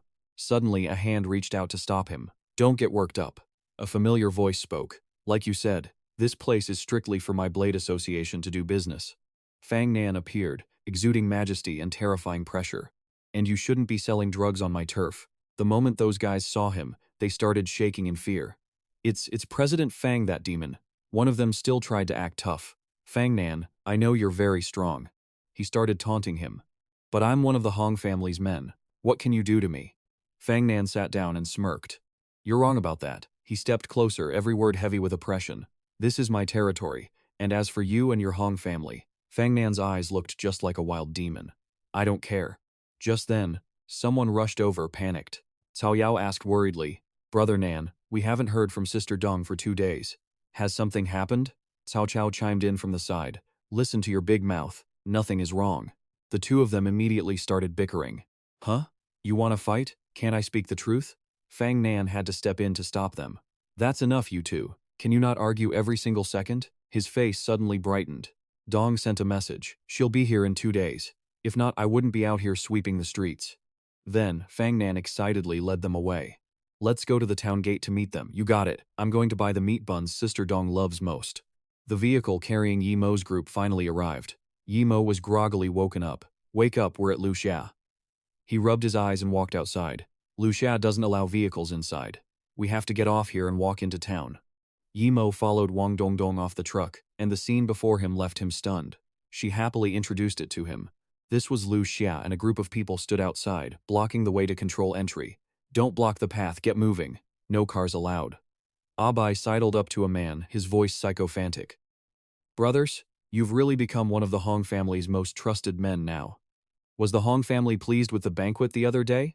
Si Gui laughed loudly. When it comes to my relationship with the Hong family, I know exactly what they like and what they hate. Abai showered him with praise. Then who in Luxia wouldn't show respect to Brother Si now? He smirked triumphantly. Be humble, be humble. Si Gui then turned and spoke generously to his lackeys. Today, I'm paying for everyone to go to the flower pavilion. They all cheered happily. Long live Brother Si. Abai suddenly pointed ahead with excitement. Hey, hey, hey, brother C, look over there. Sigui looked in the direction of his finger. What is it? He immediately recognized it as Zhuo Eguo's convoy. Sigui spotted Xiao Lei in the crowd. Oh look, a little white rabbit is coming. Wang Dongdong happily handed Ye Mo a blue bottle. Our deal is done. This is yours. Ye Mo observed it with his keen eyes. Upon closer inspection, he discovered that this stuff was slightly different from the spirit liquid he'd obtained from Chu Quan. He could feel a small amount of energy radiating from it, but the spirit energy was too faint, and it seemed to contain other impurities. Just as Yi Mo was about to say something, he saw Wang Dongdong turn around sharply. Captain Du's voice rang out. Brother C, why did you come in person? He used a pleading tone. You see, the winnings have all been paid. Can you let us enter now? The man stood tall and said, You guys can enter, of course, but... He pointed toward Xiao Lei, setting a condition. This girl has to stay. Sigui gave her a perverted look. For the safety of Luxia, we have to search her very thoroughly. Captain Du hurriedly stepped in front of her. Brother C, she's just a girl, you. The man flew into a rage and struck him directly in the face. Who the hell do you think you are? Xiao Lei ran over, worried. Captain Sigui pointed an angry finger in the captain's face. Do I need your permission to do my job? Tie these people up. Sigui, don't you dare. Wang Dongdong stepped out of the crowd, speaking with authority. You traitor, how dare you show your face in front of me? Tell all your men to get the hell out of here. Sigui looked at her with clear disdain. Isn't this the little princess of our Blade Association? What's wrong? Do you think the old gang leader is still here? He walked right up to her and began hurling insults. Lu Xia belongs to the Hong family now. What are you even worth? Wang Dongdong glared at him. Aren't you afraid Brother Fang will come for you after saying things like that? Sigui laughed mockingly and started taunting them. Fang Nan, bring him on. I don't believe Fang Nan would dare to step foot on the Hong family's turf. As soon as Sigui finished speaking, a sword flew and landed right in front of him. The blade was incredibly precise. Just a little closer, and it would have taken his life. The sword then stuck straight into the ground. A cold voice rang out. Since when did it become the turn of bottom feeders like you to act so high and mighty in our Blade Association? Following his words, the sound of footsteps from a group of people echoed. The Sigui gang immediately turned around. Their men had already been surrounded by Fang Nan's forces. He firmly slammed his sword sheath into the ground. Fang Nan stood there with the Cao brothers, who were grinning. Dong, welcome home, he said. Wang Dongdong waved happily at her brother. It was the boss, Fang Nan. Standing in the back, Ye Mo used his sharp eyes to scan them. There was a faint aura of spiritual energy around them. It seemed they had successfully absorbed the spirit fluid, just like Chu Quan. But as for that guy, Fang Nan, he could sense a massive amount of power radiating from him. He was on the verge of stepping into the first stage. Sigui was stunned by their sudden appearance. Fang Nan, how dare you show your face here? This is Hong family territory. Are you trying to start trouble? Fang Nan calmly walked right up to him. First off, I'm just here to bring my sister home. Then he leaned in and whispered to Sigui in a voice as cold as ice. You think the Hong family is going to start a war with me over a piece of trash like you? Sigui was instantly terrified. Fang Nan then walked over to his sister with a bright smile. Dong, I'm here to take you home. Cao Yao playfully nudged his brother, unable to hide his disgust. Then, he happily ran over to greet Wang Dongdong. Big sis Dong, I've missed you so much. Sigui couldn't take it anymore. He pulled a knife from inside his jacket. No one looks down on me now. Sigui pointed the knife at them. Fang Nan, you walked right into a trap. Wang Dongdong spoke up, frustrated. Sigui, are you trying to break the peace agreement between the two gangs? He looked like he'd lost his mind. Break it? With an opportunity like this right in front of me? Rules only apply to the weak. With that, Sigui's men rushed forward with their knives drawn. I never needed to respect that agreement anyway. Fang Nan didn't say another word, stepping in front of everyone. He unsheathed his sword, piercing through one of them with a single strike. Fang Nan glared at them, and with a swift, easy motion, he cut down the rest of the thugs. Yi Mo watched intently. That speed, it's reached the first level of the Cloud Shadow steps already. Moving with lightning speed, Fang Nan surged forward and held his blade to Sigui's throat. Sigui stood there, dumbfounded, not even realizing what had happened. Just as Fang Nan was about to finish him off, a cane blocked his path. The wooden cane was slammed straight into the ground. Fang Nan turned around, visibly shocked. Then, someone started clapping. No wonder they call you the devil of Lu Xia, Fang Nan. A man appeared before them. Hong Chao smiled in approval. President Fang, You've truly inherited the spirit of the old president. Like father, like son, Sigui thought, seeing the Hawk family head as his lifeline. This is a God-sent chance. If we kill Fang Nan, the Blade Association will dissolve on its own. Cao Yao immediately warned him. Hong family head, if we start a war, the Hua gang is watching from the outside. If Lu Xia falls into chaos, it won't be easy to clean up the mess. Hong Chao said cheerfully, you all misunderstood. I've just come to congratulate President Feng on his family reunion. Everyone, move aside. Mr. Vo gestured for President Fang to leave. Cao Yao and Cao Chao were both stunned. What? Sigui couldn't believe his ears. Hong family head, what are you saying? If you let him leave, the power of the Blade Association will skyrocket. No sooner had he finished speaking than a bullet grazed Sigui's ear. Hong Chao raised his gun, his face twisted in anger.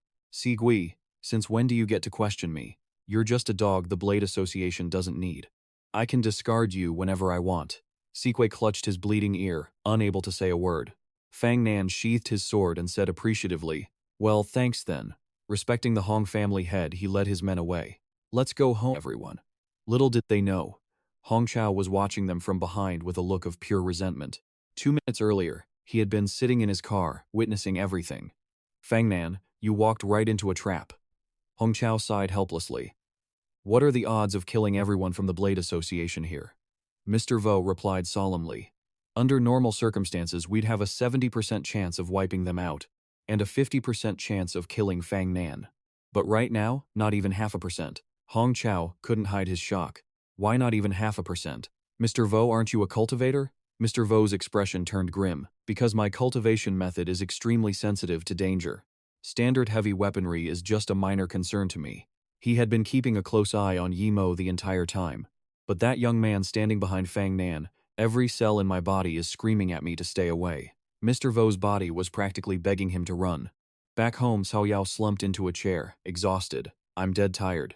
He lazily ordered his brother, Cao Chao, go get me a glass of water. Wang Dongdong happily showed Yimo around. Yimo, this is where we usually stay and where we're living right now. Your room is already set up upstairs. Yimo replied calmly. Thank you. Fang Nan's face beamed. Mr. Diep, I've heard about what you did from Dong. Thank you. Yimo spoke modestly. President Fang, you're too kind. Helping Wang Dongdong was partly because I had a question for you all. Mr. Diep, he said generously.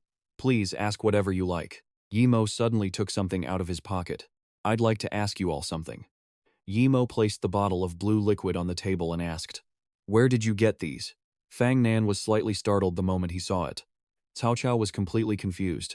Isn't this what father left for Sister Dong? How did it end up in his hands? However, Wang Dongdong said casually, everyone, calm down. I gave it to him myself. Since I couldn't absorb its power anyway, I gave it to him. Besides, it was a reward I promised him for protecting me.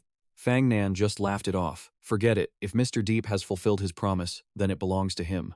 But I'm sorry, I have no idea where it came from. This is what our father left us before he went missing. A look of regret crossed his face. Missing? The trail has gone cold again.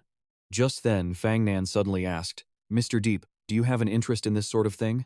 Could it be that you're a cultivator too? Yimo confirmed it with a nod. The Cow brothers both exclaimed in shock. A cultivator just like our father. Wang Dongdong hurried over. Wait a minute, Fang Nan excitedly proposed. Could I spar with you, Mr. Diep? Wang Dongdong was too late. She could only hold her head and sigh, a step too slow again. He didn't hide his intentions, saying, I've absorbed the divine water my father left behind, and following his instructions, I can feel that I seem to have a talent for cultivation too. All these years, my strength has been constantly growing. I think I've already entered the world of cultivators. Fang Nan clasped his hands together, his expression incredibly sincere. Since you are a cultivator, Mr. Yi, please spar with me so I can truly understand how strong I am. She watched her brother and couldn't help but feel a pang of pity. Fang Nan had always been deeply troubled by this, never spending a single moment without wanting to prove himself. Before father left, he told us to just live as normal people. Fang Nan couldn't hide his excitement. Mr. Yi Yu. However, Yi Mo poured a bucket of cold water on him. I refuse. He stood up coldly. I can tell you for sure you don't even qualify as a cultivator yet. And you won't be getting any answers from me. Fang Nan gasped in astonishment. Was Mr. Yi unwilling to help? Yi Mo said, sternly. Not at all. If you want to test your strength, you need to find someone on your level. Sparring with me would only get you hurt. Fang Nan was left speechless for a moment. Fang Nan recalled his father's warning. Fang Nan, With your current strength, you wouldn't even be able to withstand a single blow from a cultivator. Just live as a normal person. He remembered the words, whatever you do, don't ever step into that world. Yimo didn't want to linger and wanted to leave quickly. If there's nothing else, I'm going to get some rest. Fang Nan hurried to stop him from behind. Mr. Yi. Yimo turned his head curious. Fang Nan didn't expect to challenge him so bluntly. Fight me just once, and I'll tell you the location of the divine water. Both of his younger brothers were terrified. Brother Fang Nan, big brother, that's father's secret. Even Wang Dongdong stared in shock. Yimo looked at him in silence. Fang Nan waited earnestly for an answer. Yimo finally agreed. Fine, let's begin. They led each other into an empty room. This is a training room I spent a fortune to build. It can withstand explosives. Mr. Yi, please feel free to go all out. Fang Nan forcefully threw his jacket to the floor. He spoke with great intensity. Then let's get started, Mr. Yi. The two Cao brothers outside looked on with envy. Big brother, seriously. He wants to keep all the fun to himself. I want to take a turn too. I'm bored to death just hitting wooden posts all day. I want to try. He then asked Yimo, Mr. Yi, since your strength is limited, do you want to keep your distance? Yimo let out a sigh. No need. Everyone was stunned. He smirked and said, the three of you, come at me together. The whole group was incredibly surprised at Yimo's words. What? Cao Yao cracked his knuckles. Damn it, this guy has been acting like a master from the start. Even though he saved Sister Dong, this really ticks me off. Fang Nan asked Yimo in confusion. Mr. Yi, are you joking? Wang Dongdong reached out to stop them. Wait, you guys. He stepped forward and rotated his shoulders. Big brother, don't get involved. Cao Yao turned back, smiling and giving a thumbs up. Sister Dong, keep time for me. He sneered at Yimo. I'll take him down in 5 minutes, flat. Cao Yao stomped hard on the ground and launched himself forward. Yimo stood still, letting him get close. Cao Yao swung his fist, arrogance in his voice. Let me knock some sense into you. Wang Dongdong helplessly held her forehead. The three of you are in for a rough time. Yimo unexpectedly grabbed his collar, surprising him. What? He dragged Cao Yao forward with brute force. Yimo threw him hard, sending him flying far away. A flash of light appeared, followed by a loud explosion. Fang Nan and Cao Chao turned back in shock to look at him. Yimo held up his index finger and said, that's one. He lowered his stance to defend. Come at me. They quickly followed suit. Understood. They both charged at him from different sides. Cao Chao leaped high, throwing a punch at Yimo's face. Fang Nan stayed low, intending to sweep Yimo's legs. Yimo's eyes widened, glowing deep red. With one hand and one foot, he effortlessly blocked strikes from both sides. Cao Chao looked stunned, his expression one of disbelief. What? Yimo said nothing but offered a faint smile. Fang Nan looked up at him. He predicted all our moves? Yimo pulled him in and slammed him into the person beneath him. He quickly kicked both of them away. Cao Yao stood up from the rubble. This guy. Yimo, without a single scratch, asked, is this really your full strength? The three of them, covered in injuries, tried to stand firm. Fang Nan signaled to Chao and all three charged again. Yimo still stood unmoved. Cao Yao poured all his strength into his arm and said, let's see you dodge this one. A barrage of punches and kicks from all three sides rained down on Yimo. His face darkened, and he lifted his leg high. As soon as his foot touched the ground, the floor cracked. A massive surge of power was released. Yimo delivered a powerful punch to his stomach, followed by a palm strike to Cao Chao's chin. Both were struck before they could even defend themselves.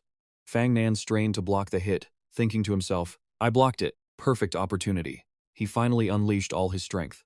Fang Nan charged straight at Yimo, hands raised to attack. Fang Nan's hand reached Yimo's face with a loud bang, the force directed straight at him. He narrowed his eyes. He had landed the hit. Yet Yimo stood there completely unharmed. Are you done? If you continue, you'll be seriously injured. Fang Nan panted, asking in disbelief, what? Cao Chao sat down heavily, steam rising his ears. Is this guy even human? How are we supposed to fight this? Cao Yao turned around and asked, Sister Dong, how long have we been fighting? She checked her phone and replied, with 15 seconds left, you've lasted exactly 2 minutes. He looked up at the sky and yelled, this is insane. He struggled to stand, thinking, the gap is this huge. Fang Nan spoke. Since the start, he hadn't even moved a single step. He bowed deeply before Yimo. Thank you, Mr. Yi, for holding back. Yimo said calmly, not even looking at Fang Nan. You have 1 foot into the first stage of cultivation. You just haven't learned to store or utilize spiritual energy yet. He asked suddenly, Mr. Yi, was that your full power? Yimo remained silent. Fang Nan seemed to understand and rubbed his head.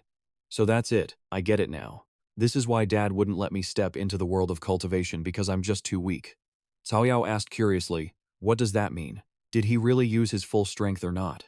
Cao Cao replied immediately, you're such an idiot, isn't it obvious? Mr. Yi didn't use his full strength at all. Yi Mo ignored them and asked about the main issue. Now you should tell me the information about the divine water. Fang Nan pulled down his collar and breathed deeply. All right, he took out a necklace. Fang Nan smiled and handed it to him. According to what my father said before he died, the stone on this necklace glows. The secret is hidden inside this stone. Fang Nan placed the stone on the table. Mr. Diep, this is what my father left for me before he passed away. To this day, I still don't understand what it means. I've studied it many times on my own. No matter how you look at it, it's just a regular rock. 5 people sat together in the room. Yi Mo picked up the string to examine it and as expected. I didn't expect something called a memory stone to actually exist in this world. He spoke up. That's because you're missing a perspective. The perspective of a cultivator, he asked, confused. A cultivator's perspective? Suddenly a beam of light burst from the stone. It wasn't a normal stone. Cracks began to appear all over it. A brilliant light shot upward, leaving everyone stunned. Yi Mo opened his hand and explained, this is a memory stone. The 5 were transported to another space. Elder Fang appeared out of nowhere and said, greetings, fellow Taoist. Hearing the familiar voice, Fang Nan turned and called out, Dad. Then she said to Deep, please keep explaining to him. He can't hear you. This is just a projection. To create a memory stone like this, one must be at least a 4th stage cultivator. He smiled kindly and continued, although I don't know how you came to possess this stone, I beg you, fellow Taoist, please spare these children. Fang Nan froze, whispering, Dad. Fang Nan realized Elder Fang couldn't hear him at all. I assume you came here for the spirit spring, or the godly water, as they call it. Don't worry, the spirit spring is still there, but I hope you don't activate it, because it's nearly dried up. Hearing this, Yi Mo paused. It's already running dry? He closed his eyes and bowed his head. It was my responsibility to protect this spirit spring, so I had to guard it. But because of my selfishness, it has almost completely dried up, and I have ruined an entire country. In the end, I realized that the existence of such a thing in this world is not a good thing. A spark suddenly flashed in Yi Mo's eyes. This spirit spring, could he possibly know the location of others? The 5 of them listened in silence as Elder Fang spoke. Therefore, I decided to take this secret to my grave. But I knew that sooner or later, this information would be discovered by others. At that time, Fang Nan and Wang Dongdong would surely be in danger. That is why I left this message. If you are determined to find the spirit spring, then come to my small temple. He held out a key. I have hidden all the secrets in my room. You may go and take them. Yi Mo stepped forward and gently took it. Fang Nan clenched her fists tightly upon hearing her father's words. Please, fellow Taoist, spare my children. This humble one thanks you. Elder Fang suddenly added, to Fang Nan, if you are the one who activated this stone, then congratulations on stepping into a new realm. I am so sorry for leaving everyone so suddenly, and I deeply regret not being able to see you both grow up fully. Wang Dongdong covered her mouth with both hands, sobbing. Dad, Dad. He smiled at the 2 of them and said, but do not try to seek the spirit spring. Just live a good life alongside your sister and brother, and do not reveal your true strength. Elder Fang's arm was slowly fading. It seemed his time was almost up. To Fang Nan. Fang Nan reached out as if to catch him, but finally he smiled, and his body completely dissolved. Dad, I am so sorry. He stood frozen, his hand just touching the empty air where his father had been. The group returned to the room from before. Yi Mo placed a hand on Fang Nan's shoulder. He praised him. You did very well. He smiled faintly and replied, thank you, sir. Mr. Deep, regarding my father's small temple, I will tell you. It's the place where Wang Dongdong and I grew up together. Only the 2 of us know where it is. Wang Dongdong regained her composure and spoke up. I'll take you there tomorrow. I need to prepare a few things. Yi Mo looked at them and gave a faint grunt of acknowledgement. Elsewhere, a major commotion broke out in a room. A tray was smashed to pieces, followed by a piercing, die, all of you, just die. Saigui roared in fury. You all look down on me. Kill them all, I have to kill all of you. Abai asked, panicked, boss, what should we do next? He gritted his teeth and replied, what should we do?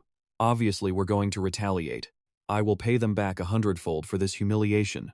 Sigui suddenly turned around and ordered, give me the phone. He screamed into the phone, ho how, I want to speed up the plan. Get to Lu Xia immediately. The other side replied immediately, my side has no problem, but he has someone with him who cannot be trifled with. Sigui's face darkened as he threatened, "This is my responsibility. You don't need to ask so many questions." The other end replied right away, "My people are ready. I can take his life at any time." A knock sounded at the door. Knock, knock. Yimo's group looked up. He was vigilant, his eyes flashing. The knocking continued incessantly. Wang Dongdong looked outside worried. Who could be looking for us at this hour? Fang Nan pondered cautiously. Didn't the people outside stop them? Or does it mean they ran into trouble? The knocking grew louder. Yimo stood up and went to the door. Click. As the door opened, the light flooded in. He was stunned to see someone he knew. Xiaolei said nervously, Hello, Mr. Diep." She peered inside hesitantly. "I'm so sorry for bothering you all so late." Fang Nan stood up and asked, "Who are you? Why are you looking for us this late at night?" Wang Dongdong recognized her immediately. "I remember her. She was in the convoy with Uncle Zhuo Aiguo. I think her name is Xiaolei." Xiaolei scratched her cheek, embarrassed. "I came here to find Mr. Deep." Yimo was a bit confused as to why she was looking for him. "Me?" Xiaolei immediately stated her request. "Please, Mr. Deep, save my grandfather. After he returned from abroad, his body started losing weight for no apparent reason, and we simply can't find the cause. Although his condition has improved slightly for now, he won't be able to hold on much longer. The only person who can save my grandfather is a legendary cultivator." He thought to himself, "To save someone's family, I would normally go for the money, but right now, the spirit spring is more important." Xiaolei bowed her head and pulled up her sleeve. "Mr. Deep, I'm not asking for your help for free." She took out a jade bracelet and held it out to him. "This is a family heirloom. I heard it has a connection to cultivators. If you agree, Mr. Deep, I will give this to you as a deposit." Yimo quickly realized its value. This is actually a heart-shattering vine. The heart-shattering vine is a plant with extremely strict requirements for its habitat, usually growing only near spirit springs. It is a symbiotic plant. For ordinary people, it can extend their lifespan, but for cultivators, it actually helps increase spiritual energy. For me personally, it's incredibly important. It can speed up my cultivation, but it's a shame the talisman to treat your condition is all used up," he said, turning to her. "I can't handle your grandfather's situation immediately. I need some more time. Can you give me your contact info? Once I'm ready, I'll come to you." Xiaolei heard this and handed a ring over to Yi Mo. "That's great. Mr. Yi, please, take this ring." He took it in his hand, observing the purple heart vine that represented the spirit spring, thinking he might be able to investigate further when he had the chance. Wang Dongdong suddenly spoke up. "I remember the man who was with you earlier. He said your family is very wealthy. Who is your father?" She happily replied, "My father is Xiao Zhanlong, and we live in Great Capital City." The image of a dragon immediately flashed through Yimo's mind. He spoke up, looking a bit worried. Xiao Zhanlong of Great Capital City. That Xiao Zhanlong was the chairman of the Longteng conglomerate, one of the top 5 corporations in the world. Word was that he had given 35% of his company's shares to his only daughter. Yimo turned to look at her, concluding, "So you're the daughter of that tycoon." That evening at a luxurious villa, a servant asked from inside a room, "Master Hong, would you like some coffee?" Hong Chao, who was busy reviewing documents, replied, "Come in." He looked up, only to gasp in shock. Sigui strode in with a knife in hand. "Master Hong, I brought your coffee today." Hong Chao was taken aback at the sight of him. "Sigui, do you even know what you're doing? Is this stray dog done biting the Boundless Blade Society, and now you're starting on your next master?" Sigui laughed with utter contempt. "Old man, are you still acting all high and mighty? Are you just too old to see the situation clearly anymore?" He added arrogantly, "Look around you. My men are all here. Where are yours?" Hong Chao calmly set his documents down, finding it truly ridiculous. "Are you still trying to overwhelm me with numbers? You have no idea what true power looks like." He stepped back. "Master Vo, please, take care of this." Master Vo stepped in front of Hong Chao. "No problem. I take the money. I do the job." Master Vo raised his staff high and asked, "Are you boys ready?" Even though Sigui was a little scared, he didn't back down. "Master Vo, do it!" Suddenly, he turned around and slashed at Hong Chao instead. Master Vo sneered, "You really are old. You didn't even suspect me for a second." Sigui laughed loudly, pointing at him. "Old man, you didn't think you'd be betrayed by the person closest to you, did you?" Clutching his bleeding neck, Hong Chao asked in pain. Why? Why? We were clearly on the same side." Master Vo didn't let him say another word and delivered a fatal blow. Hong Chao's mouth hung open in shock. The man leaned in close, his voice filled with disdain. "I was the one who helped you get rid of those people all along, but you took all the rewards for yourself."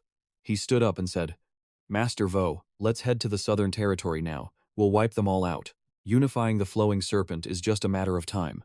Master Vo used a cloth to wipe the blood off his blade. No rush, he said. There's someone beside that southern brat I can't handle yet. Hearing this, Sigway was so shocked he stumbled back. What? Even Master Vo can't handle them.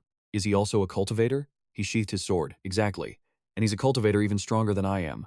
But my senior brother is almost here. A dry clacking sound echoed. Once he arrives, with the two of us joining forces, Master Vo's face took on a sinister expression.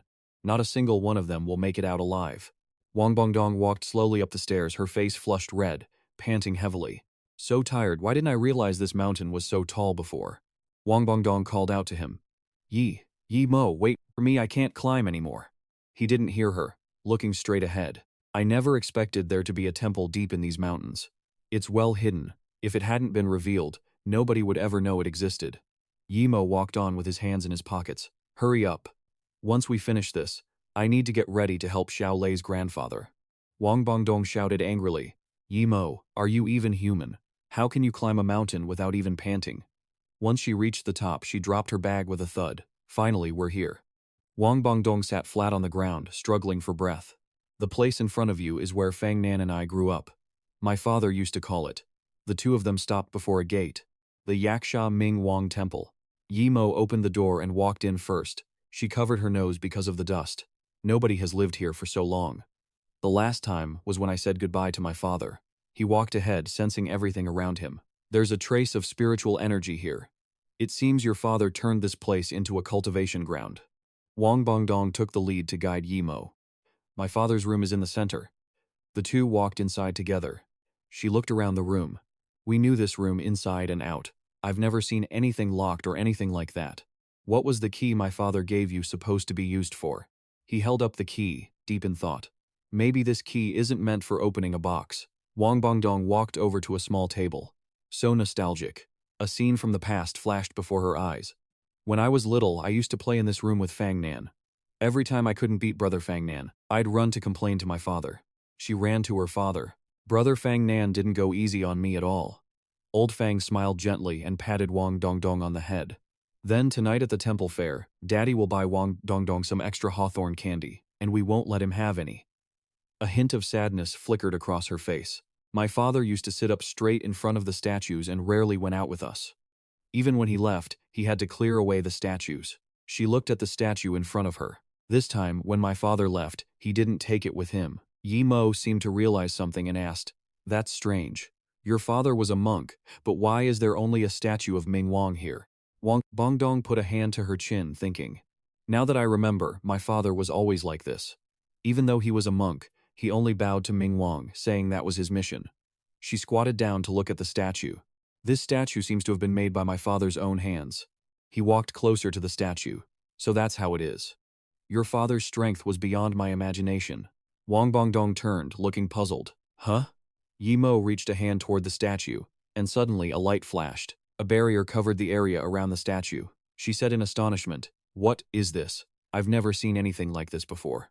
He explained, "This is a gate created using spiritual energy, used to hide objects. Your father, both of them, were incredibly skilled artifact crafters." Wang Dongdong turned to face Ye Mo, his eyes searching for spiritual energy. Ye Mo looked back and replied, "Cultivation is divided into 12 stages, and each stage has a massive gap, whether it's in the control or the application of spiritual energy.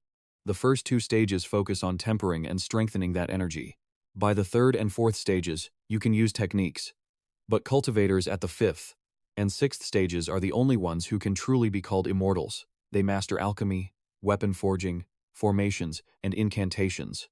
Ordinary people will never be able to understand these things." He held the key up high. The level of spiritual tempering required to create it far exceeded that of anyone else's work.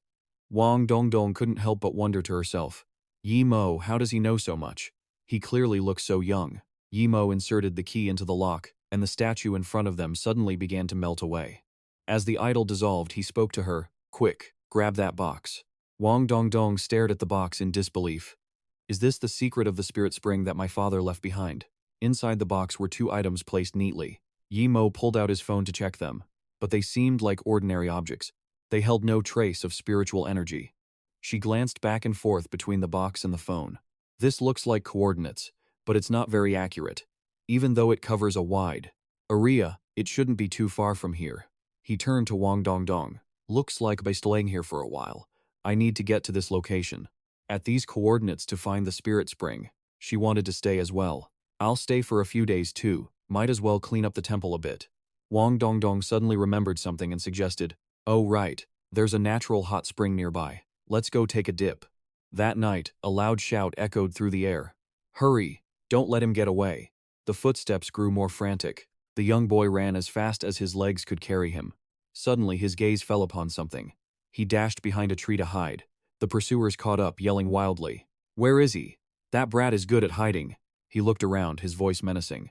Stop hiding. Do you really think you can just abandon your sister? All right, stop shouting and just find him. If we don't, the captain is going to beat us to a pulp.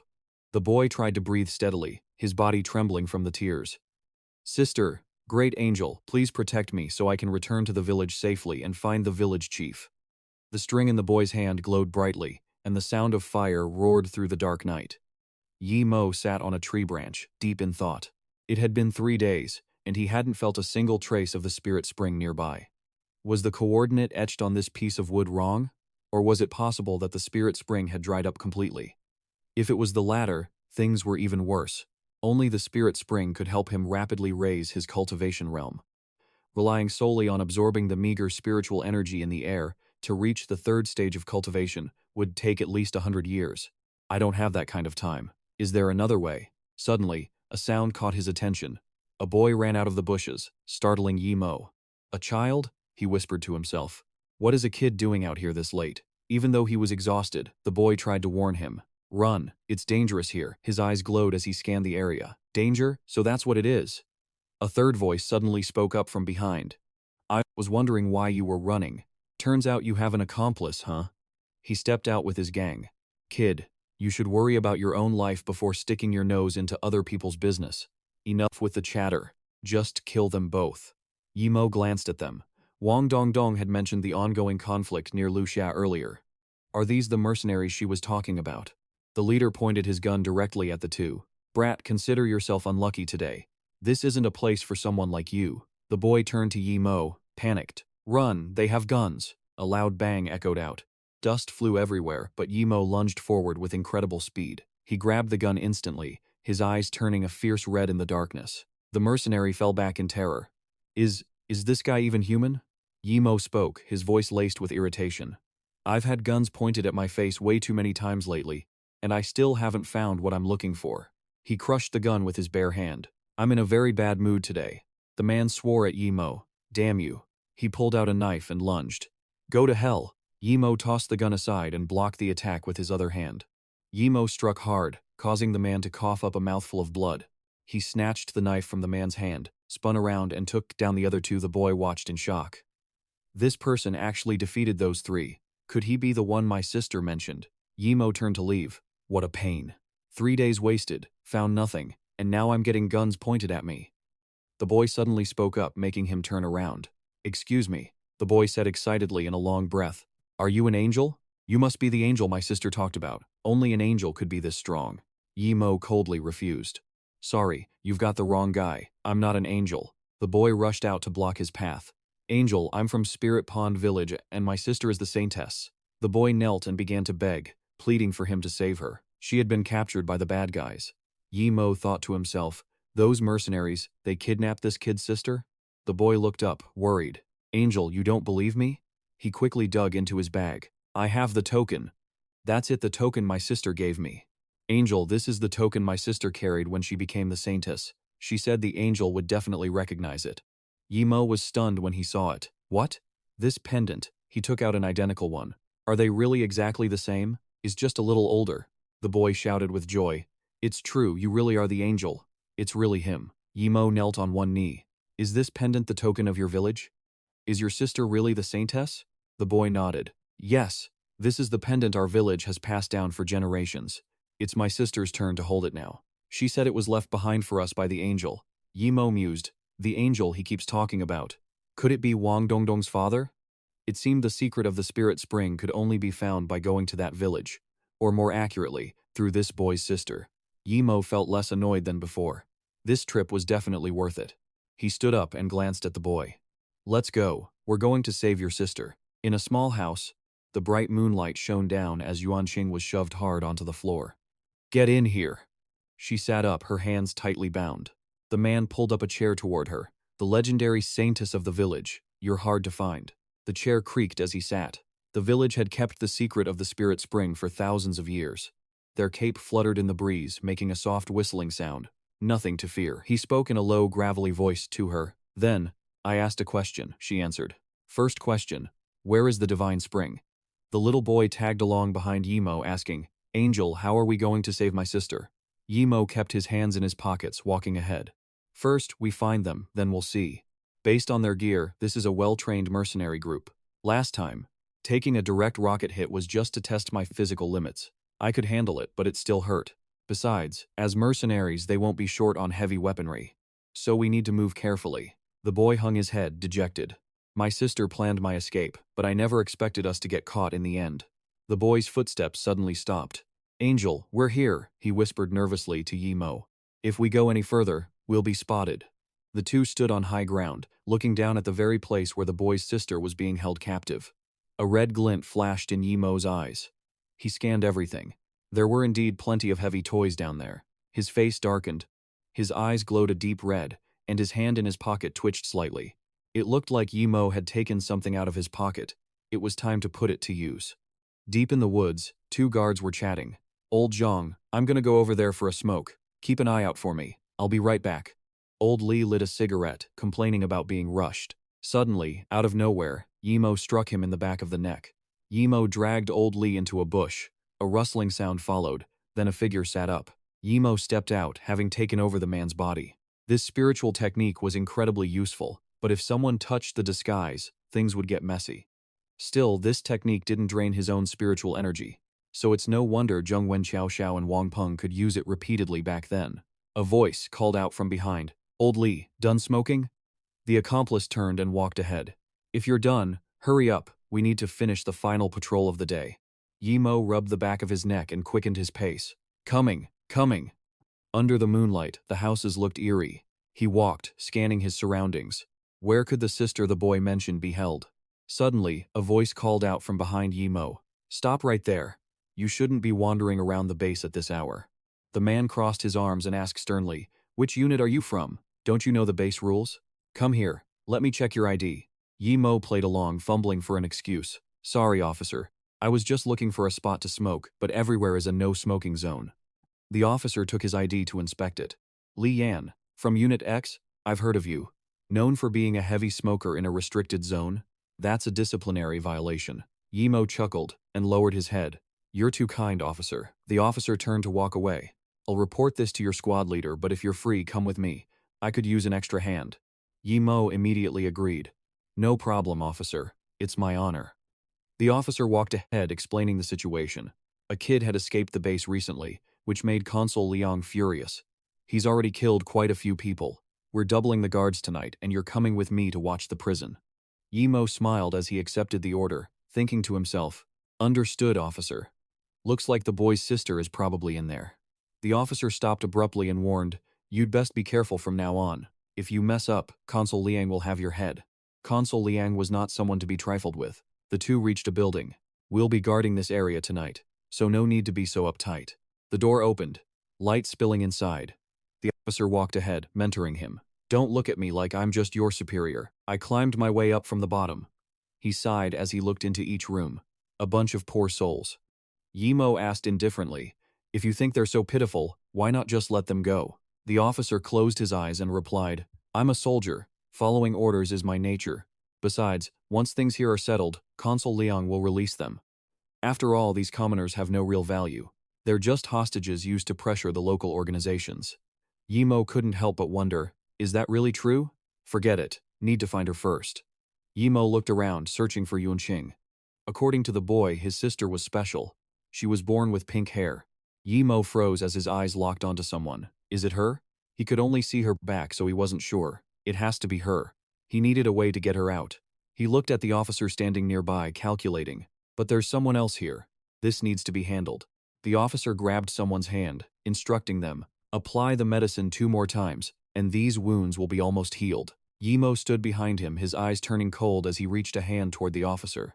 Meanwhile, back at Wang Pengdong's side, she was sitting outside, worried sick. Yimo had been gone all day. But a guy like him shouldn't be in any real danger, right?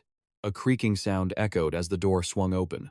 Wang Pengdong smiled and turned to greet him. "Yimo, you're back." But the sight before her left her in shock. What happened? Xiao Lei was supporting a heavily wounded Fang Nan as they stumbled in. Fang Nan. He was covered in wounds, struggling to speak. Wang Dongdong, Cao Yao and the others, something happened to them. A hand landed on Fang Wu's shoulder as he called out, "Captain Fang." Yimo laughed and said, "Leave this simple task to me." Fang Wu laughed, grabbing his hand. "Kid, don't worry. I'll put in a good word with your captain about this." Just then, the iron gate creaked open, and Commander Liang stormed in, demanding, "Fang Wu, is this how you guard the prison?" Fang Wu turned to apologize profusely. Liang glanced at a prisoner with contempt. "Looks like you've got plenty of free time, playing doctor for others, huh?" Commander Liang glared at Fang Wu with murderous intent. "Was this in my orders?" Fang Wu stuttered. "No, sir." Commander Liang shoved him aside and barked, "Get lost. You've been ruining my mood for days. You should be grateful you're still alive." He licked his lips and muttered, "I want to see who I should torment today. That woman from last time didn't even last long enough to be fun. What a waste." Hearing this, Fang Wu rushed over to block the cell door. "Commander Liang, without Consul Liang's orders, the prisoners here cannot be taken away. The last person you took died within minutes. I can't let you take anyone else." Commander Liang, furious, punched Fang Wu in the face and kept berating him. "Damn you, what the hell do you think you're doing? Did you already forget the beating I gave you last time?" Commander Liang spoke arrogantly. "Consul Liang is my brother, so why would I need anyone's permission to take someone? As for this bunch, I could crush them, one by one, and it wouldn't even matter." Fang Wu staggered to his feet and said, "Apologies, Consul Liang, but I won't let you take anyone away this time." Consul Liang was furious and barked, "Beat him! I want him bedridden for a month." The lackey with the parted hair eagerly replied, "No problem at all, sir." He stepped forward and punched Fang Wu hard in the stomach, then joined the others in a brutal beatdown. "Keep running your mouth. Keep acting tough, see what happens." Consul Liang glanced over and spotted something that lit up his face. "I didn't expect to find such a prize here." He eyed the person coming out of the room and chuckled. "Good, exactly the kind of soft, fragile treasure I like." Fang Wu lay on the ground, reaching out and groaned, "No, you can't." Commander Liang looked at Yimo and asked, "Are you part of that team too? Get out." He then ordered his men to guard the door. "If you hear any noise, do not come in. You hear me?" Even though it wasn't a major issue, having these people ruin his mood was starting to get on his nerves. Fang Wu looked up and called out to Li Yan. Yimo remained silent for a moment before replying, "Understood, sir." Commander Ling looked at Fang Wu and sneered, "Look at you, you're practically brain dead already." Just then, Yimo closed the iron door, his eyes flashing with murderous intent. As the iron door clicked shut, Consul Liang asked in confusion, "Why are you still here? I told you to get out." Yimo locked the door firmly, which only made the man fly into a rage. "Are you deaf, you piece of trash?" Yimo clenched his fist, the sound of his knuckles popping audible in the room. Commander Liang couldn't wait any longer and threatened him directly. "What do you think you're doing? Do you really think I won't blow your brains out? Get out of here now," Yimo asked coldly. "Get out!" Yimo turned toward them with bloodshot eyes and growled, "Until I'm finished with my business here, not a single one of you is walking out of this room." Commander Liang just laughed mockingly. "You're nothing but a lowly grunt, and yet your attitude is massive. Do you really think you can survive against me?" Yimo unleashed his power, gestured for them to come, and taunted, "Why don't you try and see?" Commander Liang couldn't hold back anymore and commanded, "He's just a bottom-tier soldier, kill him for me." The soldier pulled out a knife, looking eager. "Commander, murder is a serious crime, you'll have to cover for me." Commander Liang folded his arms and boasted, "My brother is Consul Liang, so what if we kill one person? He's just cannon fodder anyway." The soldier lunged forward with his knife, shouting, "Get out of my way, you brat." He thrust the knife forward. Yimo dodged aside and reached for the man's face. The blade missed, but Yimo's hand had already gripped the man's face. Just like that, Yimo slammed him into the ground with one hand and smirked, "I already told you, none of you are leaving this place."